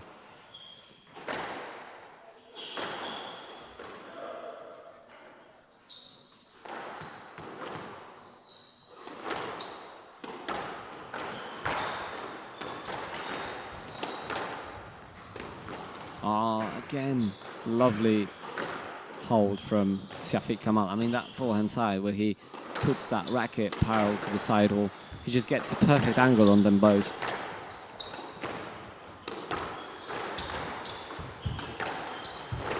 Again, just for the second time in this game, and God knows how many times he's played that throughout this match so far, and every time it was lethal.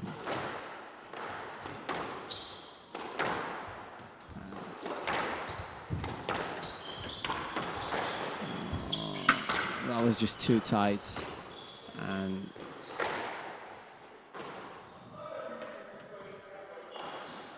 so far it looks as if Siafik Kamal is not happy with the fact that his previous game was nearly perfect.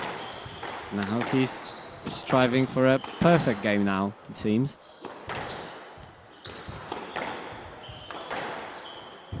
No signs of taking that foot off the gas pedal. And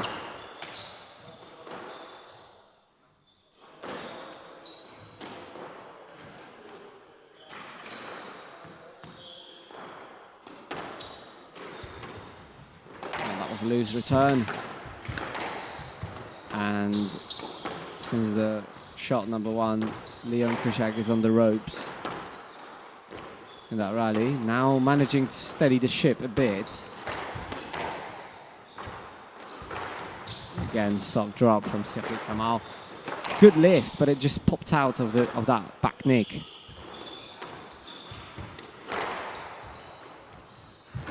Oh, that's a shame. Leon had a very close racket.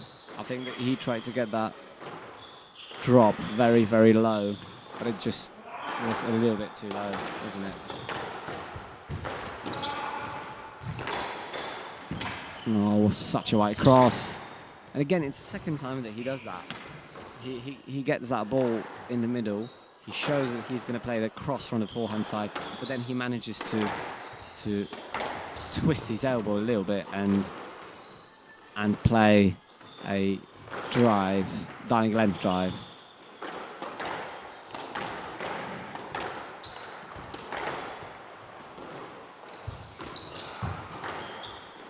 Tight work from Leon.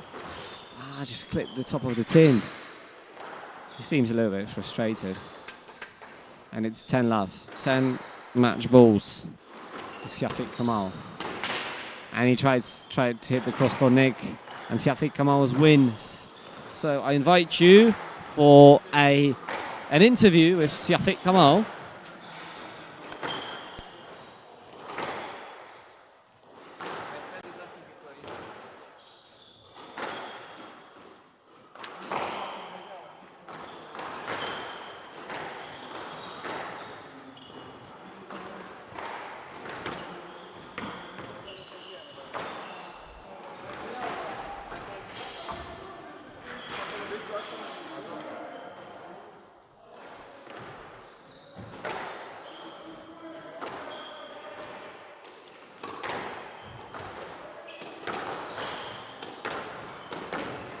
Welcome back to the post-match studio. Here with me, Siafik Kamal. Siafik, amazing performance. I think that the second game was nearly perfect, and then when you went for that third game, you played just a perfect game. So congratulations for the win. And I must ask you, because the score shows that there was a bit of a gap between you and your opponent. What's your mindset when you feel that, okay, there is a gap, but you felt like you looked like you were still pushing, you were still treating it very seriously? Can you walk us through your mindset for matches like that? Thanks very much. The mindset for today is obviously I'm playing with the home player, I will say, and then normally home player is very dangerous. So I keep in my mind, doesn't matter am I losing or am I winning, he's gonna come stronger. So I just keep focusing on myself, not my opponent. So I thought that's all about it today. Yeah, this is how it looked like. Now I must ask you about one of the technical things, because I really love your boast on the forehand side. You put that hand nearly parallel to the side wall. Is it something that is in your game for long, or is it something that you like to do, like do those switches on the forehand side? Because you do it very well, in my opinion. Obviously, we see a lot of left-hander with the forehand side advantages. So for me personally, I just try to get me as much option to play a shot on my forehand, because that's my stronger area. So I always work really hard on that, into going into the position, so I have more option about the ball, so opponent won't read my shot. What shot I'm playing next? So I think that's it. Okay. Now I must ask you one question as well. Do you live in Malaysia? Do you train in Malaysia? And also to get yourself fit for the tour, because also, like, congratulations on the 2 finals recently you've played. What's your training routine? As in, do you train in Malaysia, or do you go somewhere abroad to train with other players as well? No. At my age now, I'm 30 this year, so I spend most of my time in Malaysia. But when I was a bit younger, I traveled everywhere, so gaining some experiences. And I thought I bring all those experiences from every part of the world, and then I try to bring it back home and just focus on my training. Yeah. Okay. Thank you for your insight, and I'm wishing you a lot of luck in the next matches, and I hope to see you again here, because this is where we host the winners. And again, congratulations, because that was a solid performance. Well done. Thank you.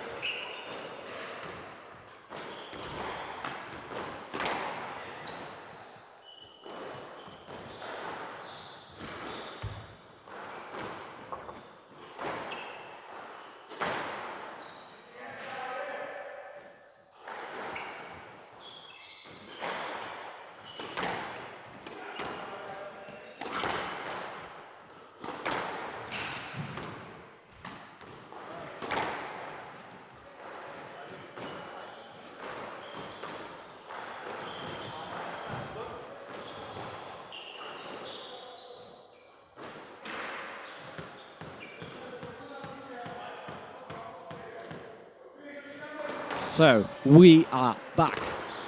Salah Al Togman against Ayat Dawood. Second to last match of the day. I've heard voices that were telling me, there are voices that were saying that this is going to be a very, very tough battle, that match here between those two players. So if that's the case, I'm looking forward to that then.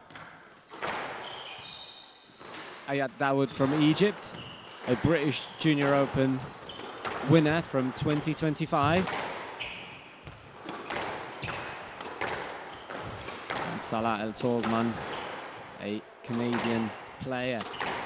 You can see that the physique of those two players is completely different. Ayat Dawood is short but very muscular player, where Salah Al Togman is a tall, very tall but very thin player. I think it's fair to say that his physique reminds me of Farag, whereas Ayat Dawood's physique reminds me more of players like Truan or Rodriguez.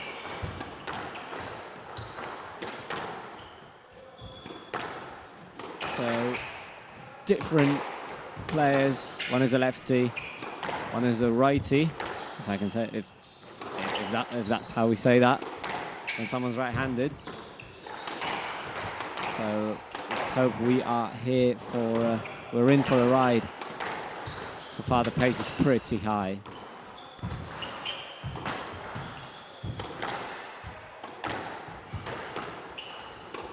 Oh, that was a lovely kill. Very, very tight and very, very low. The cut down on that ball was superb. Both players, when they were juniors, decorated. I mentioned one of the biggest achievements of Ayat Dawood yet already, but about Salah Al Togman, it is worth mentioning that he reached US Junior Open final, and US Junior Open is definitely up there with British Open as one of the toughest tournaments on the junior circuit. He was a national. He was a national champion, senior national champion as well, and his highest world ranking is 77.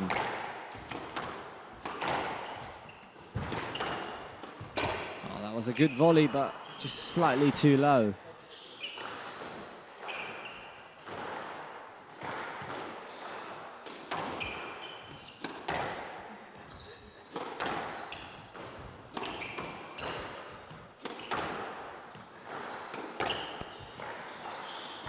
Shot.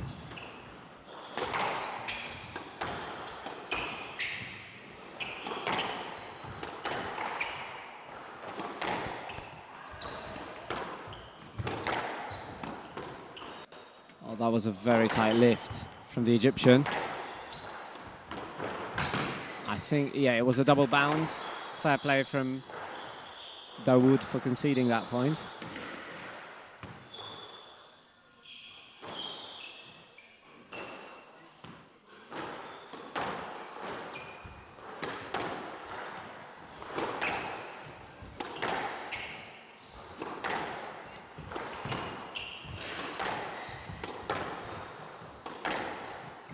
Oh, that was heavy pickup from Dawood. I think that the Canadian is a bit more in control of that game. Yeah. That was given enough interference to give a let for that. Yeah, the ball wasn't a winning shot, so the score remains the same.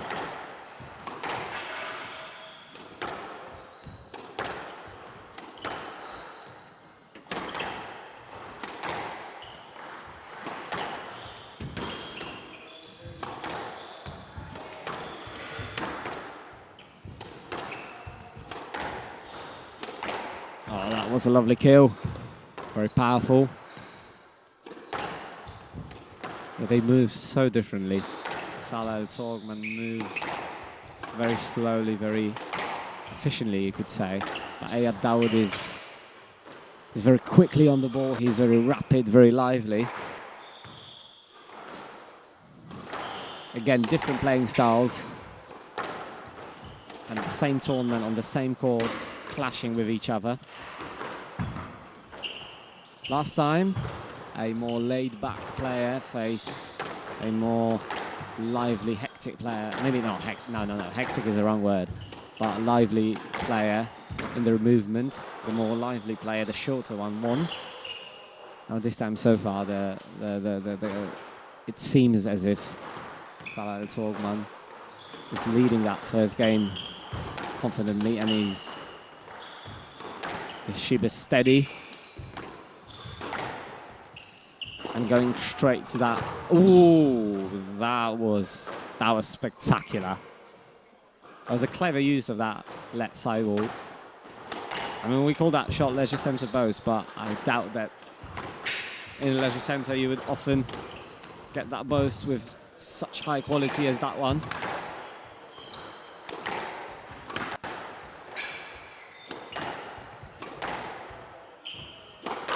Ah, that's a shame that it went to the tin.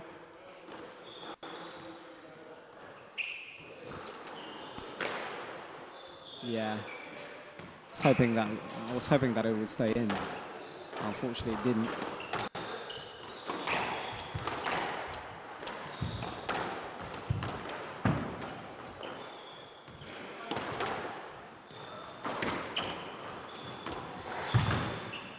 Lovely drop from Dawood. Very soft, straight to the nick.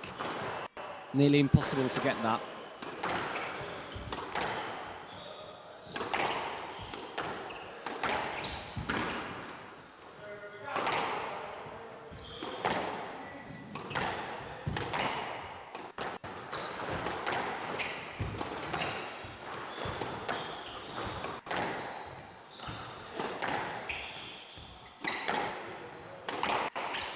And that was a lovely line from Dawood.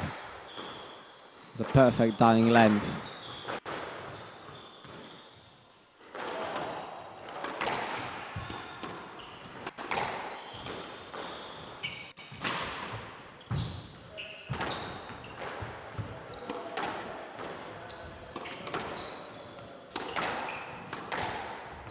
Great switch from Salah to Togman.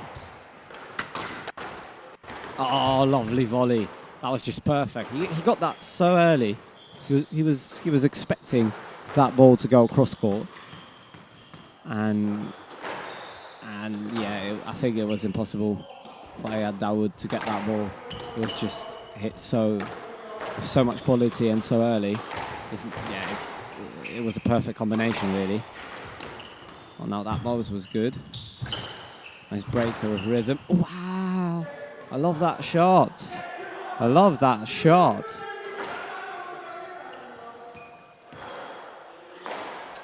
Wow.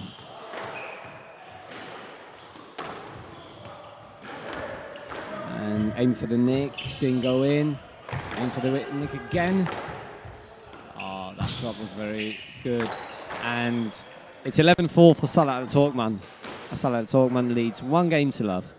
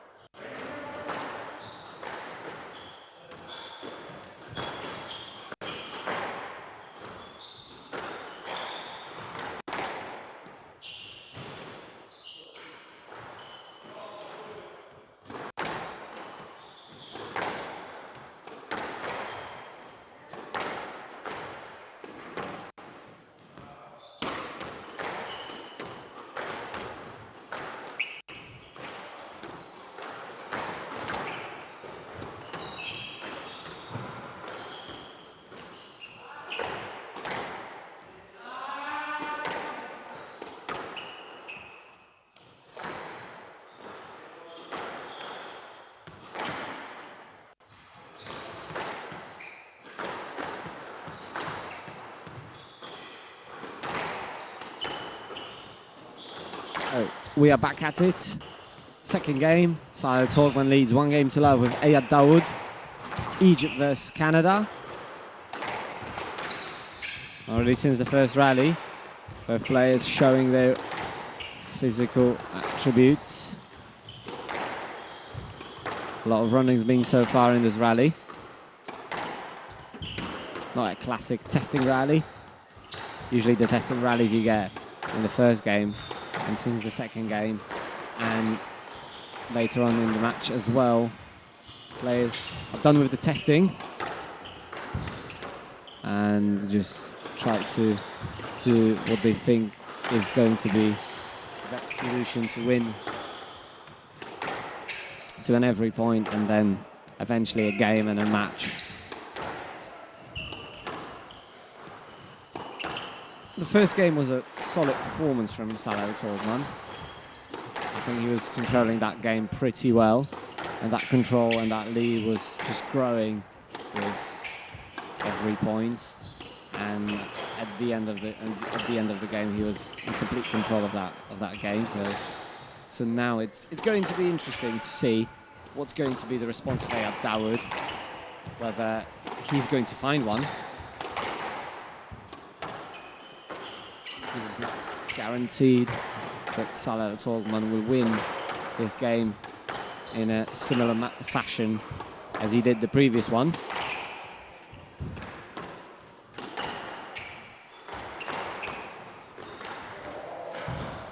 So, no, I think it was good. I think it wasn't a carry. Ref doesn't think that either. Oh, lovely drop. I think he got that. Seems like he got that. I mean, that's the first rally. Wow. What do they have for us next? And it's still going. Tight work.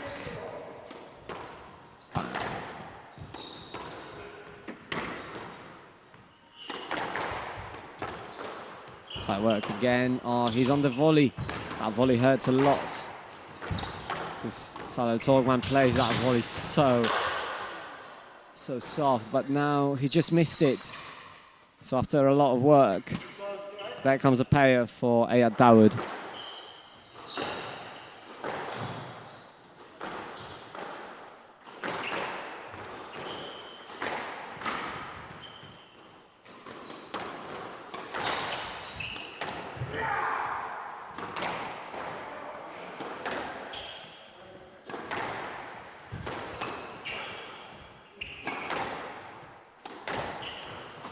That was a nice deception from Dawood. Again, so he's on the lead in that first stages of the second game. He's fist bumping. He's giving himself that nudge that this is the right thing that he's doing. But now the return. I think the serve was just poor and the return was superb from the Canadian.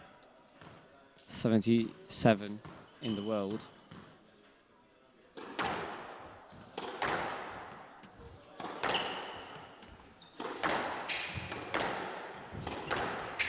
It's worth noting that Ayad Dawood is the youngest player here. He's still a junior, as you can see from the glasses that he's wearing, protective glasses he's wearing. Oh, we've got a fine number of young players. Leon Krishak, Jan Samborski, Bailey Malik, Martin Steppan, all of them very, very young. Couple of 23-year-olds as well, and just a few around 30. I think so far we've seen Solitinski and Kamal as the oldest ones, so 31 and 29. Turning 30 this year for Kamal and turning 32 for Solitinski this year as well.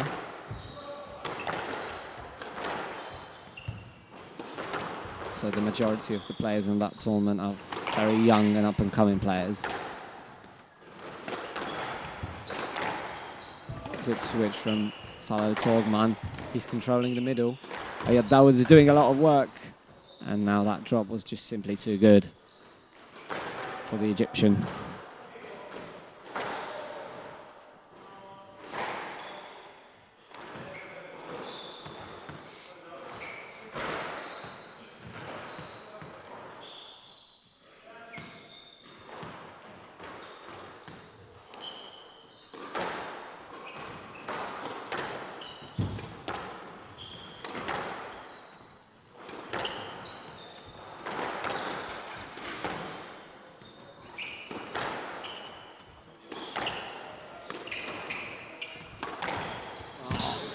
he got that?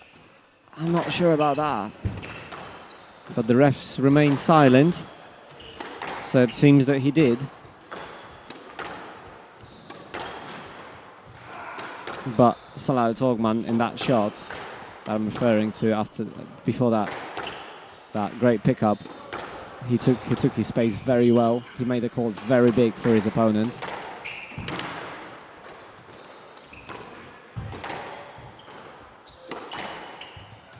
Oh, that just hits in. Salah Togman complaining. So claiming that that pickup was wrong.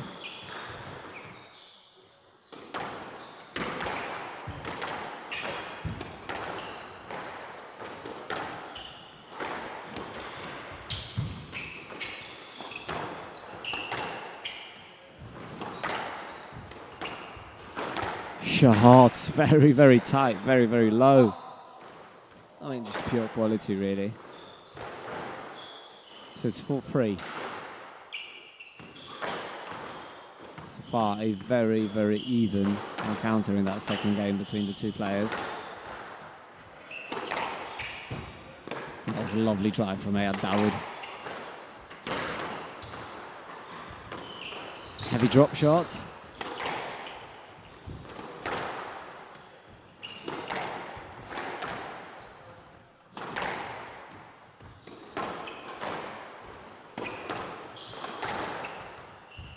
Yeah, making that call very, very big for Dawood. Salah Togman is.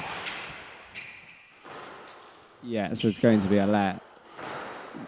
Yeah, it was not it was not enough interference for a stroke. I mean, I think safety reasons say that it should have been a let, and it is a let, but it definitely should not be a stroke.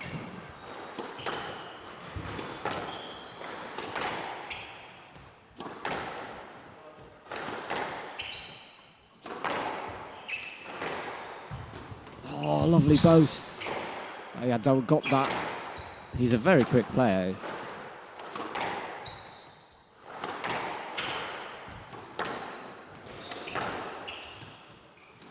Shard.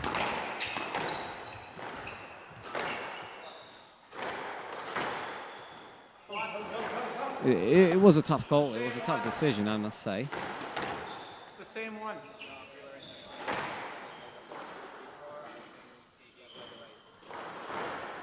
I mean, given the swing of Dawood, which is very much that the elbow is very up high, and that this is how he plays the ball on the forehand side, I think I'm with the referees on that one. That the swing was prevented due to how close Salah Togman's body was to that elbow. And now an error from Dawood. A bit unforced, I think.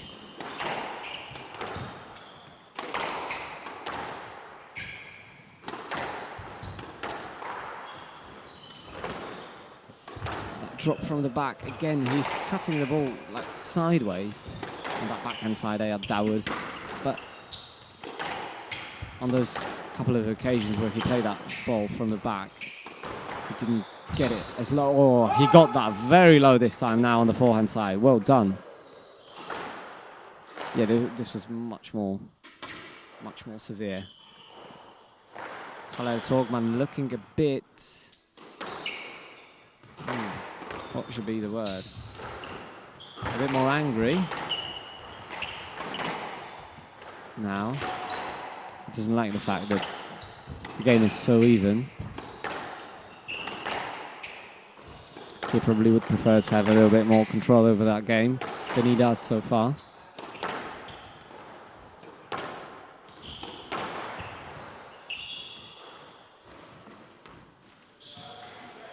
So it's a let ball. And the score remains equal.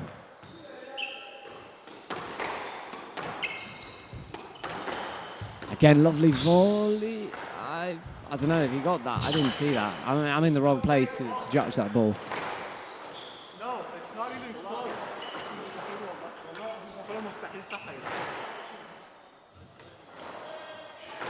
Ball is so down, man.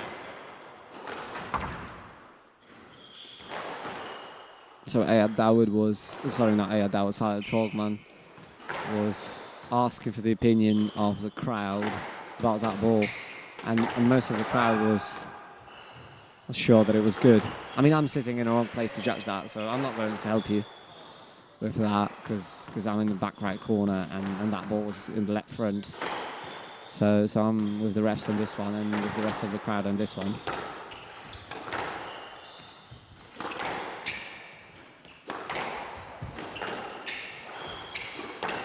But after that complaint, Togman got a very quick point straight after the return of the serve. Straight after the serve, he hit a winner. So he's again at level with Dawood.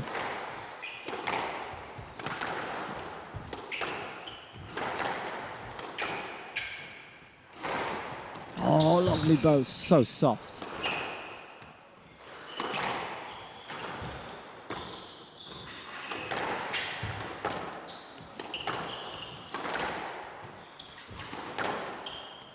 It's a much different game than the game between Hafes and Ali Tolba. Oh, he didn't read that. Yeah, Dawood is animated.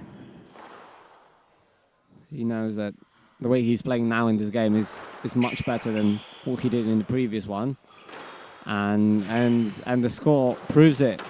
And also, I think that the way that Togman behaves also proves that, because he's slightly irritated. He engaged in a couple of conversations with the referee, made an error, made a couple of shouts as well, and now another error. So all of those things together just add up to what is a very good performance in that second game from Dawood. Another error from Togman, looking for an easy point, easy way out of trouble. But then got that. Got quite the opposite, so the lead of Dawood is increasing. It's growing. This ball, Togman has to work.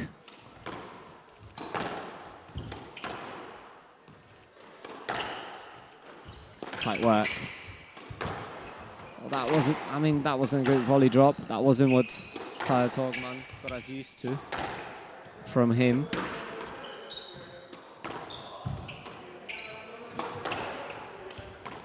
Oh, that was a nice drop. Oh, nice work. He got away out of trouble with that sky boast. I mean, it's entertaining to watch. I mean, both players play well, especially in that rally.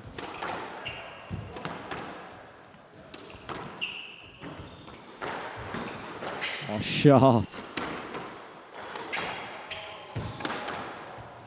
I love when players manage to get out of trouble with those soft, shots. Inch perfect. Not much that Dawood could do.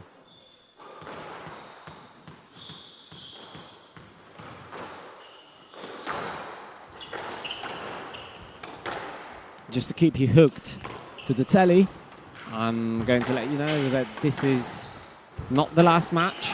There's going to be one match more, which is going to be between Malik and Jan Samborski.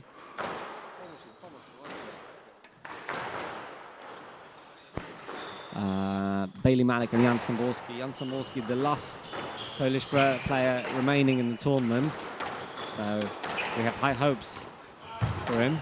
He will remain in the tournament after the first round as well. So prepare yourself a tea, prepare yourself a nice meal, because we are here for a lovely afternoon and evening with squash.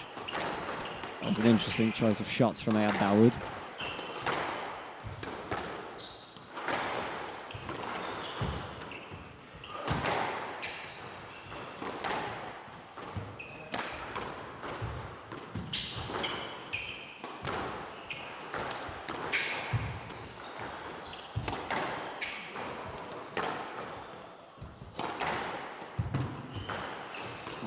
great drop now from Dawood. Now Dawood, I think, out of those two players, he's playing slightly better attacking shots. And the score in that second game just proves it. Oh, shot, but that one just proves me wrong. Togman with that drop, he had proven me wrong.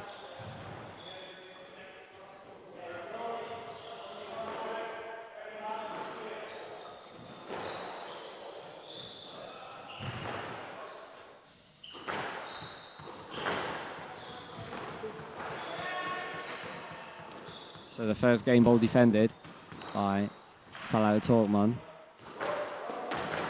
Let's see how it goes from here. That was a heavy drop. Oh, that was a perfect shot.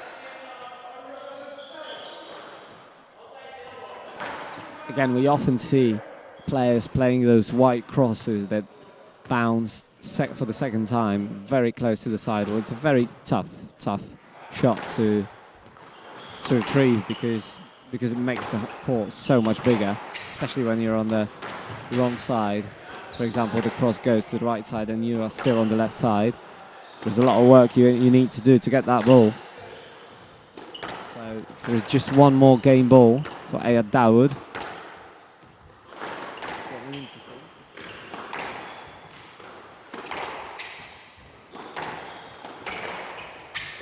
Oh, he got that.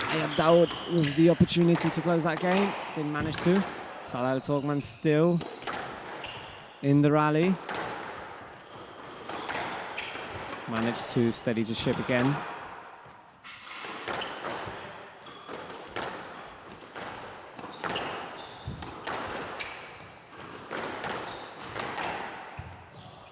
A lot of lengthy rallies in this game. I'm enjoying that. And I hope you do too. Oh, that stayed in. I think that stayed in. I'm close to the glass. I believe that stayed in.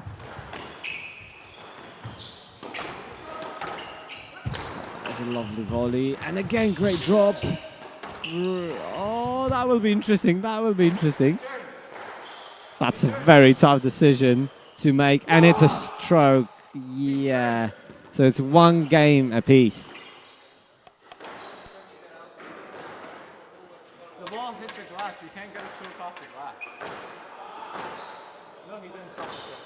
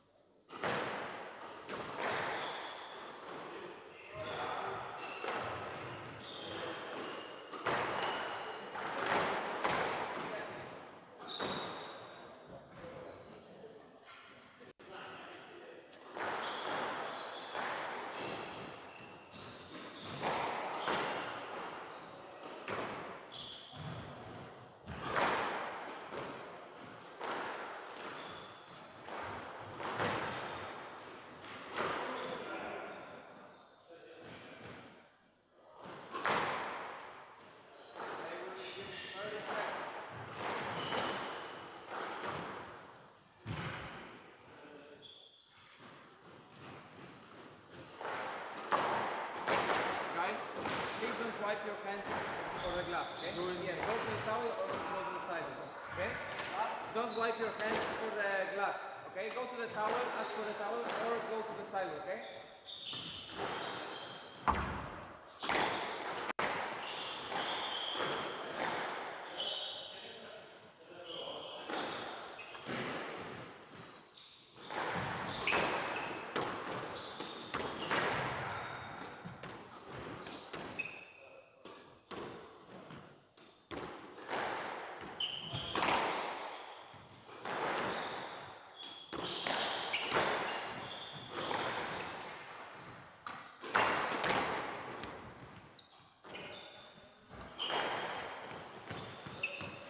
Okay, so one game apiece.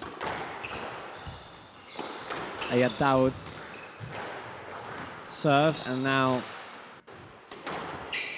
yeah, we shouldn't speak about that shot really. It was a big miss from the Canadian. So the response in the second game from Dawood was simply perfect.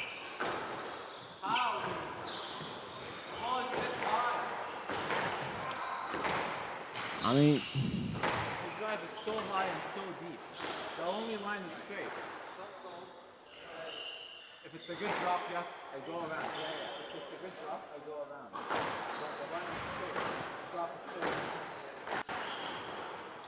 I didn't go the other way. I mean, I don't think that this should have been a stroke, really. I mean, Togman went a little bit to the front, and the ball was going behind. And obviously, Dawood didn't manage to clear. So I think that is a fair call. And I don't think conversations with the ref cover the cause of Togman to take that match. Oh, that's a lovely volley drop. I mean, a bit of banter from Togman.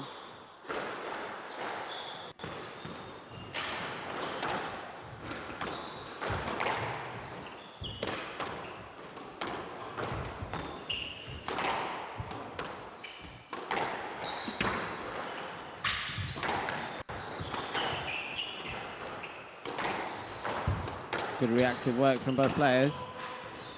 It's not an easy rally. Oh, great drop shots again.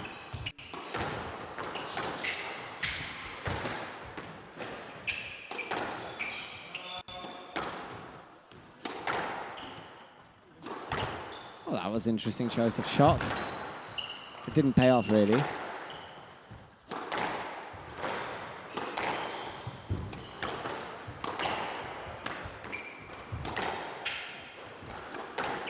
So yeah, we are in for a treat with this match. I think it will be a long one. And just clip the top of the tin.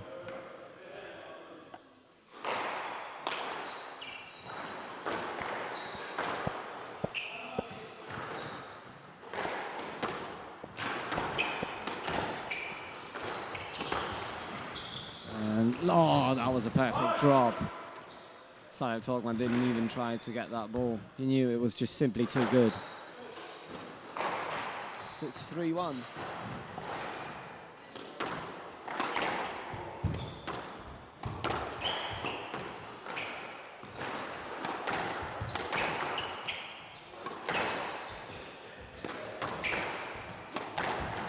Again, making that call big for Dawood, but he's so quick. It's not a problem for him, is it? And another error from the Canadian, and 4-1 lead at the beginning. I think it was a perfect start from the Egyptian. I think that call from the left will just make Togman even more irritated. But yeah, due to the live stream and spectators' comfort, there was a rule set by the manager. The players should wipe their hands on the sidewalls, not on the glass, to keep the court nice and visible. Now a good response from Togman.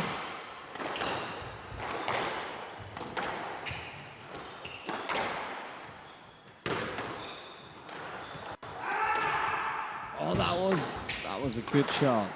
I mean, I think if Dawood wasn't that quick, that ball would just die in the back corner.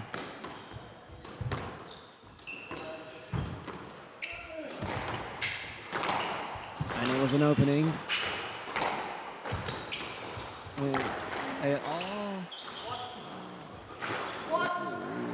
That's not a call. I do not agree with that call, but yeah, Togman has to just simply accept it.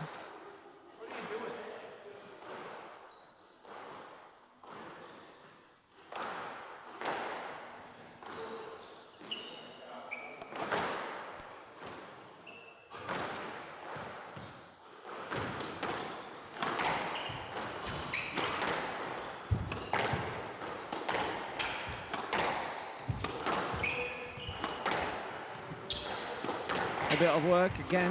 Dawood is working a lot, but then it pays off. It pays off because he's getting nearly every ball back, and that just forces Salah Togman to just go short, low and lower, shorter and shorter, and that need to play that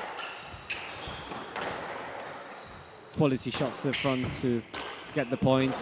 It's killing Salah Togman's quality in the end, and another error. Another error from the Canadian player. And so far that counter-attacking, retrieving, lively style of play from Dawood is very much working to his advantage. Oh, that wasn't necessary, if I'm being completely honest.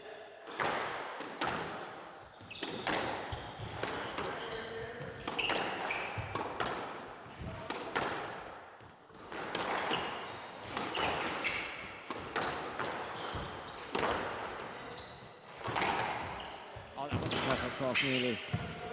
Dawood is on it, and that had to. No let had been given. I think, or even I should say that Salah Togman didn't even ask for it. He knew it was a winning shot. So it's 8-3, 9-3. It's not a good game from Salah Togman. Yeah. Probably he's already thinking about the fourth game. Yeah, he's animated.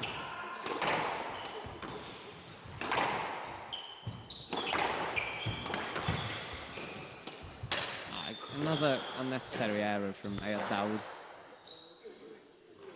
I mean, it doesn't do much damage to his cause, really, but I don't think it's necessary for him to just get Salah Togman back into the mode where he still believes that he can win this game. And those errors and that cheap return there, from which Salah Togman managed to play a drop to the nick. This is not something that Dawood should play, even though his lead is very, very high. We've seen that with Luai Hafes. He had the 10-5 cushion and 5 match balls, and he managed to make that very, very stressful for himself, but just not sticking to his plan, really. So another game ball saved from Salah Togman.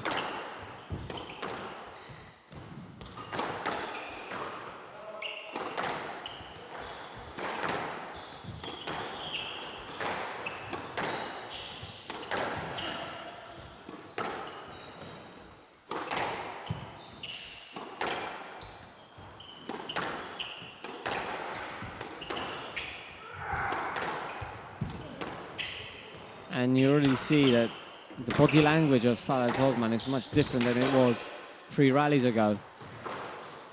He's back at it.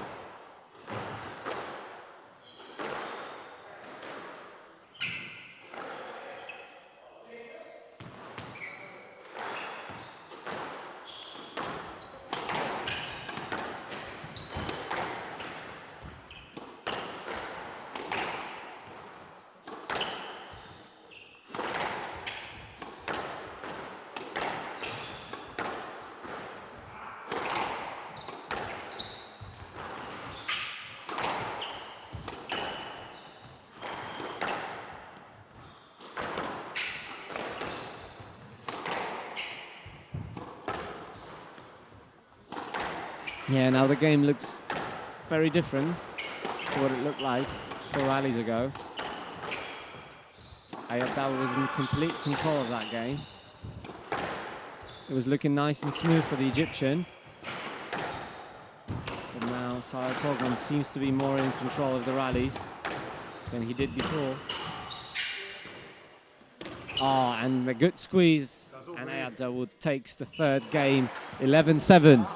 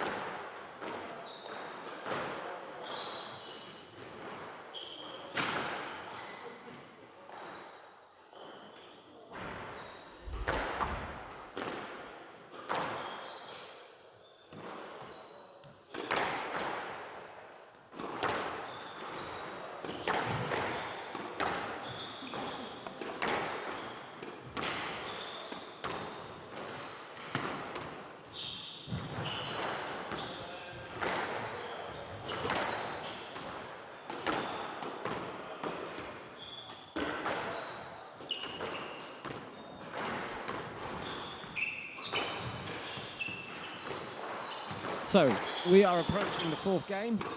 Dawood serving after a very, very confident performance till 10-3. I think it was 10-4, 10-3 that second game where Dawood was in complete control. Then Togman managed to fight back. I think it was a positive sign for anyone cheering for Togman, the way that he handled himself in that latter stage of the game. He nearly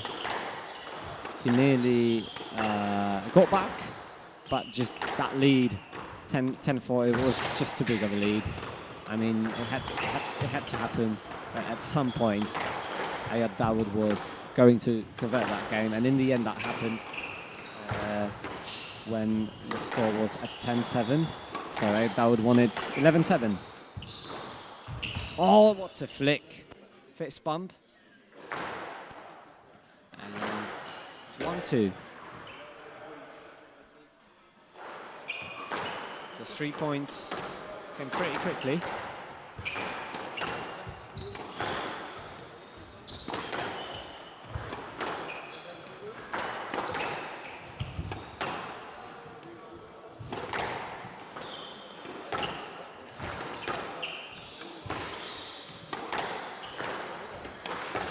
Very tight work on that right-hand side. Oh, that boast was more of an opening than a deceptive work. Oh, the referees gave a different decision. Who's the ref? Are you the ref? Wait, who's the ref? So why are you making decisions? What's the decision? Why did he say that?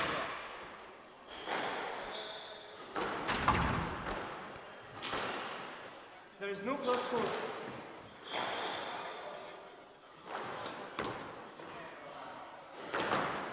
So what happened was we've got two refs, a ref and a marker, and both referees at the same time gave different decisions. One of the referees gave a yes-let decision and the other one gave the no-let decision. And that caused confusion and irritated Togman. So I mean, he's got a point to a certain extent. It was an awkward mistake from the referees, but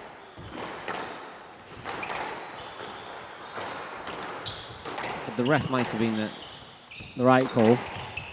So the referee, who was a little bit more, oh, nice flick, but he's on it. He's on it. I mean, the quality of that previous shot wasn't wide enough. It bounced off the sidewall, so it was easier to get it back. But still, the speed of Dawood is just so impressive. And we can see that. Oh, he got that! Oh, he's going to get that. He's going to get that. I know that. Yes, he got that. The rally goes on. Oh, that's a drop and a half. Wow. Perfect rally, and now Togman is complaining about the time wasting. It's 2-all. Let's go. I mean, I understand that. The court is fine. I'm telling you, let's go. He doesn't need to use the towel every 2 points. There's no sweat. It's fine. It's a bit of a quarrel again between the ref and Togman.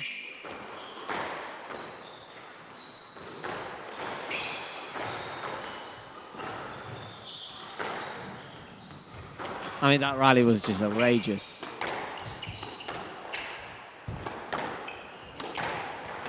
Oh, and even a player as quick as Dawood couldn't get that ball. It's pure quality from Togman.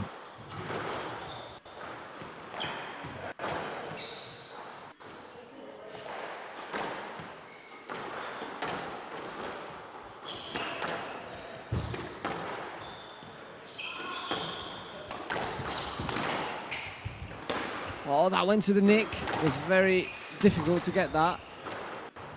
Rally still goes on.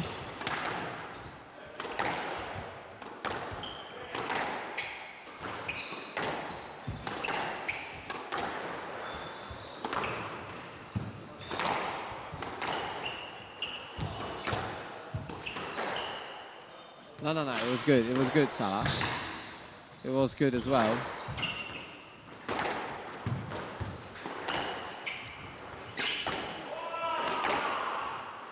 I mean, this rally goes on forever.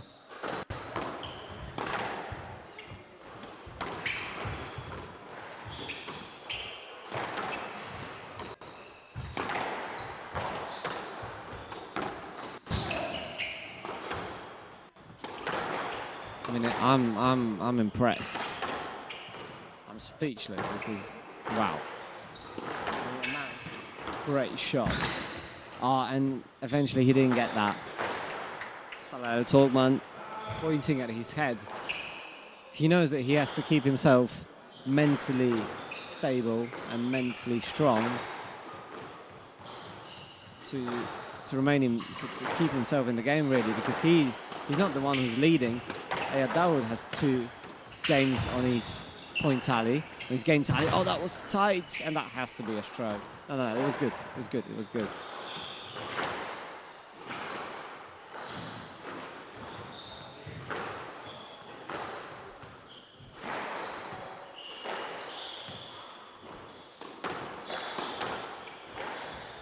It's 3-4. So Togman still has the lead.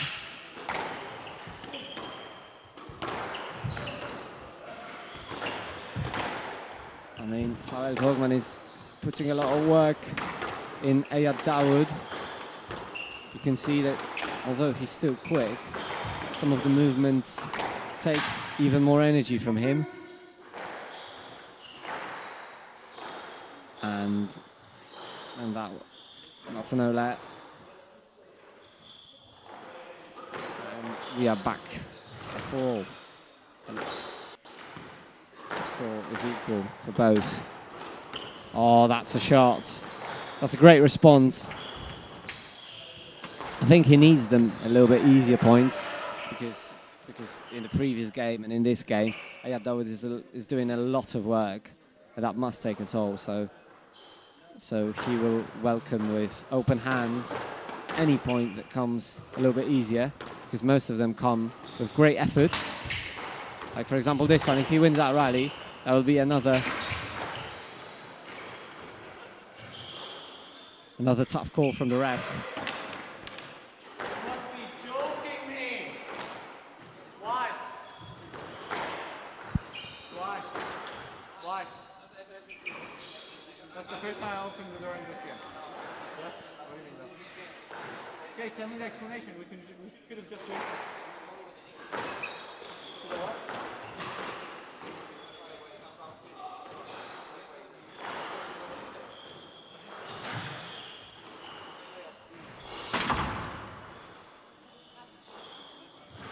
So Togman, his point was that Dawood deliberately blocked him, and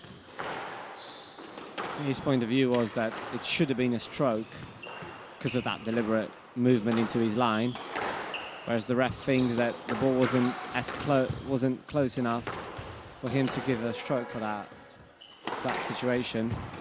So it's a let.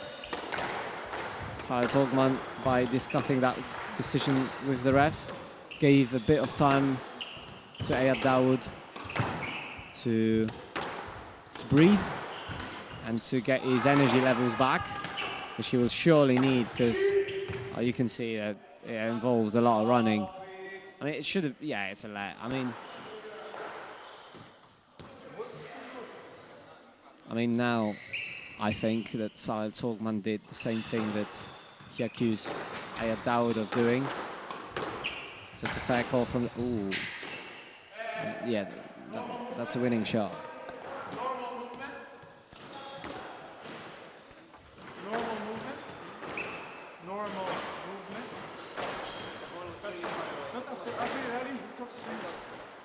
Normal movement. I'm just asking a simple question. Yes or no? Normal movement.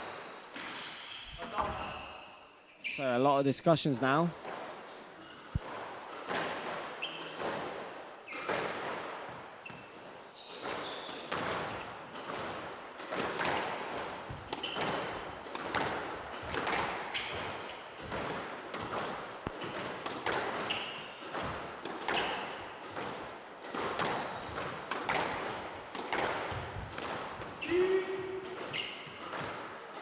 Yeah, it had to be a stroke.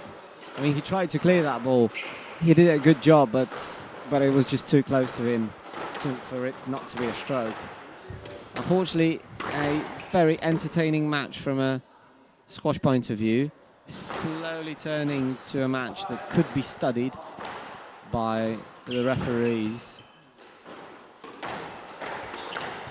because there's been plenty of decisions in this game. Oh, that's a great pickup. And it's very tough to play against Dawood. He's getting everything back. And he's getting everything back with intention, so there are not many loose shots that he's given away. Although he makes a great effort to pick up some of them, he's still picking them up with intention, and this one is out. Is that a sign of fatigue, that kind of an error? Let's see about that. If he was fatigued, I'd understand it.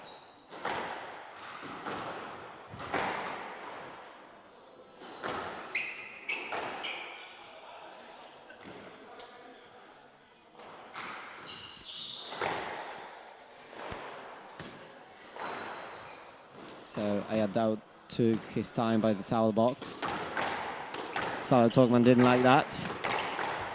But he must enjoy his 2-point lead. So probably that's why he wanted to get the things going. Because he's on the run. Yeah, he's on the run. He's just 2 points away from taking that game. And taking that match into a 5-game battle. I mean, it's a battle. I mean, I think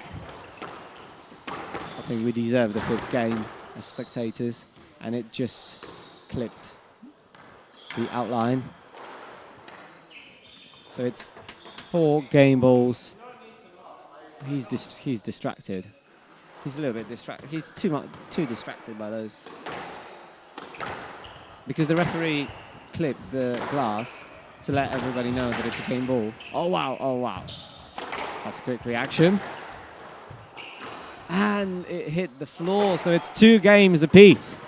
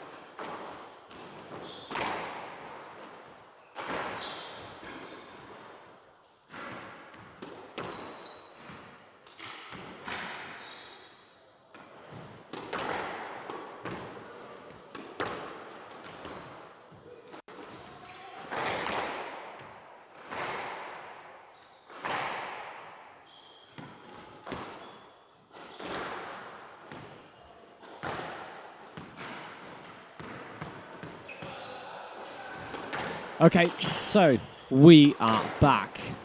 5th game of this extreme battle. So as I was telling you during the first game, there were people who were saying that this is going to be a fierce battle, and they were right.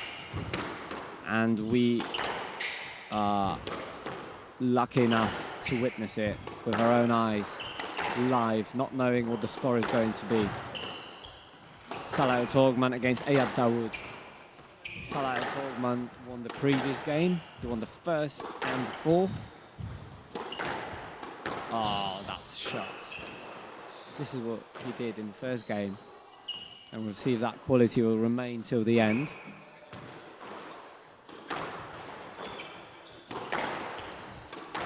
But that was definitely a good start to that 5th game.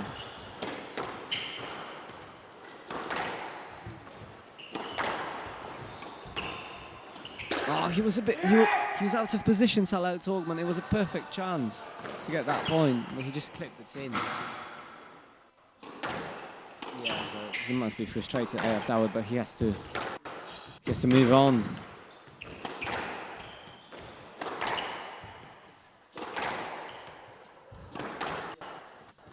That went into the nick. Bit of an awkward get from Dawood. He managed to stay in the rally. I think that's the most important thing when you get those bounces like that.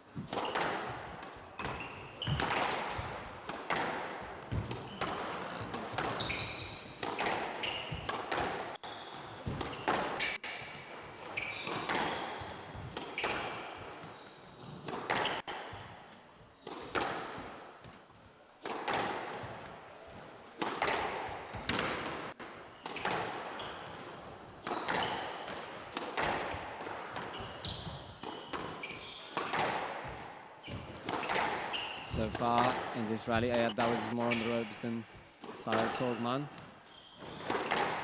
The look of that first few rallies of the 5th game is more reminiscent of first game rather than those 2 that Dawood won. So.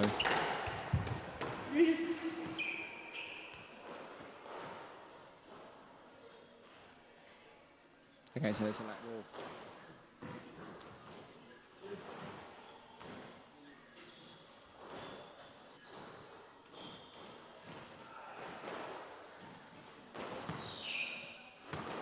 Let me check how long guys are playing.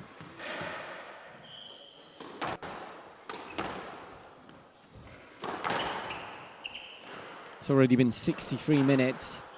That must be the longest match of the day already.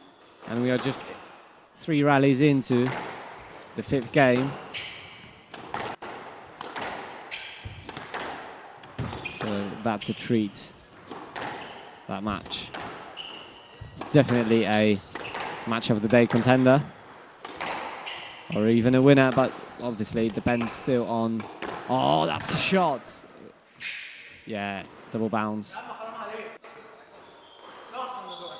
Okay, so now.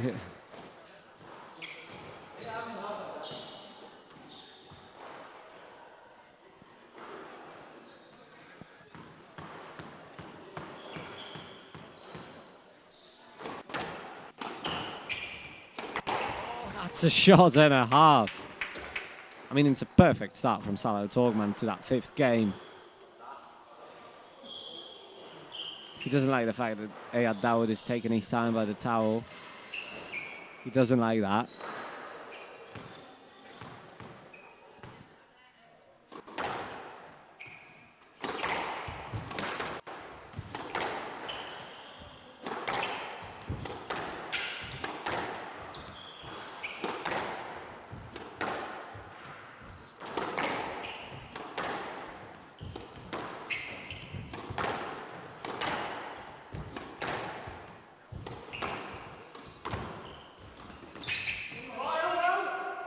Oh, that's a tough call.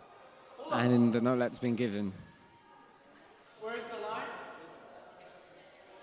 Line, where do I go? The line to the ball, where do I go? Back, from behind you? Behind.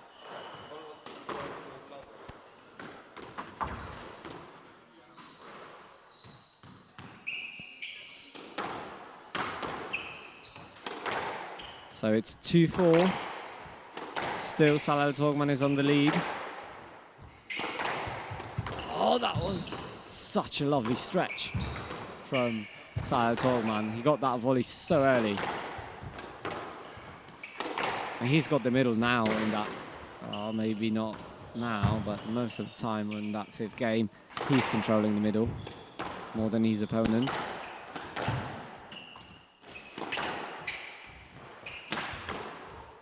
Oh, that's a very soft drop. I think he got that.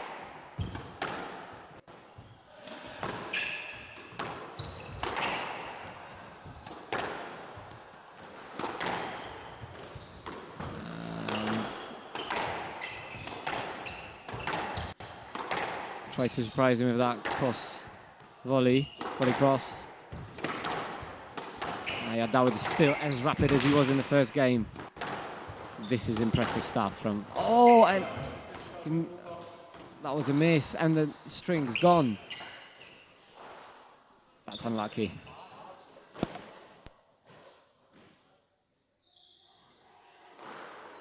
Togman has the time to change his string. Change his racket. Yeah, he should. He doesn't have the time to change his string. It'll take him at least 15 minutes. We don't have as much time. We are behind the schedule, aren't we? Yeah, we are 27 minutes behind the schedule, because according to the schedule, Jan Samborski and Bailey Malik were supposed to start 27 minutes ago. And we are still at the beginning of the 5th game of that match. So yeah, better not change the string now, just take a different racket.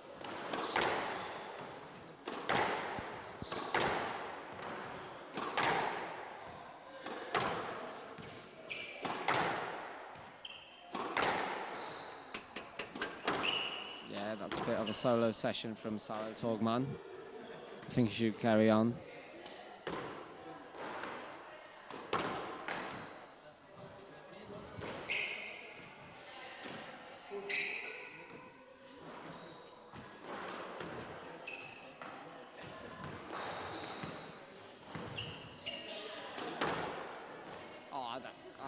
ISO like that.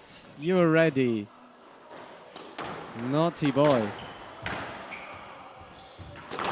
And a stroke, so justice.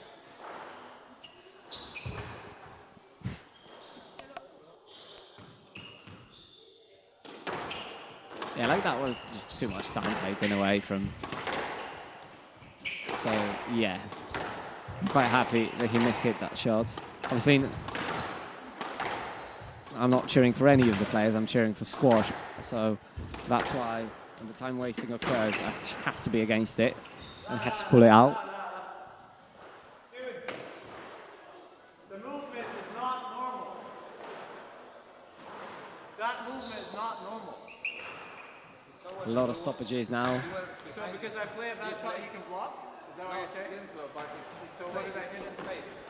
That's his space? Yeah, that's his He needs all that space? You played the bad ball, so he was in the middle. He needs all that space? Yeah. Okay. If he's taking that space, I'm taking the whole court next time. And it's on you. Stop arguing, okay? Let's play.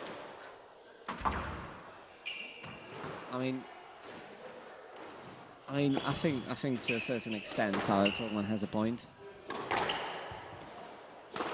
Like, if there is a loose shot, you can take your space, but then you have to provide your opponent with an access to the ball.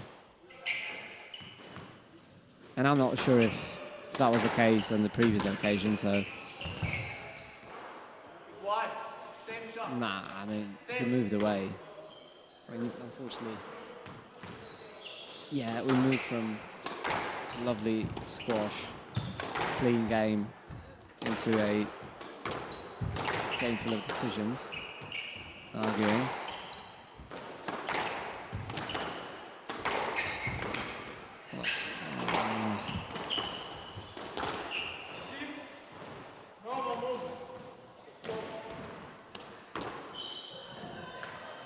So it's 7-4. Togman was leading 4-1. And now he lost 6 points in a row.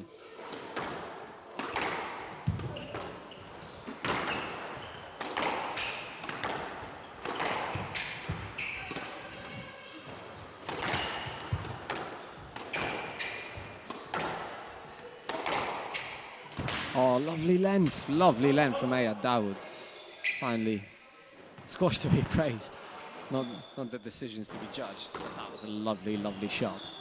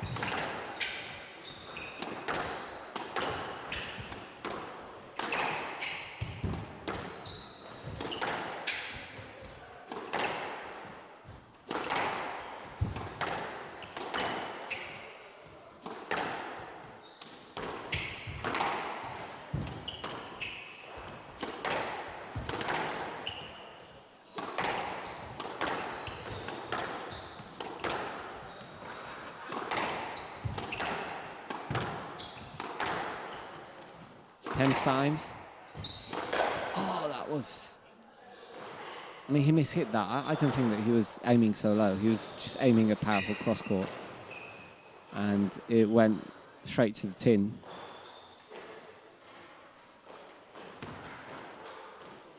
So it's...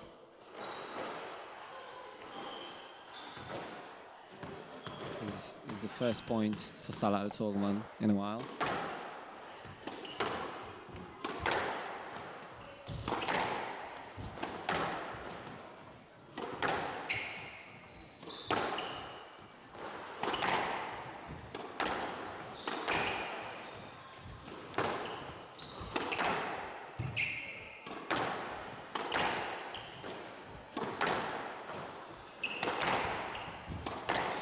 Oh, that's a lovely drive, attacking drive from Salah Togman.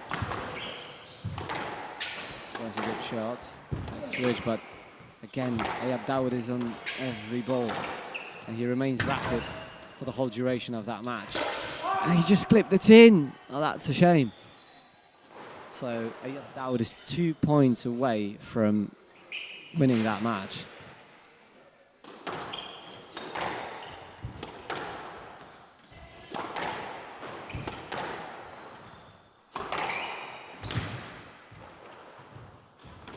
Oh, that's nearly a perfect. He's going to get that. He nearly got that.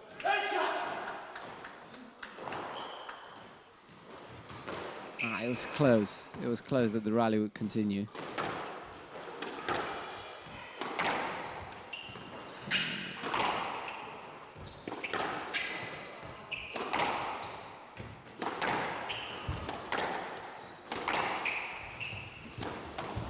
Oh, he went through.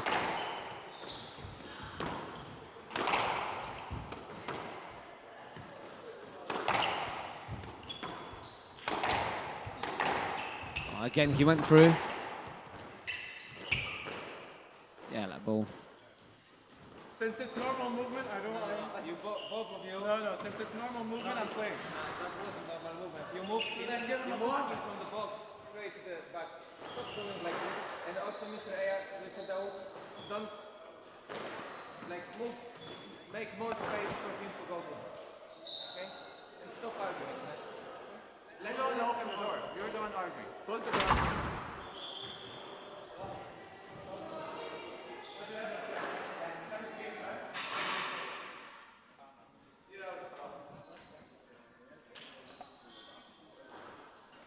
So hopefully, after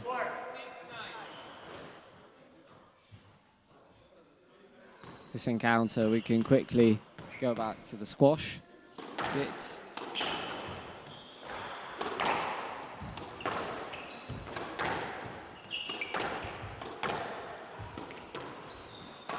Oh, that's a lovely kill.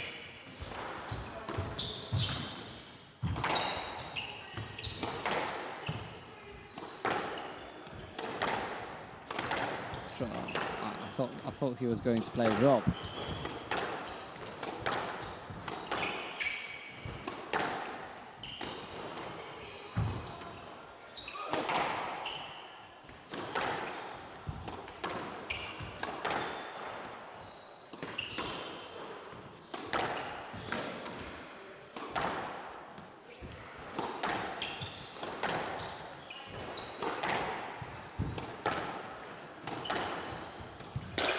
he hit the tin again. And it's 4 match balls for Dawood. I mean, what a thriller. Let me check the time. How long they've been playing. Yeah, 76 minutes. Wow. Let's see if we're going to break that 80-minute mark.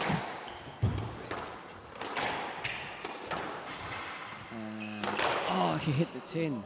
He wanted to hide that cross-court so much, but he mishit that.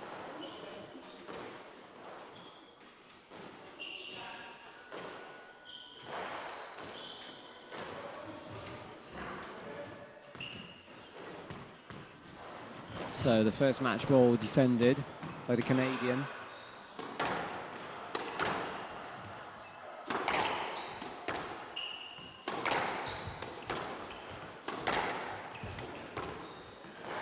Nice work from Togman. That was very, very tight, and it paid off. So second match ball defended. I mean, if that goes to 10-all, I'll be buzzing. Because, I mean, things will happen if that goes into 10-all. And if it goes to 10-all, I wouldn't want to be a ref in that situation.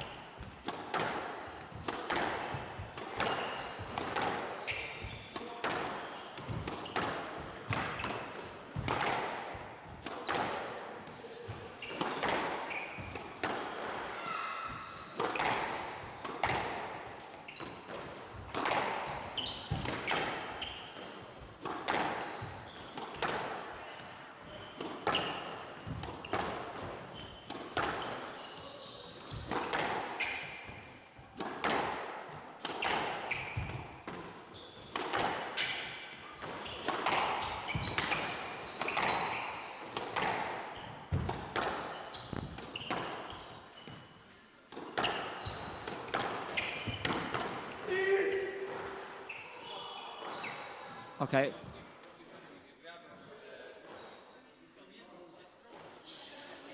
So it's a let ball. So are we passing that 80-minute mark? 78 minutes, just 2 more minutes, and we are past the 80-minute mark. I think that we might break that mark after that rally. Because the next rally surely is going to be long. Oh, it wasn't long. It wasn't long. I was so wrong. So, another match ball defended. Just one more remaining. Just one more remaining for Dawood. I mean, we are so close to a tiebreak.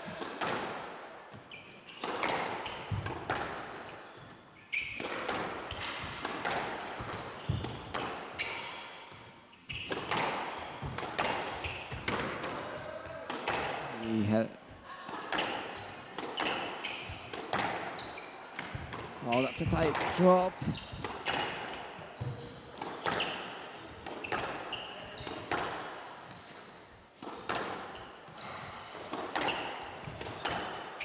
Yeah, none of them wants to make an error now. It's just too important now. Because the error is way more now than ever before in this match.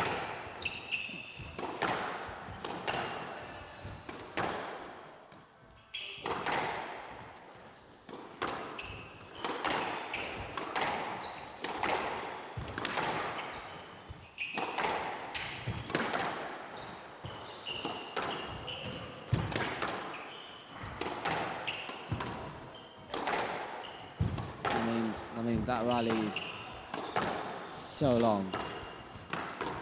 Great job. Didn't manage to get on that ball early, Togman. Because if he did, Dawood would be in so much trouble. Wow. Wow.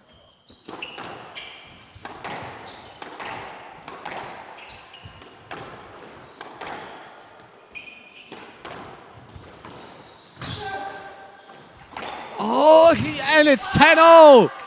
Wow. Wow. And now the court service.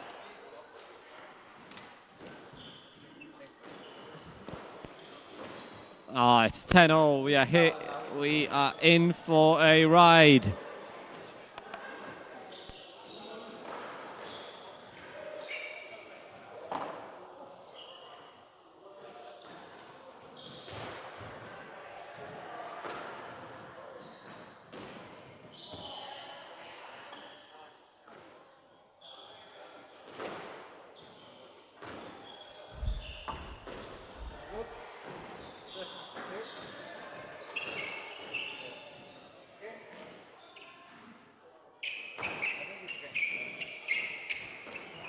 We are past the 80-minute mark. 81 minutes. That's the duration of that match. Wow.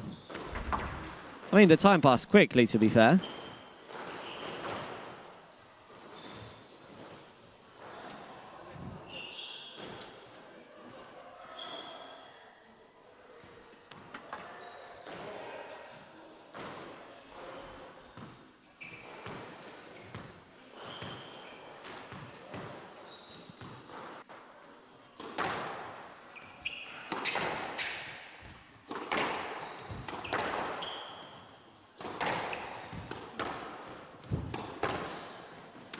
I'm guessing that we are in for another long rally.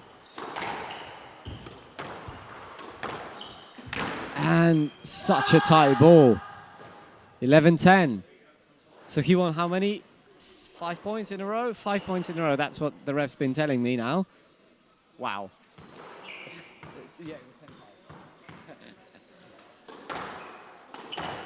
Mohamed Gohar, who was coaching Dawood, can't believe he's seeing 6 points in a row. It was 10-5. Dawood was so close to winning that. And now he has to defend the match ball.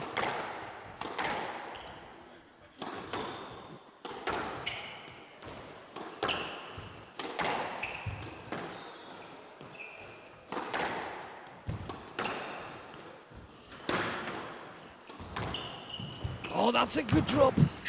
What will happen? Oh, that. He's shouting. He's animated. It's 11-all. Again. So. Wow.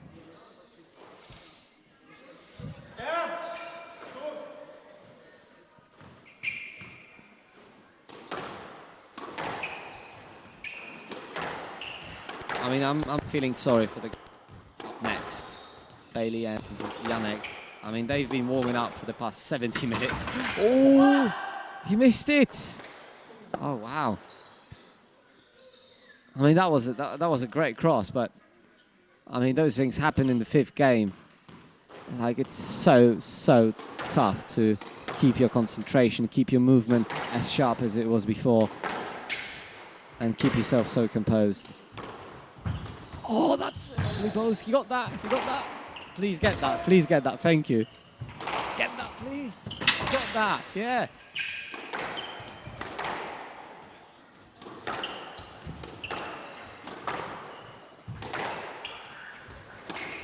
Oh, he's got the opportunity.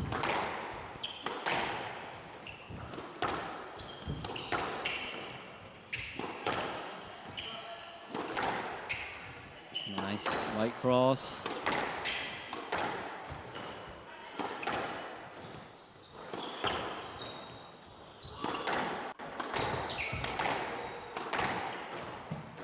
He's all over the place. Oh, look, he missed it. Oh, so 12-all again. I mean, not 12-all again, but just it's a draw again. But this time at 12-all. Oh, God. Oh, God. When are we going to get some sleep? Not today, probably.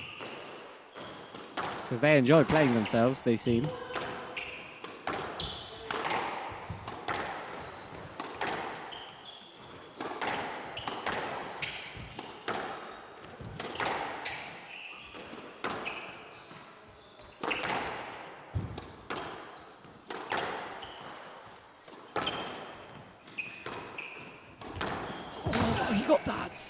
And he missed it. So wait, let me count it. I think it's going to be the 6th match ball for Dawood. I'm not keeping the count that well, but I think that he didn't have any match ball since that 10-5 lead. So that must be his 6th. Will he convert that?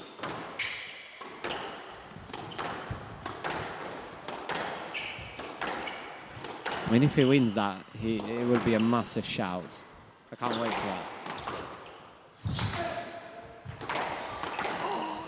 He's got that. The rally goes on.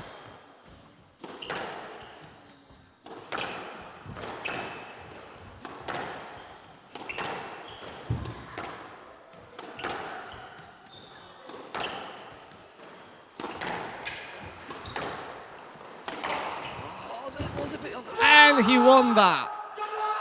And the shout didn't disappoint me. What a match. What a match. I invite you for the interview with the winner, and then we've got one more match to go.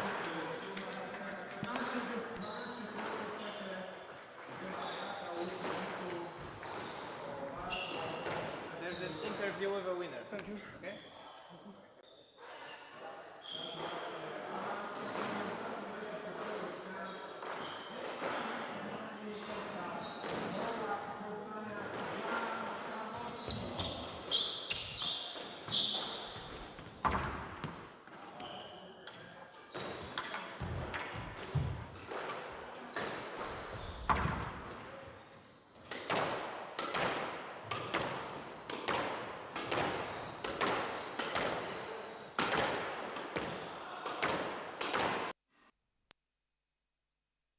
First of all, congratulations. That was a thriller. Second of all, I'm not going to keep you long, I promise. Well done. Congratulations on that win. And first of all, you were moving so well. I mean, you were getting every ball back. Tell me how you were feeling at that point when he managed to level that 10-0. What went through your head? I thought that I was going to lose after all of these 5 games. At the end, I was going to lose even if I was leading 10-6 in the 5th. But thanks God that I managed to don't lose, and to when he was 11-10 up, I managed to level it to 11-0 and 12-11, 12-0. Then I won in the 14-12. So thanks God. Yeah. I mean, that's true. That was amazing. Tell me, because I mean, he was putting you to the front a lot, and you countering him very well. Was that your game plan, that you tried to force him to make that error, to try to go for the perfect shot? Was that your game plan to be the one who was more counter-attacking, or was it just something that it went like this because of how the match went? I knew before the game that he was going to go short before me, so I was trying to let him go short until he tins, and he did. But I had to put some pressure on him too, but maybe I was afraid or something. But yeah, even with the fear, I managed to win. Yeah, I mean, just let me tell you that it was a very mature performance from you, and I'm so happy for you that you won. And congratulations. Get yourself recovered for tomorrow. Best of luck. Cheers for that. Cheers for that. Well played.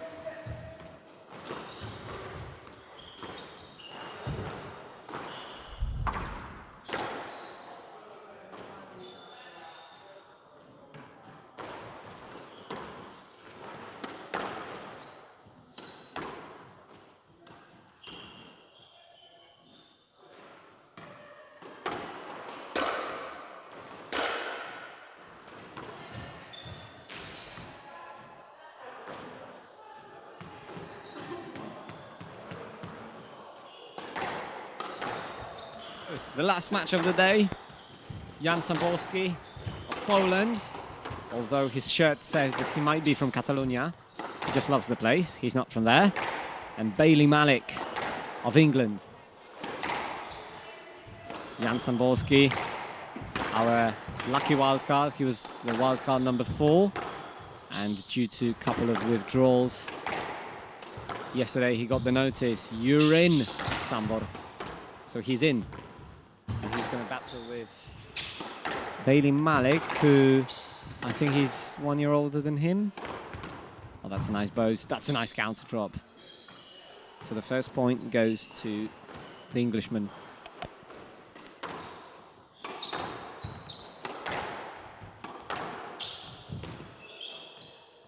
I get squeeze from Samborski.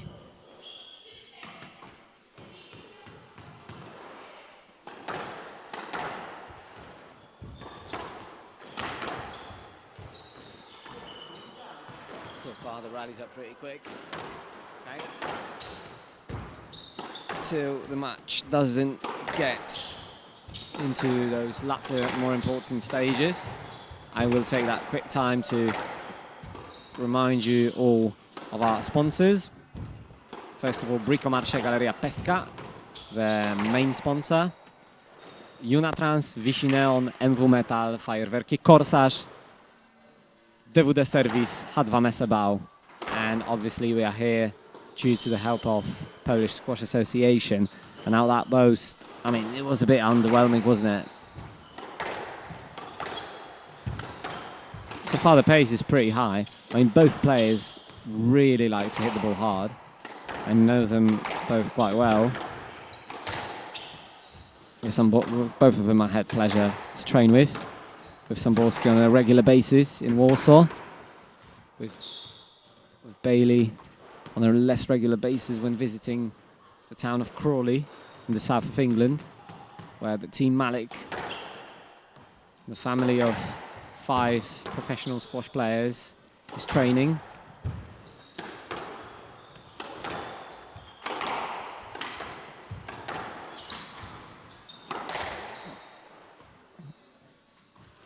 He missed it. I mean, that was a bit of a cheap error from Bailey.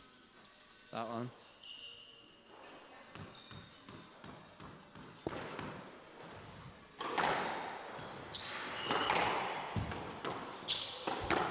Oh, that was a shot. He corrected his mistake from previous rally.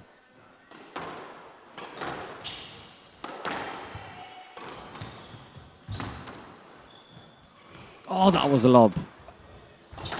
That was a nice hold, but Samborski's on it.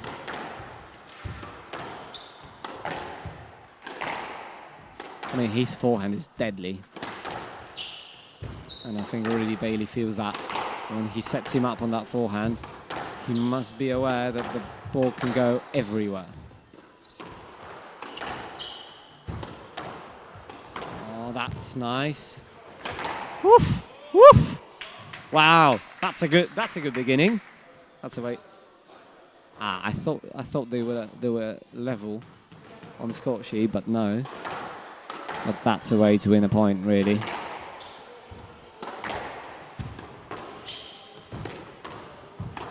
I mean, one of the things I see Samborski do is he's got that.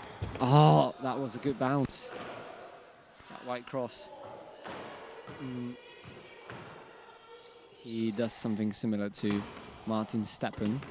So on the backhand side, he intercepts that ball very, very early. I mean, but they do it differently because Steppan did it usually after a drive.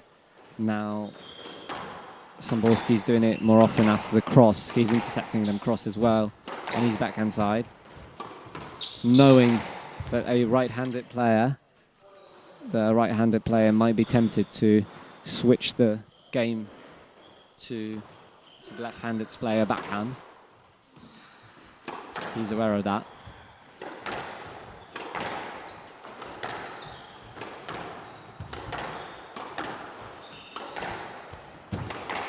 Bailey Malik,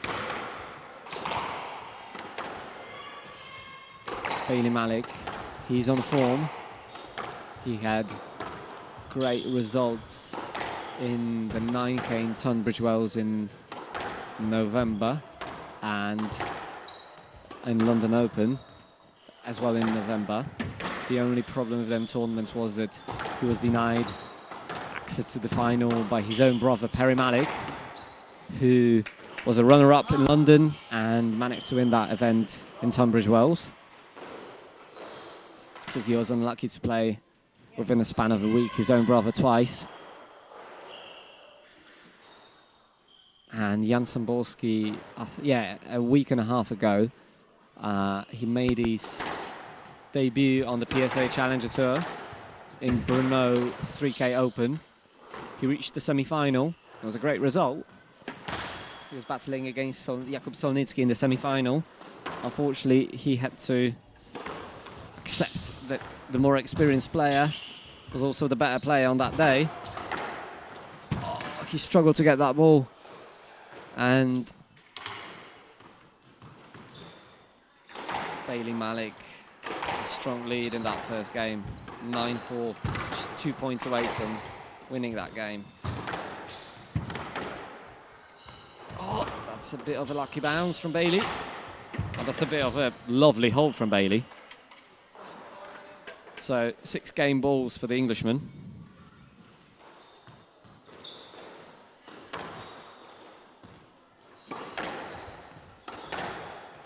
He's using that hole well. Oh, now hectic times on court number 2. Oh, he got that Samborski. He's still in the rally. Oh, that was, I mean, I didn't see that coming. So it's 11-4 to Bailey Malik in the first game.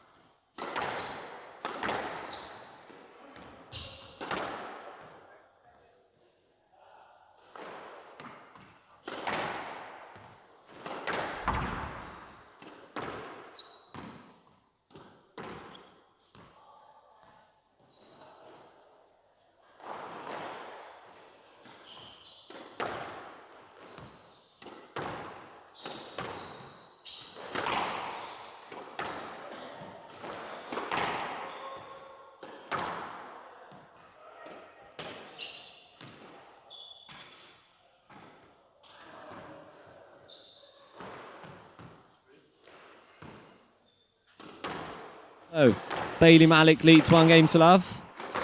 Curious what's going to be the response of the young Polish man.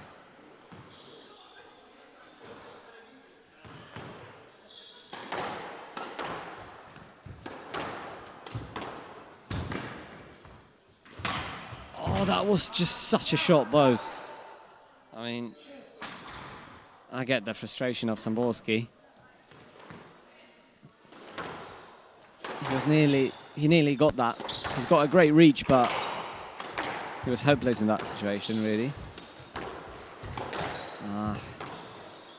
Quickly, the points come and go. The rallies are not long so far. And both players are very attacking, so I mean that makes sense.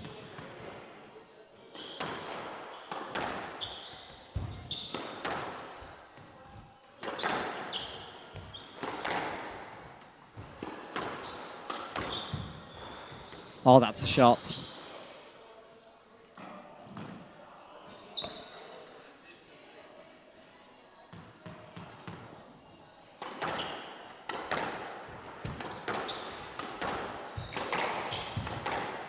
Again, that volley from Samborski on the backhand side, he's intercepting that well. And although Bailey seems to try to take that game, take the ball to the right side very, very often, he has to be careful, because I think that Yannick is dangerous in that area.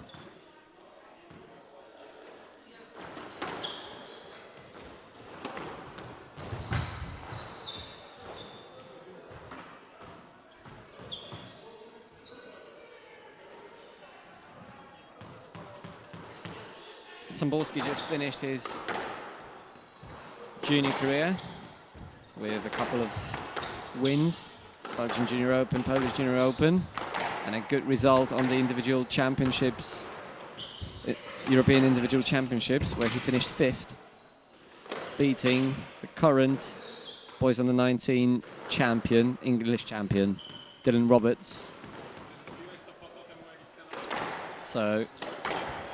So it's a smooth transition for him from the junior career to PSA.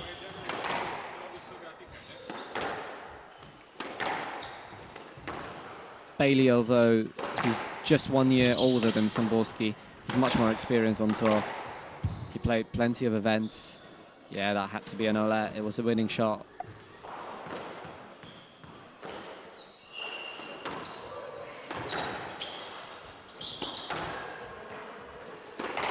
He's already beaten a couple of players from the top 100. To name just 2, Jeremiah Zanya or Edwin Klein. So I think he's up there. Soon we're going to see him and his twin brother Hassan Malik in the top 100.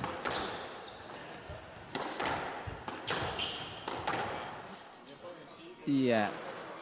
That was a loose shot.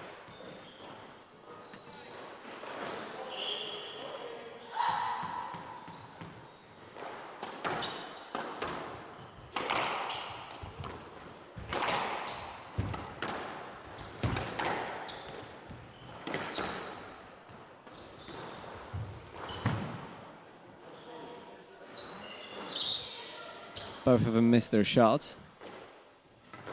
But the miss from Samborski wasn't as severe in consequences as the Malik's, because Malik hit the tin and Samborski just hit the post instead of a drop.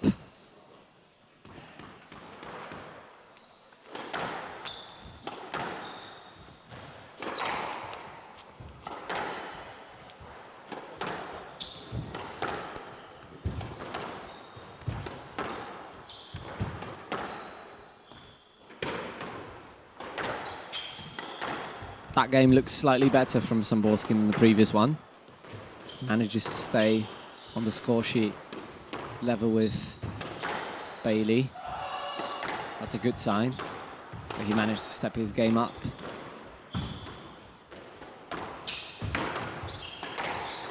Oh, that's a great switch. He's motivated. Happy to see that.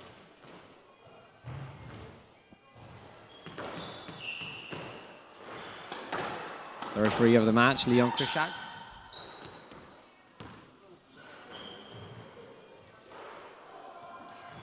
Gave a let now.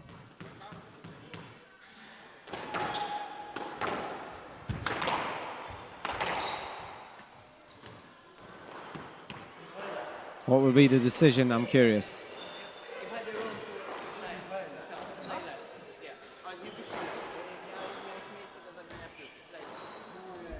Okay, so it's a let ball. I think I agree with the call of the ref. Yeah, safety reasons, to be fair.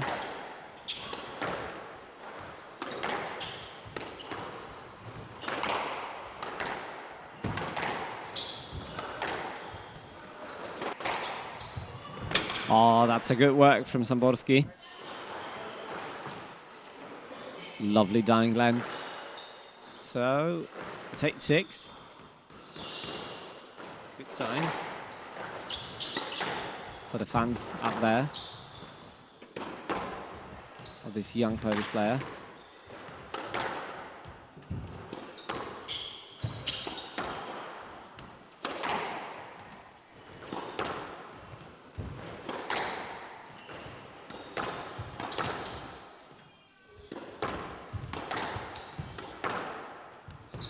Yeah, Samborski spends a little bit more time on the middle now than Bailey.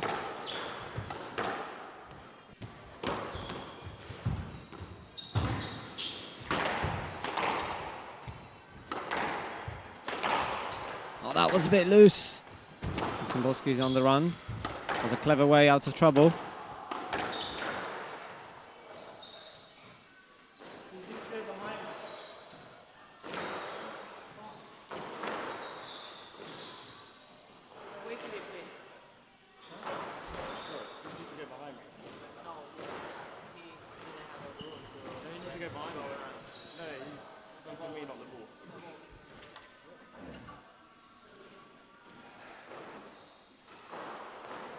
So 2 points away from taking that second game.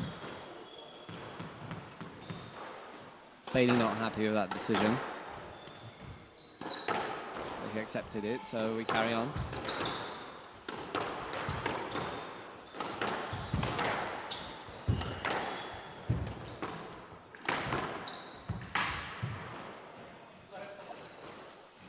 That was a lovely drop from Bailey. Not much someone could do in that situation.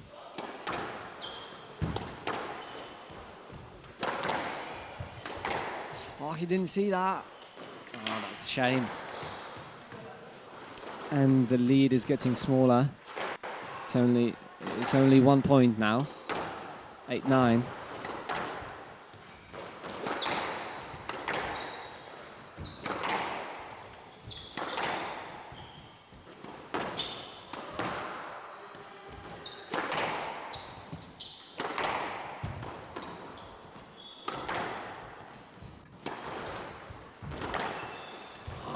He went the wrong way. He's still in the rally.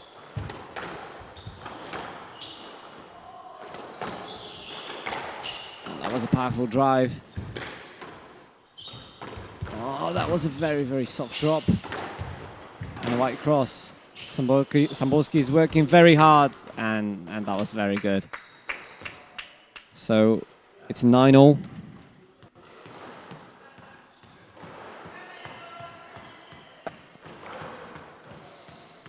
Polish man did a lot of work in that previous rally, so now he wanted a quick fix of his situation.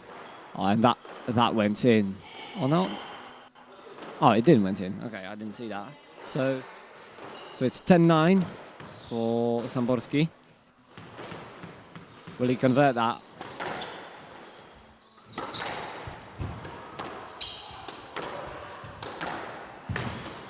Oh, he got that. I mean, that was great movement from Bailey.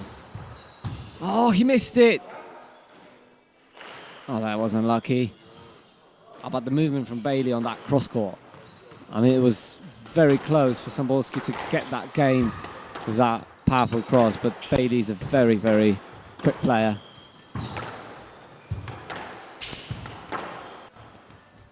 His movement is very aggressive. Like, he gets very early on the ball, and he's got that attacking mindset, which makes it a bit overwhelming to play with him. This is what I think Samborski felt in that first game, but now he's not overwhelmed by Bailey. He's fighting back. But that was a dying length from Bailey Malik, and he's got the first game ball in this second game for himself.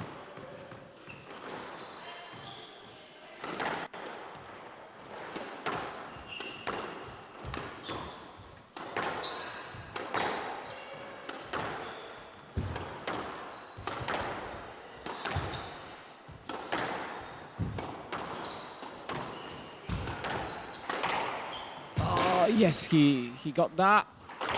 Oh, that went into the nick. Great dive, great dive. Come on, stand up. Get that. Thank you. Oh, that was just too good. So many great shots from Bailey Malik, and he takes that second game. Well, now we're approaching a 2-minute break.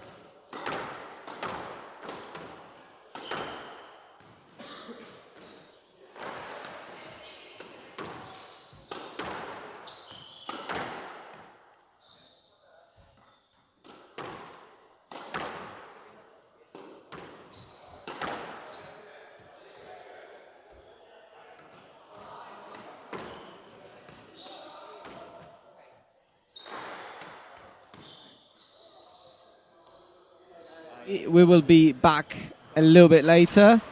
Samborski has a blood injury and he has to stop himself bleeding, so we'll be back shortly when he stops the bleeding.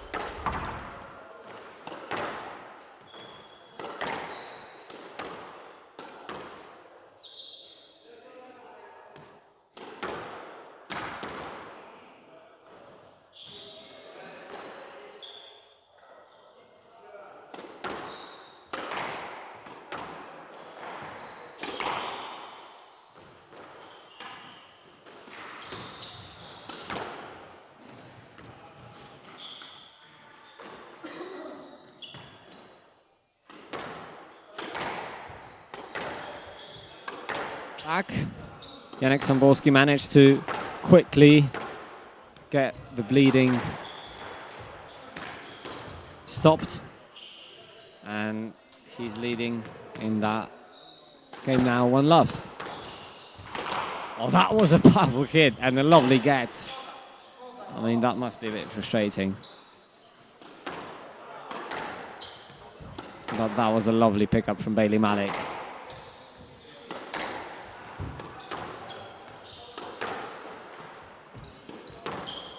Nice lift.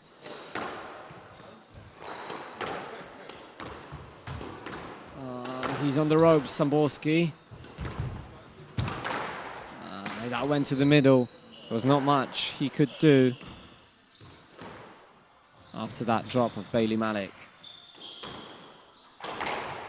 Well, that was nice. It's a bit of a trademark shot from Sambor. That volley where he turns his body to the middle and the ball goes to the sidewall. Oh, nice. A little fist bump from the Polish man.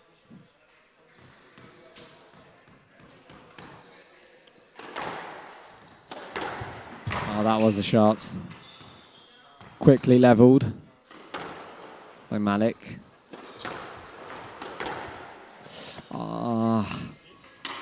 He has to play that ball. Hopefully he manages to bounce back, because that previous game was a lovely performance from Samborski. It was very close for him to take that second game. Unfortunately, the quality in the end for Bailey Malik was very, very high.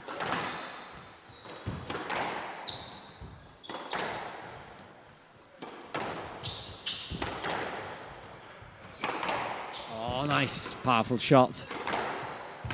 And not up.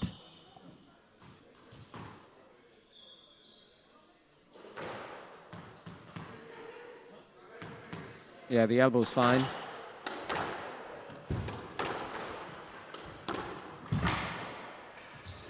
Very high quality finish. Oh, he got that! Wow! Wow! I thought that was over. Wow, I was so wrong. It's 5-4 for Samborski.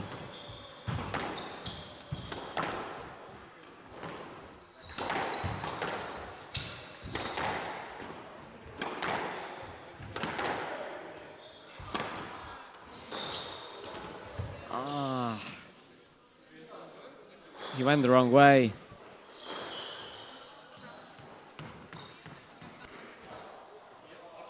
I mean, Bailey Malik Like all of his siblings, he's a very, very skillful player. His technical abilities are very high, and that match is a good display of that, because I think that both players are physically strong. Both players picking up very tough balls to get, and they play with speed. I think the key difference in the first game and in the end of that second game and now between them is the quality. Some of the shots of Bailey Malik and some of the holds that he does are lethal, like that one, for example.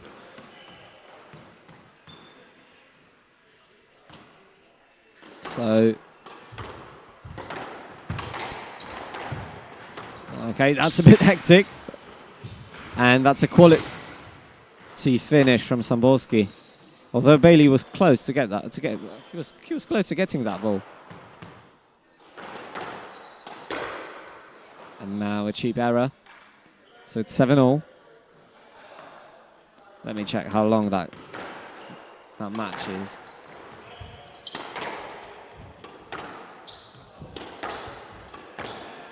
It's been 28 minutes so far. Oh no. He is frustrated.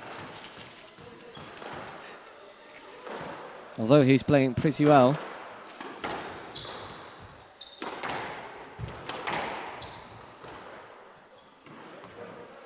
Yeah, that ball's fair.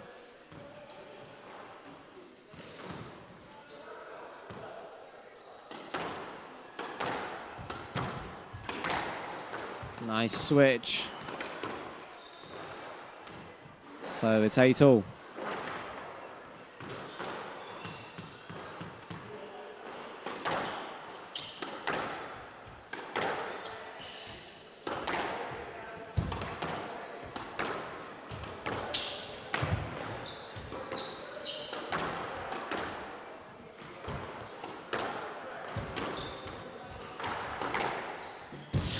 He missed it. I mean, that was a very tight shot.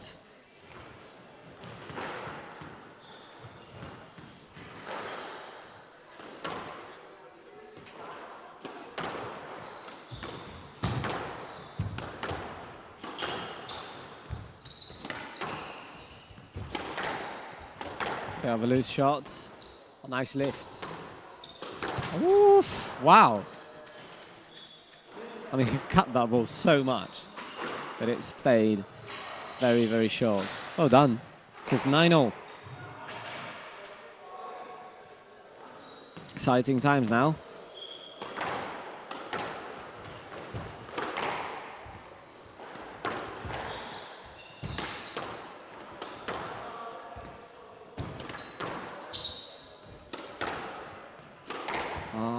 That was a bit too loose. But he got that. Now an opportunity. Oof. He got that. Well done. And a game ball for Samborski now. 10-9. I mean, that boast was lethal. It barely bounced.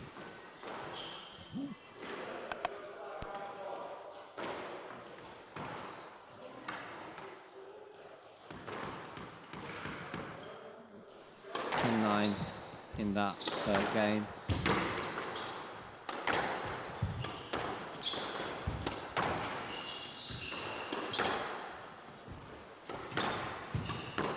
Oh, that was perfect.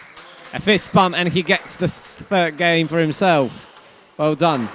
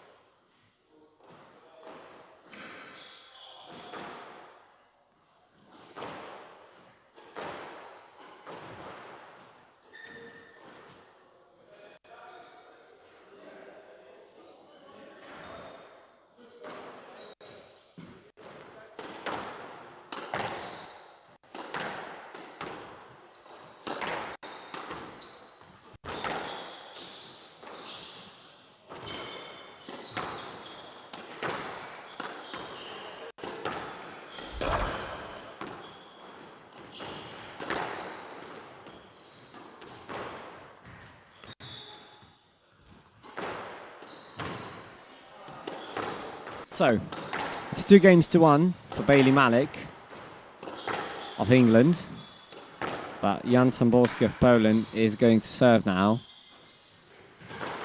He got that third game to his hand. Played really well. And he shoot his shots. He took his chances and converted that game. Bailey Malik, for quite a while, didn't want to take a break. Stayed on court. Tried a couple of shots. Probably he felt that he wasn't sharp enough in the end. Yeah, in comparison to Samborski, you could say that, because in those latter stages of that game, he was very sharp. But now it seems at the beginning of this game, Bailey is the one who's sharper.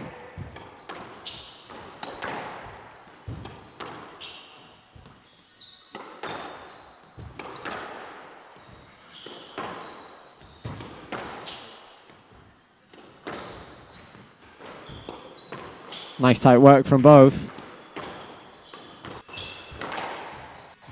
Oh, that was a lovely cross.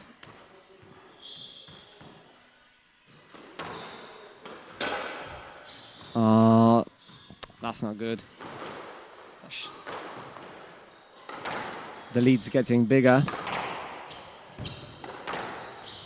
for the Malik.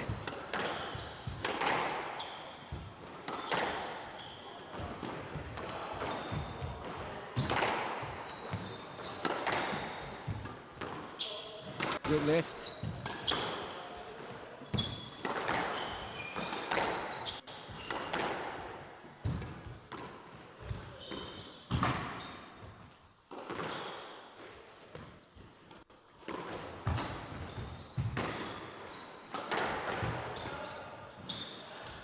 Oh, that was a brutal rally. You can see that on the face of Janek. It hurt him a lot, getting all those balls back.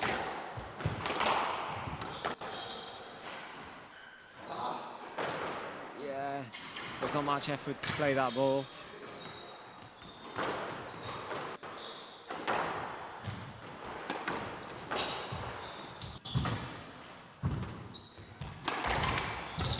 Oh, he fell. Oh, wow. I mean, that's unlucky from Bailey Malik. If he didn't fall, it obviously would have been his point. Jan Samborski asking for the court service. Is there a... All right. Come on, ref. Yeah.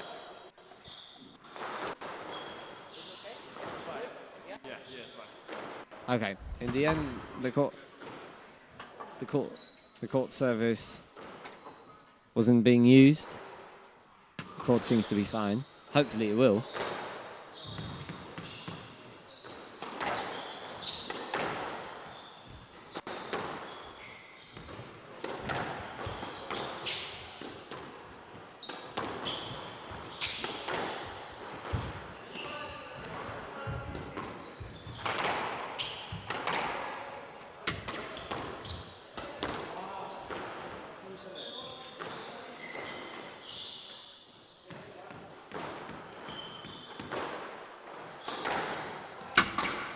Good serve. Got the opening. He didn't quite convert that. He's on the run again.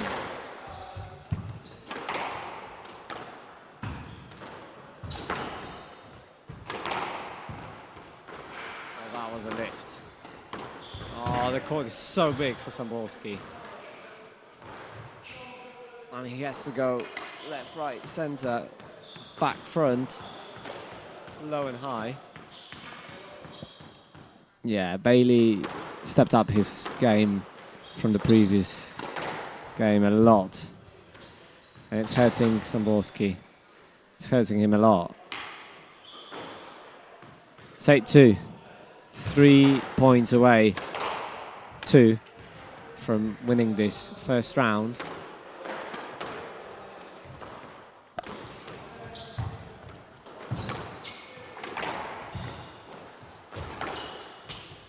Great hold from Samborski now. He's got the opportunity. That was cheeky. Oh no. Probably it will not be a stretch if I say that Samborski is knackered. Seems like. Oh, and it's the end. 11-2 game to Bailey Malik. I invite you all for the interview with the winner and a quick recap of the day in the post-match studio. It was a pleasure to commentate those matches for you guys. And see you in a bit.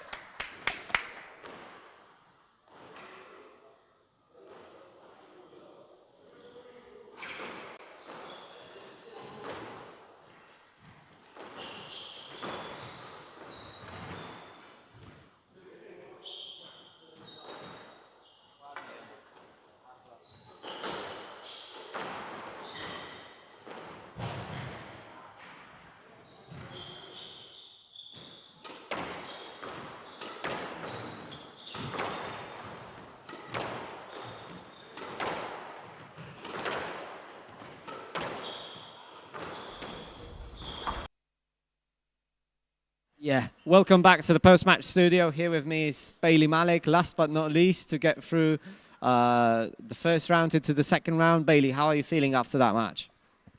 I'm feeling all right. I didn't play too great. Too many loose cross courts, but once I had to tidy up, I found my length and got the ball to the back of the court. So, yeah. Yeah, like I think that many of the cross courts from your backhand side to Yannick's backhand side, he was intercepting that with the volley, but the pace was very high. And the two games, like the second game and the third game, I mean, they were very tight. But then you leveled up the game so much. I mean, what were you thinking after that third game? Because obviously, it's not good news when you lose a game. So what was going through your head so that you managed to step up so much? Just told myself, stop cross-courting into the middle of the court, keep it moving, get the ball straight. Sorry. Yeah, get the ball straight and just find my length. It didn't work well. So you play pretty basic squash and I found myself in a comfortable position. Yeah, you surely did. And that fourth game was high quality from you. Well done. Bailey, just lastly, I want to ask you, because now you are in the second round. You'll be playing Ben Smith. Have you played him before? Do you have your game plan ready? Or are you going to prepare that tomorrow? Now you're going to focus on the recovery? Yeah, I haven't played Ben before, but I'll focus on some recovery and sort of game plan out over tonight and tomorrow. So yeah, get myself sorted for that. Yeah. Cheers, Bailey. Thank you and well done. And hope to see you again here on that chair. Okay, so we had Bailey. It was a pleasure to talk to Bailey. Now let's go to a quick recap of what's been happening here in Poznań. So that definitely Dawood Ayad. Salel Togman, that definitely was the match of the day. And the winner of that match, Ayad Dawood, will play against Amishan Chandaran, the #1 seed. Tomorrow we got Jakub Solnicki, the two-time winner of Poznań Open, go against Mohamed Goha, who already won a title in Poland in Białystok.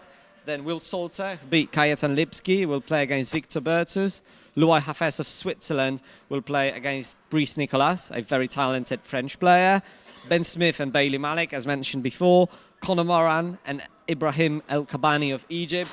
Chi Wong Him against Mohamed Siafik Kamal. And Chung Liu against Rowan Damming. That's it for the day #1. Happy to have you. Jakub Pytlowany was commentating. Those great players were playing. And hopefully see you tomorrow.